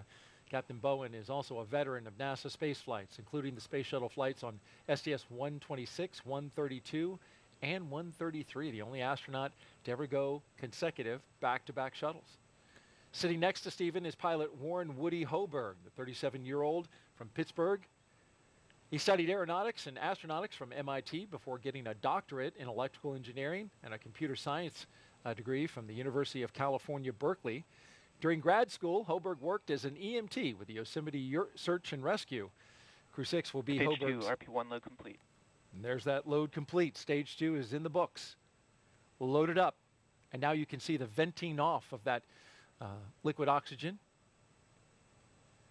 Talking about Hoberg, this flight will be his first flight since NASA selected him to be an astronaut along with Rajachari's class in 2017, the Turtles. In the role of mission specialist is astronaut Sultan Al-Niyadi. He was chosen by the Mohammed bin Rashid Space Center of the United Arab Emirates to be a part of expeditions 68-69. Father of 5, spent most of his life in Al Ain and Abu Dhabi, but in 2020 traded that in for astronaut training in Houston at NASA's Johnson Space Center. This will be his first trip to space. And it's also the first trip for second mission specialist Roscosmos cosmonaut Andrei Fedyaev. He will be working to monitor the spacecraft during the dynamic launch and re-entry phases of flight. He will be a flight engineer for Expedition 68, just turned 42 years of age. Each of these 4 crew members will be part of Expedition 68 once they arrive at the International Space Station. T-minus 18 minutes and counting. We had strong back chill that began. And coming up in just a few minutes, we'll start loading liquid oxygen onto the second stage. And I think a great testament to the international partnerships of this program. Half the crew is, international. Sultan being the first UAE astronaut to launch on a U.S. vehicle from the U.S. to have trained at Johnson Space Center. An amazing, completion of the partnership that started several years ago, and taking that now all the way to completion. And just great to see, NASA and space exploration being just this great unifier for the world, especially as there's low Earth orbit, but then we look beyond that to Artemis and Mars, and just the collaboration and the work to do such hard things and really pulling together the best of all the nations. And the partnership of those nations rises above all else, and it's impressive, the camaraderie of the crews in space with their international backgrounds. So that venting, so we talked about there's 2 things happening in the Dragon SpaceX, F9 is proceeding with prop load, and we're tracking no issues with Dragon or F9 going into launch. SpaceX Dragon copies. So update from the core that's on track. So we talked about the condensation a few times, and there's also the venting. So 2 different processes. The condensation is the super chilled fuel cooling the metal and the skin around it. The venting is because it's super cold, as it heats up on the inside just from the air temperature, essentially working its way in there, it vents, and so that's just like a pot boiling, and just like you would, lift the lid off a tea kettle to let the pressure out. This is the same thing you're seeing happen there. So that's what's happening kind of from the middle of the screen. Yeah, and on a calm night like tonight, the winds have totally died down. You can see it as it cascades down like a waterfall coming off the middle of the strong back there. Want to make a quick note about the radio and how you can hear. If you're on local amateur radio on the VHF radio frequency, turn into 146.940 megahertz and UHF radio frequency 444.925 megahertz on the FM mode. You can hear this all around the Space Coast. Load has started. And there goes our Stage 2 LOX load on a beautiful night on the coast of Central Florida. For Stage 1, that's going to continue to load, and we'll see that go all the way down to T-minus 6 minutes. In terms of the RP1 load. In terms of LOX, that will continue until about T-minus 3 to 2 minutes on the liquid oxygen side. A lot more volume, of course, in the first stage. Hey, let's throw up a quick social media question. What do you say, Raj? Sounds good. What do we got here? At JSE Garin asks, I am 9 years old and want to know if you can see airplanes on the ISS. I have never heard that question. So actually, Megan MacArthur had a cool post where she took a picture of the ground and you can see the contrails of a plane. So you can't see a plane if it's not what we call conning, meaning contrails. You can, if you can find the contrails, then you can follow it back to find the plane, but it's super hard to find an actual airplane that's not in the contrails. We also spent some time on Crew 3 trying to see who could one-up each other to find ships. So you can cheat and look around the Panama Canal to see if you could find ships there, but you need binoculars to help yourself. But if you know where to look or along the shipping lanes, you can usually find some ships. And then airplanes, if you look around like the places like over the Atlantic where you can look for contrails and find planes, but absolutely you can see them. What a great answer. Didn't know that. Thank you, Raj. Let's head out to Kate Tice now. Thanks, Daryl. Everything's still looking good for launch of Falcon 9 and Dragon Endeavour just under 15 minutes from now. Now, for those just tuning in, Falcon 9 began propellant load at T-minus 35 minutes. Around T-minus 20 minutes, Falcon 9 completed loading of RP1 fuel on the second stage. Fuel loading on the first stage remains underway, and it is approximately 80% full. It will finish around T-minus 6 minutes. Falcon 9 is underway underway with loading of densified liquid oxygen, and that will wrap up at T-minus 3 minutes for the first stage and T-minus 2 minutes for the second stage. Coming up, we'll perform checkouts of the thrust vector controllers, a procedure called TVC wiggles. We'll command Falcon 9 to activate those thrust vector controllers and actually wiggle the engines a couple degrees. This verifies that those engines will be able to move while in flight, which is how Falcon 9 steers itself during the ascent phase. Dragon mission director and team reporting no issues. Communication checkouts are complete, the crew access arm is retracted, and the launch escape system is armed. And as you can see there on the right-hand side of your screen, the crew is strapped in and ready to go to space. Everybody looks pretty calm and chill, given that they are going to space in 13 minutes. Final instructions to the crew will come at T-minus 10 minutes. The crew displays will be configured for launch, which give the crew insight into how the launch is proceeding and provides constant updates on vehicle health. At T-minus 5 minutes, we'll then be in terminal count, and Dragon will transition to internal power. We'll hear continued status callouts from SpaceX Mission Control as we get closer to liftoff. The ranges go, all secured air and sea space remain clear, and as you can see, weather remains gorgeous, and everything still remains inbound for the launch criteria. So all in all, Falcon 9 and Dragon Endeavour, all systems remain go for launch in just 12 minutes and 34 seconds from now. All right, thank you very much, Kate. And take a look at this picture. Before their flight, Crew-6 got a picture with what was supposed to be their booster. Actually got swapped out for a brand new booster, but anytime you get that close to the hardware, it's a cool thing. Brand new booster launching tonight.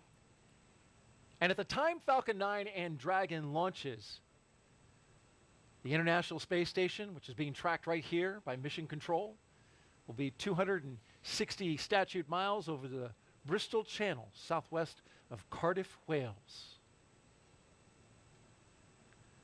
Crew-6, once they get off the ground, will spend the next 25 hours chasing down the International Space Station for a rendezvous at 1:11 a.m. Eastern Time tomorrow. It'll be Friday. And we'll have live coverage on NASA TV of docking and the Crew-6 welcome ceremony at 11 p.m. Eastern Time tonight.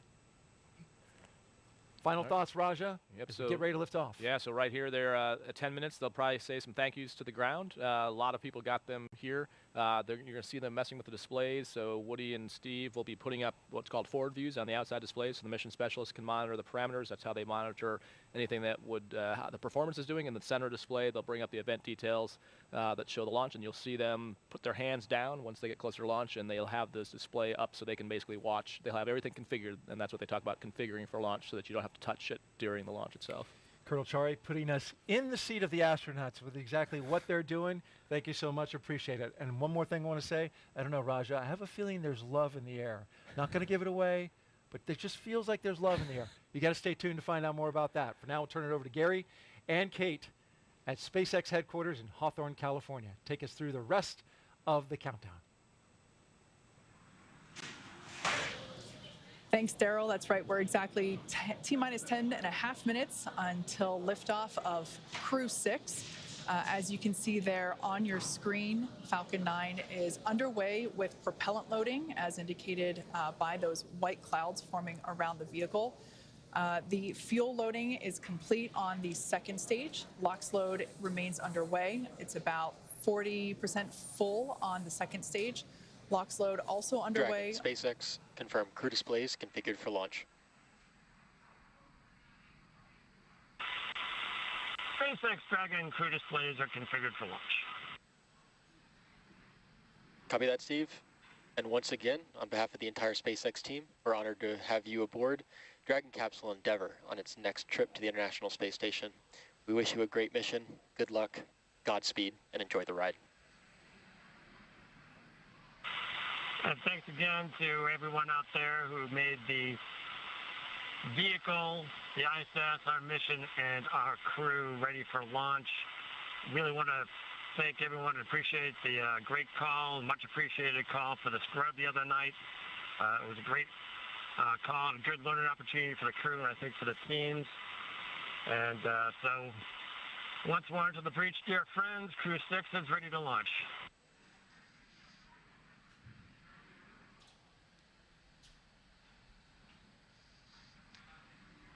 Some nice words there between the crew, as you see there on your screen, and SpaceX Core, located here at SpaceX Mission Control, which a live view there on your screen. As you can tell by perhaps the ambient noise around me, the energy is starting to grow in anticipation for launch, coming up about 8.5 minutes from now. That's right. The energy is high here, Kate. Now at that T-minus 10 minute mark, we heard the good luck and Godspeed from the teams here in Mission Control in Hawthorne, where that crowd is gathering.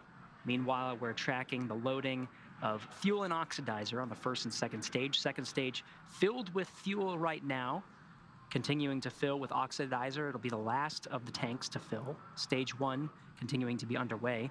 At the 10-minute mark, you heard that call for configuring the crew displays for launch. That was confirmed. At the T-minus 10-minute mark, it also is a point where Falcon 9 launch commit criteria gets checked by the computers past that milestone. Now we're counting down to the next milestone at T-minus 7 minutes, which is setting up for engine chill. That's right. We should hear that call out in about 44 seconds. At T-minus 7 minutes, we will actually open up the pre-valves to the M1D engines, those 9 engines at the base of the first stage. That will allow a little bit of that super chilled, densified liquid oxygen to flow into the hardware, those turbo pumps, and that basically helps prepare the hardware from a thermal standpoint or a temperature standpoint for that full flow of super chilled liquid oxygen. So we basically open up the pre-valves, and a little bit of that LOX flows in and helps cool the hardware down in preparation for a full flow of liquid oxygen. Engine chill has started. And as expected, there's that call out for that engine chill, indicating the pre-valves are open and the engines are beginning to prepare for liftoff. Now under 6 minutes, 45 seconds from launch. Again, we're continuing to fuel the Falcon 9 rocket. Stage 2 filled with the RP-1 kerosene.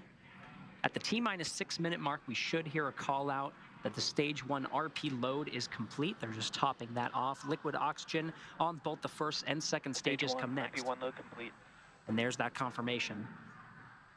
We're counting down to T-minus 5 minutes at this point. At T-minus 5, the Dragon is configured for terminal count.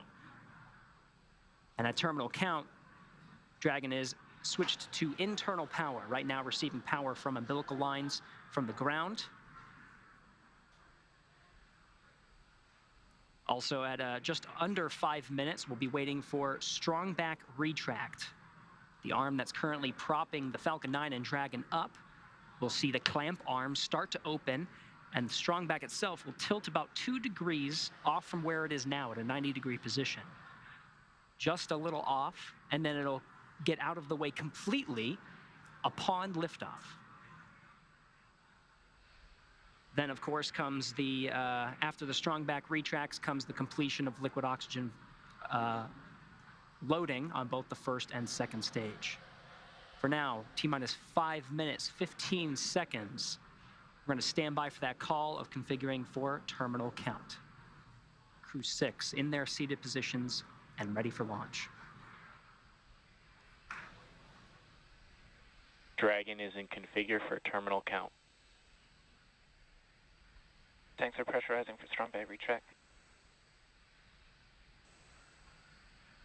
All right, and we heard both of those calls. Dragon onboard computers are going to take control of the vehicle. We should be seeing the clamp arm at the very top of the second stage, right underneath where you see the unpressurized trunk of Dragon, which is indicated by the half black and half white indicators, the black being the solar panels that provide power to the Dragon on its transit to the International Space Station. Now that confirmation of strong back retract, we should be able to visually see that strong back. The strong back will retract about 2 degrees away from the vehicle. Then at liftoff, the strong back will actually go back to 45 degrees. That strong back is part of the transporter erector, which provides the liquids and gases and electrical connections to the vehicle.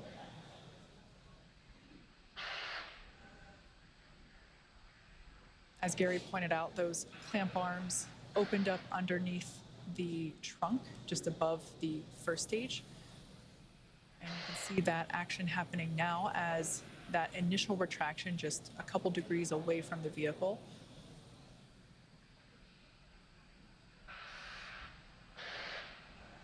At this point in time, fueling remains underway, propellant load remains underway. All fuels are loaded, that RP-1 liquid oxygen load. Stage 1, lock flow complete. There, we just heard that call out that is all done. Second stage LOX load still underway. That will wrap up at about T-minus 2 minutes. Now that that first stage liquid oxygen load is complete, we'll see some more of that white gaseous cloud forming around the vehicle due to those lines being Dragon closed is off. in terminal count and on internal power. All right, good call out there indicating that Dragon is running on its own power. We are in the terminal count now at T-minus 2 minutes and 29 seconds. The crew remains comfortable there on the right-hand side of your screen. About 15 seconds remaining in stage 2 LOX load.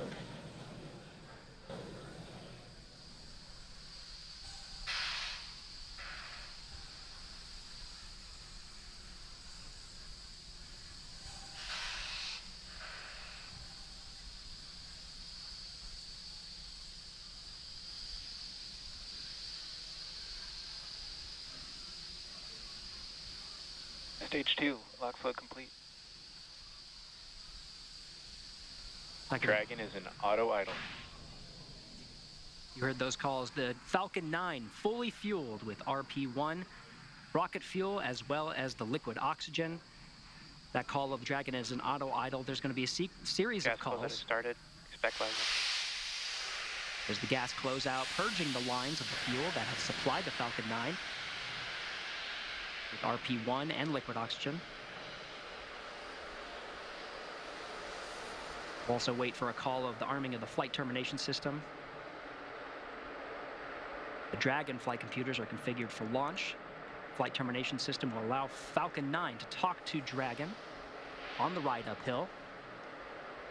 Terminate the flight, issuing an abort. Startup. Dragon is in countdown. T-minus 1 minute and counting. Dragon is in countdown. Everything's looking good for launch.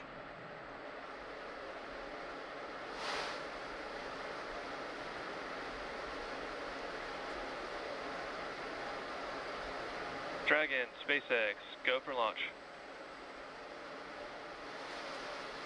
SpaceX Dragon copy. Go for launch. T-minus 30 seconds. T-minus 30 seconds and counting. All teams pulled go.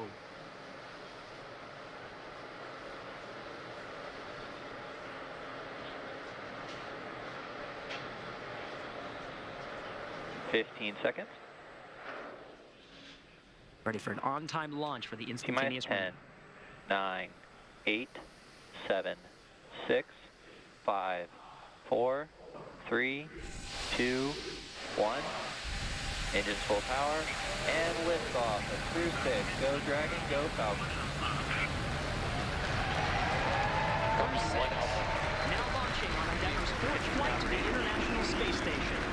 Vehicle pitching downrange, 1.7 million pounds of thrust provided by the 9 Merlin 1D engines on the first stage. Hearing good calls, stage 1 propulsion is nominal.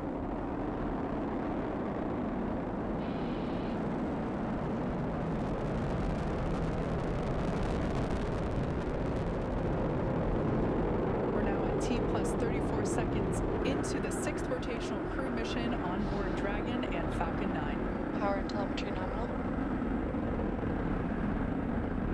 Stage 1 throttle down. So there we heard the call out indicating that the first stage engines will begin to throttle down in preparation for max Q, which is the moment of maximum aerodynamic pressure that the vehicle will experience during flight. Vehicle is supersonic.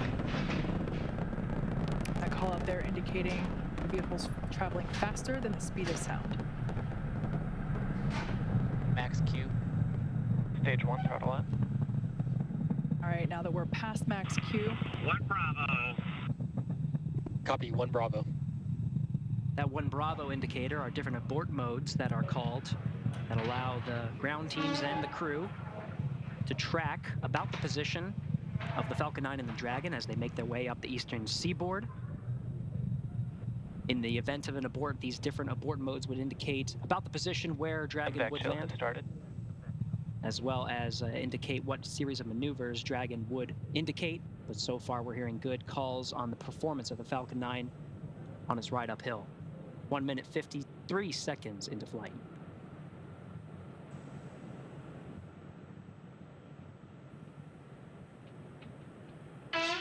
We're about 30 seconds away from main engine cutoff, which will be followed quickly by stage separation and second engine start, which is the ignition of that MVAC engine on the second stage.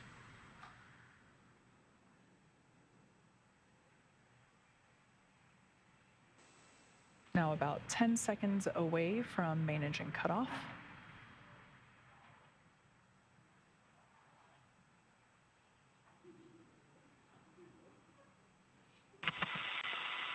Two Alpha. Copy, 2 Alpha. Stage separation confirmed.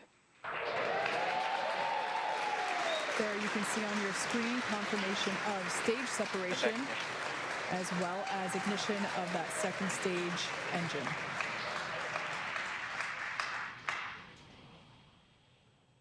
Second stage is now carrying the Crew-6 astronauts to orbit. Beautiful view there on the left-hand side of your screen coming from the first stage, which, as you can see, is still gaining in altitude. It has not yet reached its apogee, a beautiful view of the Florida Space Coast there in the background. Meanwhile, we're tracking good performance on that MVAC engine. On the screen to your right, we'll be hearing periodic performance calls about once every minute of the status of the trajectory of the second stage and the Crew-6 astronauts that are inside Crew Dragon Endeavour. We'll also be hearing call-outs, Bermuda. just like you heard just there, as we pass over the various ground stations along the ascent track. Dragon, SpaceX, nominal trajectory. There's that performance call-out. Dragon acknowledges nominal trajectory. As for the first stage there on the left-hand side of your screen, that first stage still gaining in altitude, although that gain is slowing down. It will be making its way back down to Earth, landing, attempting a landing on our drone ship. Just read the instructions, which is located off the Florida coast by a couple hundred miles.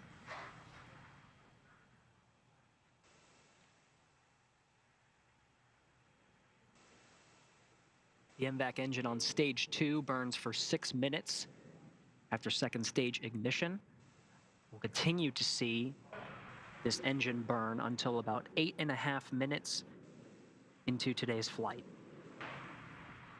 Dragon, SpaceX, nominal trajectory. SpaceX Dragon nominal trajectory. Again, these performance calls happen once a minute.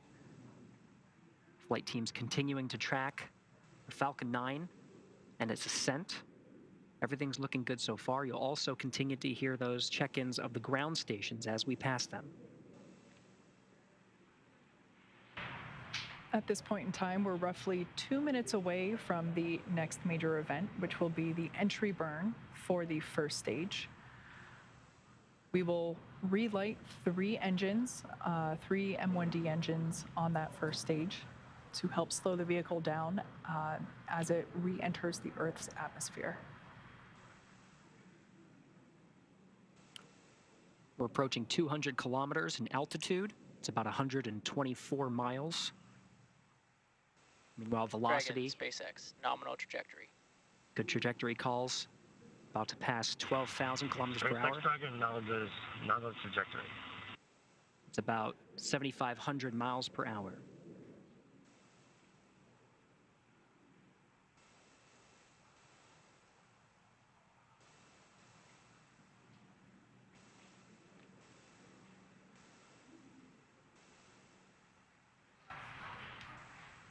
Everything looking nominal for both first and second stages.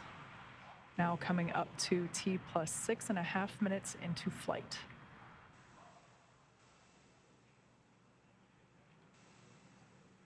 Mostly what we're hearing now are the performance calls in the second stage. In about a minute is when we'll see a series of events in rapid succession. It's been a pretty good pace since second stage ignition. About less than a minute from now, we'll start to see Dragon, more action SpaceX, on the first stage. Nominal trajectory. SpaceX Dragon nominal trajectory.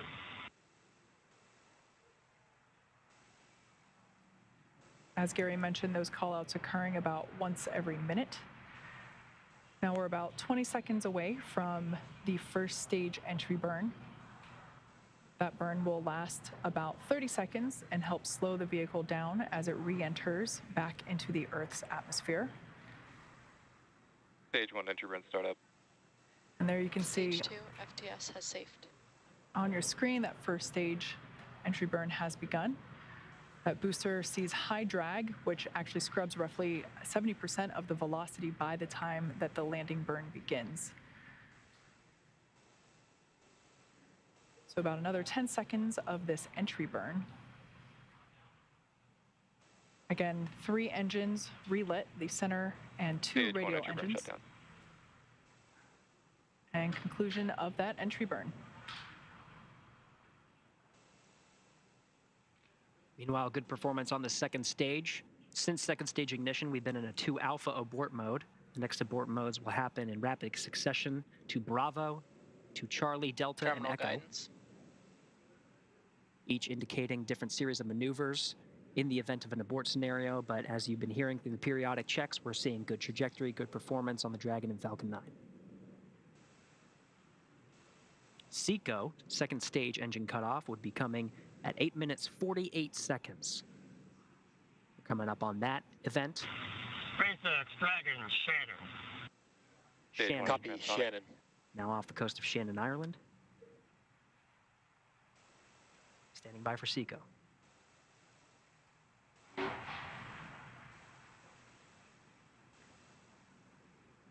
MVAC shutdown.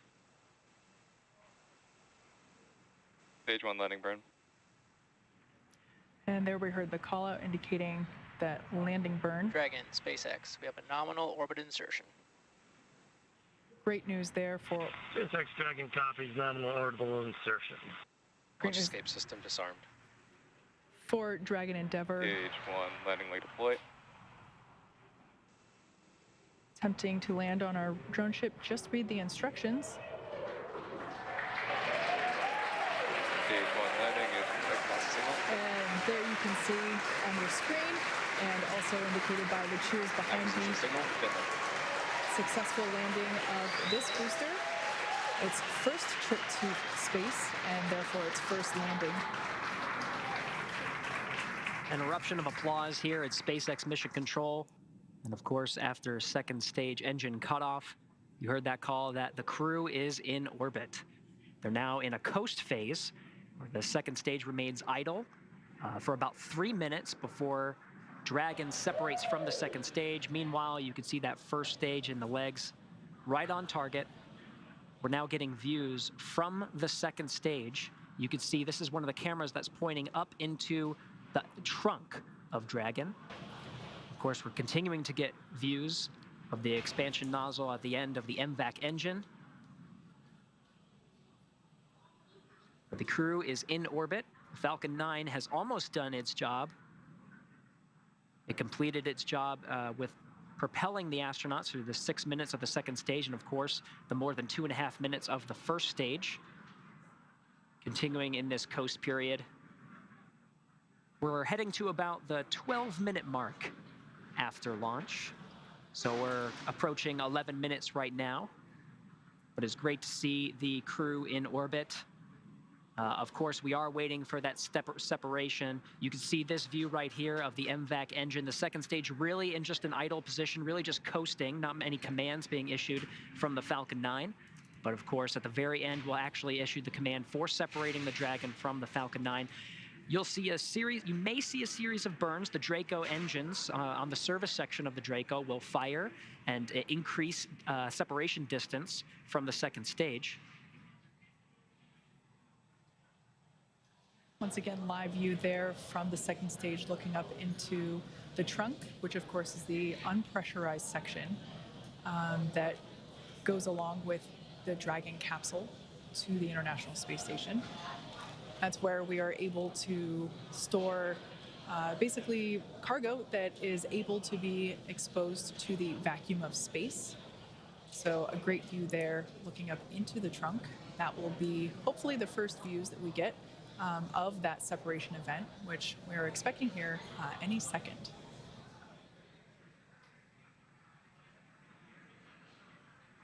There you can see on your screen confirmation. Dragon separation confirmed. Of that separation confirmed. Dragon Endeavor is now floating free in space. That's right, the Falcon Dragon 9. CE here. Welcome to orbit. Congratulations. Your flight is exactly 4 years after the flight of the Demo 1 mission. Like Andre said, all the best things take 2 tries. Happy that we could get you off tonight. If you enjoyed your ride, please don't forget to give us 5 stars. Over to LD for some words. Also, a friendly reminder to put your sushi orders in for CRS 27. Have a safe ride to the space station, and we look forward to seeing you when you get home. Thank you for flying SpaceX. Expected loss of signal, Bermuda. And SpaceX Dragon copies all. That was fantastic. Thank you.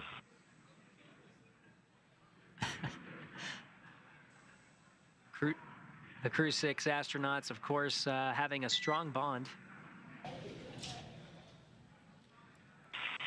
And SpaceX Dragon, we'd like to really, for the great ride to orbit today. It's greatly appreciated. May have taken 2 rides, but 2 times, but it was worth the trip. And I guess I'll pass it over to Woody for some words. Yeah, SpaceX Dragon, just want to say as a rookie flyer, that was one heck of a ride. Thank you. I would say put it as an absolute miracle of engineering, and I just feel so lucky that I get to fly on this amazing machine. Thanks to SpaceX, thanks to NASA, Commercial Crew Program, and our international partners. A lot of innovation went into this, tireless work out there, and a lot of painstaking attention to detail and focus on testing. And I think that's what makes it all possible to fly humans in space. Thank you.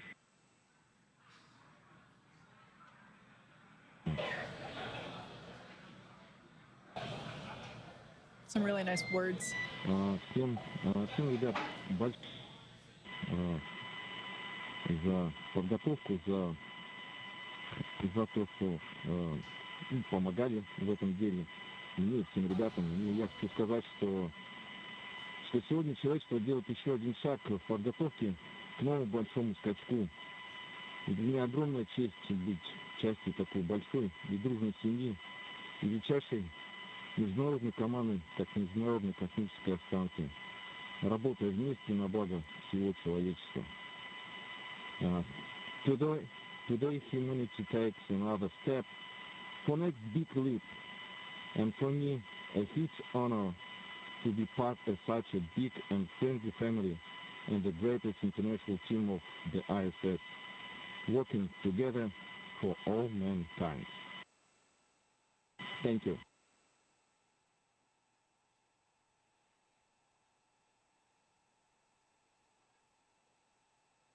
Well said, everybody. Allow me to say a few words in Arabic first. السلام عليكم ورحمة الله وبركاته. الحمد لله وصلنا الفضاء. بس بغيت أشكر أمي وأبوي وأشكر عائلتي. شكرا للقيادة الرشيدة وشكرا لمركز محمد بن راشد للفضاء اللي أعطوني الثقة هذه، وكذلك أشكر كل من جهزنا ودربنا لهذه اللحظة التاريخية من مختلف وكالات الفضاء في أنحاء العالم. شكرا لكم جزيلا. شكرا SpaceX لإيصالنا للفضاء. I would like to say thank you for everybody. Thanks to my parents, my family, thanks to our leadership, the Mohammed bin Rashid Space Center for their trust. Thank you for everybody who trained us and got us ready for this mission. This is incredible. Launch was incredible, amazing. Thank you so much. And last but not least, thank you NASA, thank you SpaceX for flying us to space. Go Dragon, go SpaceX. And allow me to introduce our 5th crew member. His name is Suhail, and Suhail is the Arabic name for the star Canopus. And in the Middle East, we anticipate the appearance of Canopus because it marks the end of summer and the beginning of cool time. And Canopus is actually the second brightest star in the night sky. And this is the second flight for Suhail because he flew with astronaut Hassan Mansouri in 2019. And many people think Suhail is an alien, but to me, Earth in a spacesuit, but with high ambitions. Thank you once again, and talk to you from the ISS.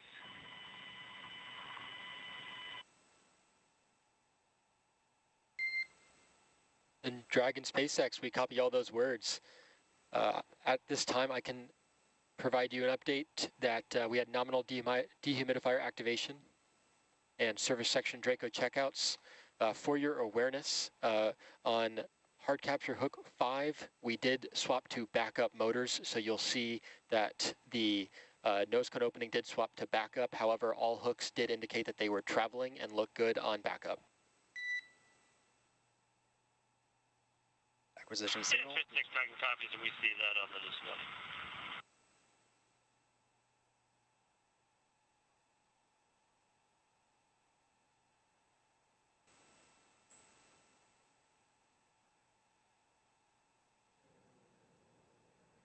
All right. Very dynamic time. Of course, the Falcon 9 delivering the Crew-6 astronauts into orbit after the 9-minute ascent. We heard those great congratulatory words from each and every member of Crew-6, who of course had a strong bond with the teams here in Mission Control and SpaceX. That call you did here to the crew was about the nose cone. The nose cone is deploying now. They were troubleshooting an issue with one of the hooks, but switched to backup motors, and we're seeing that nose cone deploy now. But Crew-6 is now on its way to the International Space Station. It's going to take about 24.5 hours. So they'll go through a series of checks, a series of initial burns, and then eventually have a sleep period before waking up and really getting into the action with a lot of the burns that bring it closer and closer to the International Space Station. It'll be docking to the Zenith port. We're now getting views from the Dragon, and that's the nose cone deploying that you're seeing right now on the end of the Dragon. And Kate, this really sets the crew up for some of the major burns here. That nose cone deploying reveals the 4 forward bulkhead Dracos that do a lot of the heavy lifting, a lot of those significant burns that bring the crew closer to the International Space Station. That's right. The nose cone is basically the pointy end at the top of Dragon. So now with that being exposed, those forward bulkhead thrusters will be able to do their job as Dragon Endeavour makes its way to the International Space Station. Just prior to losing the ground station coverage, we were able to catch a quick glimpse of the zero-G indicator. I always love seeing that be revealed as it's always different for each crew and it's always special to the crew members. So I love the words that were shared around that. And I personally have a strong connection to this capsule. This was the Demo 2 capsule, the Crew 2 capsule, the Axiom 1 capsule, and now the Crew-6 capsule. And so it always brings a lot of pride and joy to see this particular capsule fly in space safely once again. So with all that being said, let's head back over to Daryl and Raja, who saw all of the liftoff action live. You guys, I bet it was incredible having seen it from the press site myself a couple of times. I know you can feel it. Tell us how it was to see this crew lift off.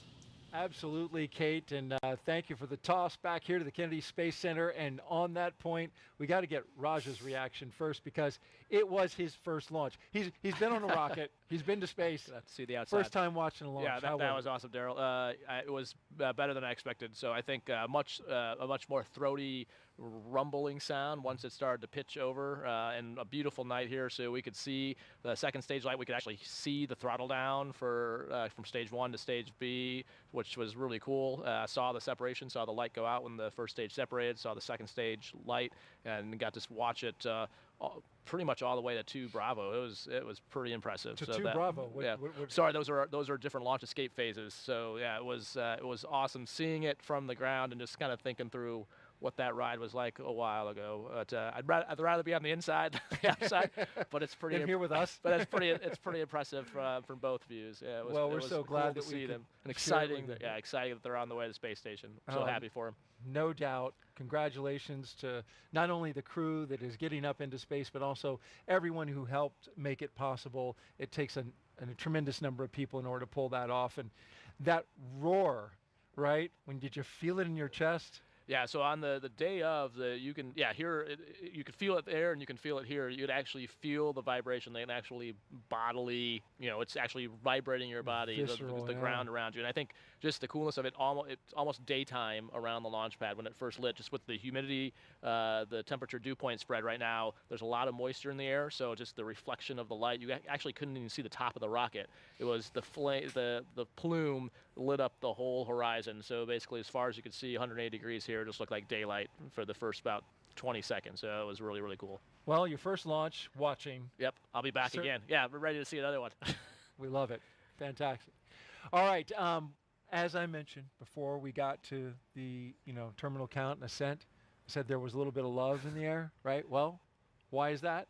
Well, a gentleman by the name of Sabi Farouk brought his girlfriend to the Banana Creek launch viewing location and proposed to her right at liftoff. They're both from Denver. we have a picture, and there it is. There's Sabi and his girlfriend, now fiance. and now fiance, Tamori, and she's sporting the ring. Congratulations to them. What a special thing to do. He had planned out this because during their when they first met, they had their first kiss at a rocket launch, and so he wanted to bring her back to propose, and it happened right here at the NASA Kennedy Space Center. What a neat love story, huh? Yeah, what a great story. Yeah. Congratulations to both of them. And so now let's turn it over to Jasmine, who is with a special guest with some post-launch reaction. Jasmine. Thank you so much, Daryl. Here on the balcony of OSB2, we had a great view of launch, and the crowd around us just erupted in cheers. It lit up the night sky. Joining us now is Kennedy Space Center Deputy Center Director Kelvin Manning. Thank you so much for being here. Well, it's great to be here, Jasmine. We are so glad to have you. And Kelvin, first question is easy. What did you think of launch? It was spectacular. And anytime we're putting people on a rocket makes it even more special. So we launch satellites, we launch all kinds of things, but tonight it was Steve, Woody, Sultan, and Andre, watching them walk out, saying goodbye to their families, and for us to get them off safely onto the International Space Station, that's a huge accomplishment. It really is a huge accomplishment. Daryl just mentioned Love in the Air, and we saw that great proposal at Banana Creek. And Commercial Crew is really the perfect marriage of our commercial and our international partners. Isn't that right, Kelvin? Absolutely. So government, industry, and international partners, it's kind of like a modern day, what we strive to have like Star Trek. You have all these people from different planets, and we're just getting started here. So maybe one day we'll have people from other planets as well. We really are just kicking things off. And you mentioned, the astronauts flying on today's mission, and that you've actually been on the selection panel for a few of the astronaut classes before. One of those was the Turtles. So pretty exciting for you to get to see Woody fly today, right? Oh, absolutely. Special guy, and really looking forward to seeing him on orbit and then getting him back home and hearing his stories. Yeah, we're looking forward to having him back, as well as the rest of Crew-6. And this was really a great way to kick off the launches of 2023. We mentioned earlier with Janet Petro that we are looking at over 90 launches this year. So what else is going to station in the next few months? Okay, we got a cargo resupply mission, CRS-27. We have Boeing's inaugural flight of the crew flight tests, looking for Sonny and Butch to sometime this spring to fly the CST-100 Starliner to station. That's a huge deal. And we got another commercial Axiom mission that'll go to the space station, and then we'll look at Crew-7 to follow these guys in another 6 months or so. Wow, a lot of work going on here at the Kennedy Space Center. Kelvin, any final words of thanks that you want to give to the workforce here? Yeah, it's all about the team, and this is America's space program. You talked about our industry partners, our other government partners, and our international partners. We have a lot to be proud of, and like we said, we're just getting started. So thank you, Jasmine. Of course, and this really is the dream team. We appreciate you being here tonight, Kelvin. All right, thank you. Daryl, back to you. Thank you so much, Jasmine. And you see her working the love in there with the CCP. Well done. Thank you very much. Well, the crew is on the way to the International Space Station. We did hear from the SpaceX team that the nose cone hooks at the top of the spacecraft, right? Yep. The Dragon, they went to the backup motors in order to release that nose cone. That's pretty critical to make sure you get that up. Great redundancy with the system there. But why is that so important that that nose cone comes off? Yeah, so you can't dock to the space station without the nose cone. So as we saw, just looking at the views of the capsule before liftoff, it's closed for aerodynamics, because you don't want the door wide open while you're flying through the air. Once you're in space, of course, there's no drag, so then you can open that up. And that exposes the camera and the sensors that allow the Dragon to dock with the International Space Station. There's a whole lot of stuff going on, so the crew was working the comms back down to the ground and monitoring a whole bunch of systems. So we saw the separation. They have telemetry that gives them information about that. And then the next step is the nose cone deploy. And as you heard the Corps mention, all of those hooks, there's a dozen hooks. 6 of them are holding the nose cone. And then basically each of those hooks has backup and primary motors. So what you heard them describe is one of those went onto the backup motor to open the hook, which is why we have backup motors. Now with the nose cone open, they should be good to continue to the space station. And next thing they'll be talking about is phasing burn, so how they have to catch up. I'm sure there'll be teams looking at the data from that to see if it was kind of like we talked about earlier in the broadcast. Was it actually a problem with the primary motor, or was it just bad telemetry? So the ground has some ability to suss that out with some extra data they have. They can try resetting things. So my guess is when they go to actual docking, they may retry that primary motor just to see if it's working, and then they have the backup motor still as an option. So they still have the redundancy, but they'll sort through maybe troubleshooting that some more, but I don't think it should affect the follow-on. So those hooks are used when they dock? Right, the same hooks. There's a soft capture and a hard hook system that attaches onto the space station. But again, as long as a hard hook system that attaches onto the space station. But again, as long as the backup motor's working, it should be fine. Should be good to go. Yep. All right, well, we will track it all along the way, and we saw a visual confirmation of the nose cone coming off. Yep. Saw that right on the video with the cameras that SpaceX has. And so now Stephen, Woody, Sultan, and Andre are on course to arrive at the International Space Station around 1:17 a.m. Eastern Time tomorrow. And of course, NASA TV will be wrapping up our coverage, but you can follow along with Crew-6's entire ride to the station and hear real-time audio from space to ground on our mission audio stream on YouTube. Just look for the link on NASA social media accounts and in the description of the NASA YouTube launch broadcast. And though our coverage here at Kennedy Space Center is concluding, Crew-6's mission has only just begun. And you know it well, Raja, when you go up into the International Space Station, you really enjoyed the ride getting there because that's when the work starts. Exactly, yeah. So it's actually a really nice period of time here. You got some time to look out the window, enjoy your time. You spend a lot of time in the sim, the Dragon sim, whether it's out at Hawthorne or the ones out in Houston. But it's nice to actually now enjoy the ride and take it all in, especially for the three rookies. Get used to some space adaptation, moving around in microgravity before you get on the space station, because as soon as you show up in the space station, man, it is busy. It is fun, but it is busy. Time to get to work. Next up is our post-launch news conference scheduled for 2:30 a.m. Eastern Time on NASA TV. We'll have a live joint docking coverage of Crew-6. We'll have the welcome ceremony starting at 11 p.m. Eastern Time tonight. This will be on Thursday on NASA TV, as well as SpaceX's YouTube channel. And you can find mission updates on Twitter at NASA, at SpaceX, and on the web at nasa.gov, including that link. We'll have it in there in the description of the mission audio stream if you want to stick with Crew-6 during their entire journey to the space station. Well, before we want to sign off here at Kennedy, I want to thank Rajachari for being on the launch broadcast and sharing your incredible experiences. I learned such an incredible amount. I hope our audience did too. You answered all their questions, and it was fascinating just to listen to all the things that happened. Really appreciate you being there. I'm glad I got a chance to see a rocket launch, and so yeah, I highly recommend coming here to do this so you can get a great view of a rocket launch. It's the way to go. Great plug for the Kennedy Space Center there, Roger. We appreciate that, and good luck to you on your work with the HLS. You're doing a lot of work there with the human landing system for the Artemis program, and people are really excited about that. Yeah, they should be. It's an amazing time. We're seeing what we're doing in low Earth orbit, and that is just the first step, man. We are going back to the moon to stay and onto Mars, and it is a great time to be in space. Congratulations on watching your first launch, and congratulations to the space lovebirds out there at the Kennedy Space Center who tied, or at least had the proposal and got a big yes. And then, of course, thanks to all of our guests for joining us today. We really appreciate you watching. You are why we do this, right? So here now are some highlights from the journey to orbit off the Earth for the Earth. For Rajachari and everyone here at the NASA Kennedy Space Center, I'm Daryl Nail. Have a great night and keep looking up. Crew-6 on the move inside astronaut crew quarters. Crew-6 walking outside of astronaut crew quarters for the second time. Andrei Fedyaev, Woody Hoberg, Stephen Bowen, and Sultan Al-Nayani.